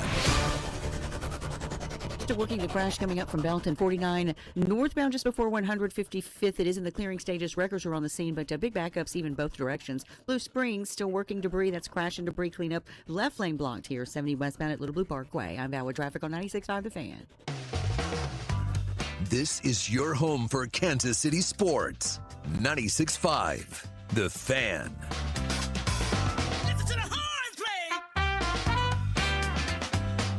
All right, folks. I want to share some numbers with you guys. These are the numbers I would like to share with you. In the first round, we saw the largest average margin of victory in the history of the NCAA tournament. The average margin of victory in the first round was 17.4. The second largest margin of victory in the first round was last year's NCAA tournament. On Friday of the NCAA tournament, all of the favorites won. Every single Vegas favorite won. That is only the second time in tournament history that happened. Those teams, if you were counting it from a gambling perspective, 12-4 against the spread. The last 2 years, if you are a favorite of 6 or more points, at least at the end of the second round, you were 52-4 after that point. There were only 4 double-digit seeds that advanced to the second round of the NCAA tournament. There's only 1 left in the NCAA tournament. It's Texas, not really your traditional Cinderella team. There have only been 7 tournaments since the tournament expanded where the 13, 14, and 15 seeds have not, at least one team has not won a game in the first round. It has now happened in consecutive years. So it happened 5 times since 1985. The last 2 years it has happened in back-to-back kind of years. Now, I could keep beating you over the head with stats for the next 10 minutes of this segment. I say all that to round out the point of the March Madness that you and I remember with Butler and Florida Gulf Coast and St. Peter's and Valparaiso and Hampton, that's over. That is not what college basketball is anymore. That is not what the NCAA tournament is. Now, for all of the reasons, NIL, transfer portal, conference realignment, all of those things. Like, we can go up and down the list. But I believe that time is over in college basketball. But, and I think this is important, that doesn't mean that the tournament is not cool. That is not saying that the tournament still doesn't have magic. It absolutely has magic. The magic has just changed. The magic is Nebraska had never won a game in the NCAA tournament. Not in the 50s, not in the 60s, not ever. They never won a game in the NCAA tournament. They won one. And then they won another one. So, yes, you don't have the small school in New Jersey with 2,000 students to cheer for. If you're looking for Cinderella or a cool story, I would cheer for Nebraska. I would cheer for Iowa, who hasn't made the Sweet 16 since 1999. Those are the teams that now are Cinderella. They are non-traditional basketball schools. That's who Cinderella has become. I'm not saying there will never be another scenario in which a team will just shock us and surprise us, right? It's a single elimination tournament. It will happen again. But if you love March because of the madness, if you loved March because the Florida Atlantic could just make a run, I think that time is over.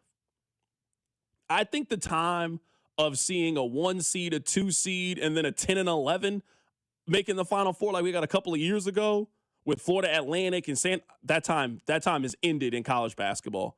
There's too much talent in the Power Fours. There's too much money in the Power Fours. There's a tremendous gap between the haves and the have-nots. But look at the matchups that it has given us. Look at the matchups that we have. Look at the games that we have. We're doomed. We have on Thursday. I wish I could go to Friday, but I don't know. ESPN it does not work for me anymore. I used to use it all the time. Rob, I can't use it anymore. The 2 games where the spread is more than a field goal. It is Texas and Purdue. Texas, SEC school. They've won 3 games in this tournament. They're coached by Sean Miller, who is as experienced as just about anybody in this. Texas is not an underdog in this thing. They cannot be. They're Texas.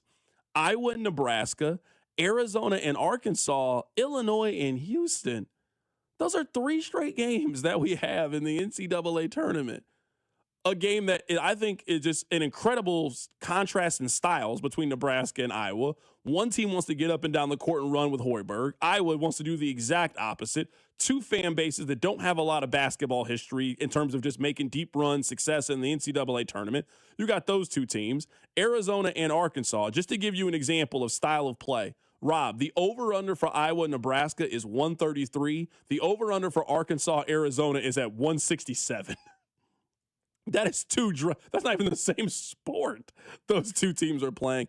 Then you got Illinois and Houston. In my opinion, those have been 2 of the top 10 teams in college basketball. That's not even going to Friday's slate. Friday, you got Duke and St. John. You got UConn and Michigan State going up against one another. So, yes, March Madness is not going to be the same that we remember. It's not going to be the small school you never heard of that makes this. No. College athletics is no longer about the little guy. It never was. It's really not about that anymore. But look at what we've gotten in return. I think this has been a really good tournament. And you guys know, there have been stretches I've been hard on college basketball. I've enjoyed this tournament. I think the tournament's been fun. I think the tournament has been fun. I think it's been very enjoyable. I think we've had, out of the 2 rounds that we've had probably, I would say, 8 to 12 really exciting, really high-played, intense basketball games. I don't really know what more you can ask for when it comes from this tournament. So, yes, we have lost the Cinderella part. We have gained better quality, better games, and better matchups. That's a trade that I'm not mad that we made.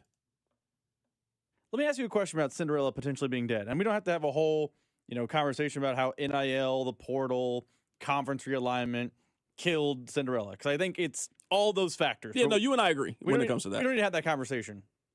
Aren't those stats you just told me about Cinderella being basically dead the perfect reasoning for why we shouldn't expand the tournament?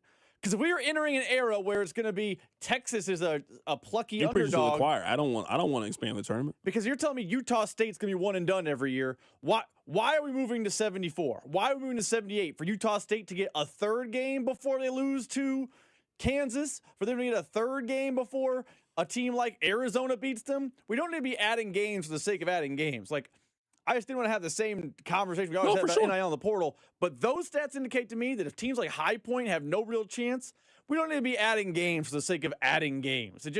It's sad that we lost to Cinderella, but it shows me that we don't need to be adding anything to this tournament. I mean, I would say so far, and I didn't fill out a bracket, but I had a good weekend when it came to college basketball. I had a really good weekend.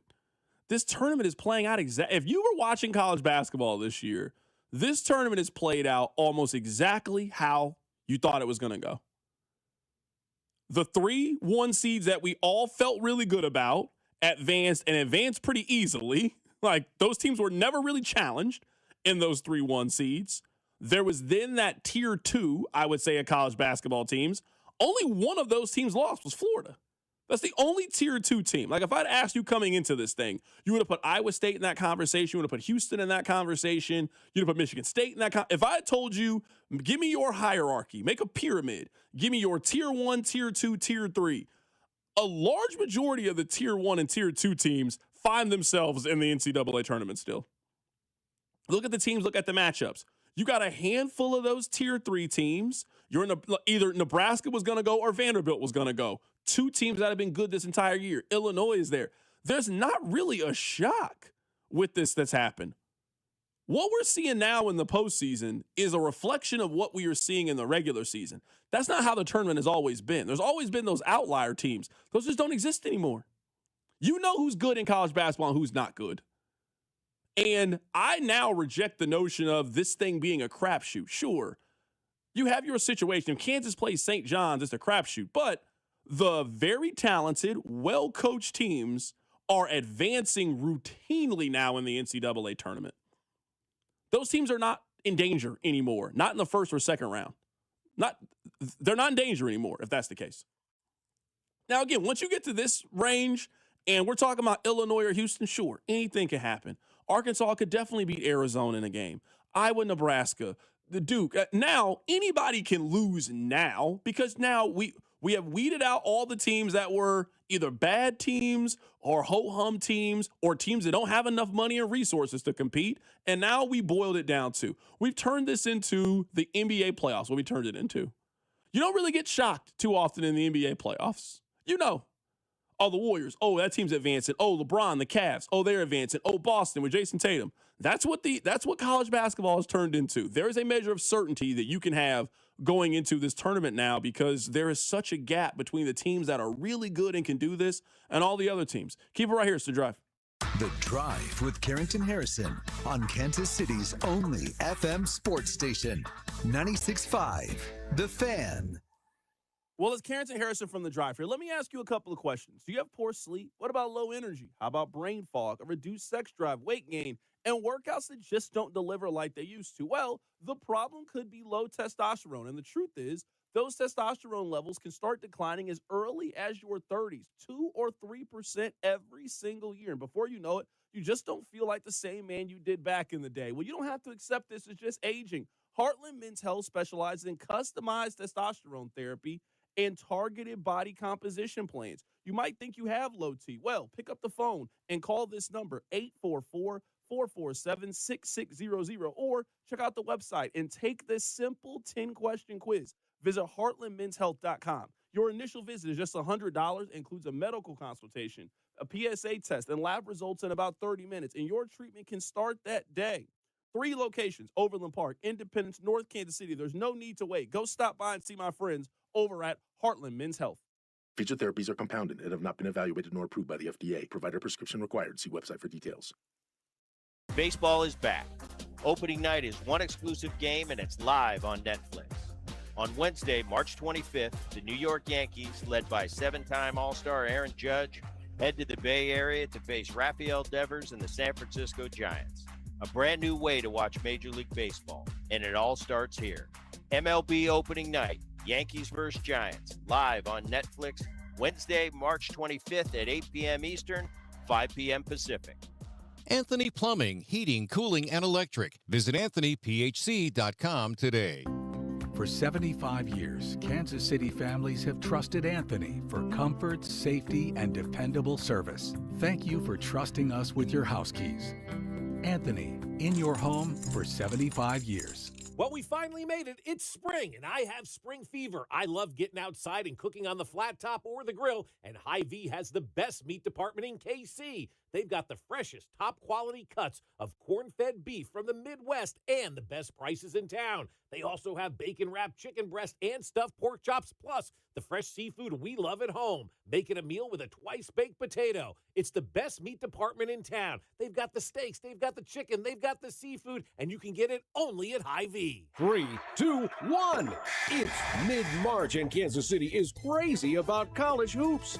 Pick your bracket, call your friends, and count on Hy-Vee for all your game day snacks. Hy-Vee makes your watch party easy with a huge selection of ready-to-serve party trays, boneless wings, barbecue, sushi, pizza, and fresh bakery goods. Order ahead through the Hy-Vee app, online, or at your favorite store. Even if your bracket is a bust, your watch party will be a winner, only at Hy-Vee. Feeling the heat? Don't sweat it. Turn to Comfort Systems Heating and Cooling. With temperatures rising, now's the time to make sure your AC is ready to keep you cool. Whether it's your home or your business, Comfort Systems services both residential and commercial systems across the Kansas City area. Call today for a fast tune-up, repair, or a system upgrade so you can stay cool all summer long. Family owned and operated since 1990, comforting people is what we do. Comfort Systems is right for you. MyComfortSystems.com. Tonight, expect cloudy skies with a chance of rain showers and a low of 43. Weather brought to you by Duke's Mayo. Welcome to Duke's Mayo Country, where the mayo is so smooth and creamy, it makes every bite better. Duke's Mayo. Look for the yellow lid.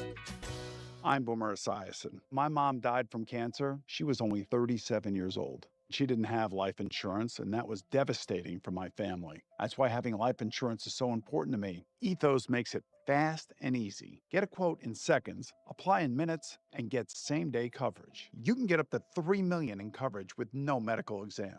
Get your free quote at ethos.com/play. That's ethos.com/play. Paid spokesperson. Time spent on application may vary. Online health questions required. DQ presents the Spicy Menu. For a limited time, try the new Flamethrower Chicken Strip Basket for $6.99 with spicy, bold strips that heat you up. Served with a side of famous DQ soft serve as a dip to cool you down. That's right, dip those spicy chicken strips right into soft serve. Plus fries and toast, all for just $6.99. And add a new pineapple lemonade sparkler or cooler made with tahini. It's the limited time only Spicy Menu. Get it delivered in the DQ app. Happy, tastes good. Participation may vary. Brought to you by Kelce. Trade on anything. March matchups are here, and now you can trade the tournament in all 50 states on Kelce. Trade game outcomes, spreads, and more on top seeds and potential Cinderella stories. For a limited time, download the Kelce app and use code FAN to get $10 when you trade 10. KALSHI. Kelce. Trade on anything. You're listening to 96.5 The Fan from the DM Injury Law Studios. Mike's got this. Car, truck, or motorcycle wreck? Remember, Mike's got this. 816-888-7500. Mike's got this. Here's your traffic report on 96.5 The Fan. Brought to you by Buckner's Heating and Cooling. Lee Summit. That stall is still blocking the left lane. 470 westbound at Blue Parkway. Prior, scoot to the right. Blue Springs. That crash and cleanup still underway. Left lane blocked. 70 westbound at Little Blue Parkway. I'm Val with traffic on 96.5 The Fan. Follow this station on Instagram at TheFan965 for giveaways and behind-the-scenes content. I want to tell you guys a quick story. So, I would say that Sam McDowell and I are friends, but we had never hung out before. We had talked in some social settings. We have each other's number. We text. You know, he works for the Star. I got a lot of respect for Sam. I think he's a great writer, great reporter. We talk, I would say, somewhat regularly, honestly. But we had never hung out before.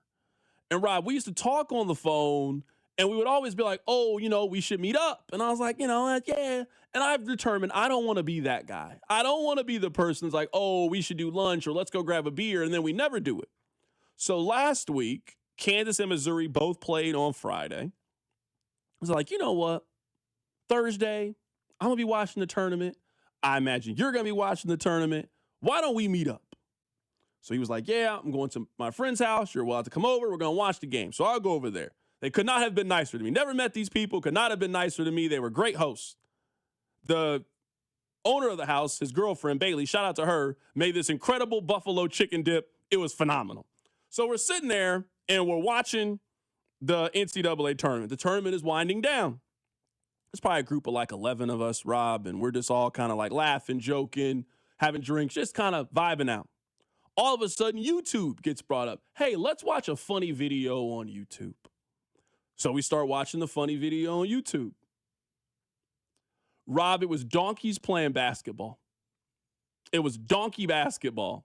I had never seen this before. I had never heard of this before. Have you ever seen this before? It is exactly what it sounds. It is people, they are riding donkeys, and they are playing basketball. It was like watching people play polo, but basketball. Rob, there are people in the stands, people watching and cheering. I never seen anything like this before. It truly had me dumbfounded. They had like a mixtape where they were showing some of the best plays, and then they had fails of people that had been thrown off the donkey. They're playing these in regular basketball gyms. Just in the gym with the donkey, running around. I'm asking questions. I'm genuinely inquiring because I didn't know this was a thing until I hung out with Sam McDowell and his friends. I had absolutely no clue. Did you know this existed? Did you know that there was donkey basketball? Did you know this? I had never heard of such a thing. I mean, it makes sense. I mean, it's basically polo, just with basketball, but I had never heard of such a thing. Somebody said, are you sure this wasn't AI? I promise you, go on YouTube right now and type in donkey basketball. Donkey basketball. And you will see that there is groups of people that play donkey basketball. Somebody just said they played donkey basketball when I was in high school. Somebody else said it was pretty popular as a fundraiser for rural schools. One of those two America things that you always talk about. That's what I saw.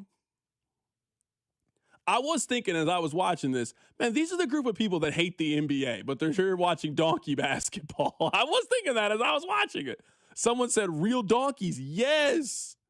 I'm talking about the ones that Mary and Joseph rode in on. That's what I'm saying. And pulled up at the end. Yes, those donkeys, they were riding them and playing basketball is what they were doing. Playing basketball. I'd never seen this before. Not a day in my life. Had absolutely no clue that this was a thing. Somebody on the text line says we used to play this all the time when I was in high school. I went to Paola. That's what I'm talking about. That's what I'm talking about. Wait. In high school plays all the time? How many donkeys are available in Paola? Just 10 donkeys are walking around? I don't know. I've seen 10 donkeys together in my life. I don't know. I have no clue. I had never seen this before. Ever. Not one time. Look at the text line. The text line's going crazy. Donkey basketball is a thing. Rob, I'm starting to realize that we joke about two Americas. There might be more Americas than I'm giving credit to. 100%. Because I'm saying is, you're a part of that America. But even that's a part of it. You're like, you know what? That's even too white for me, is what you're thinking.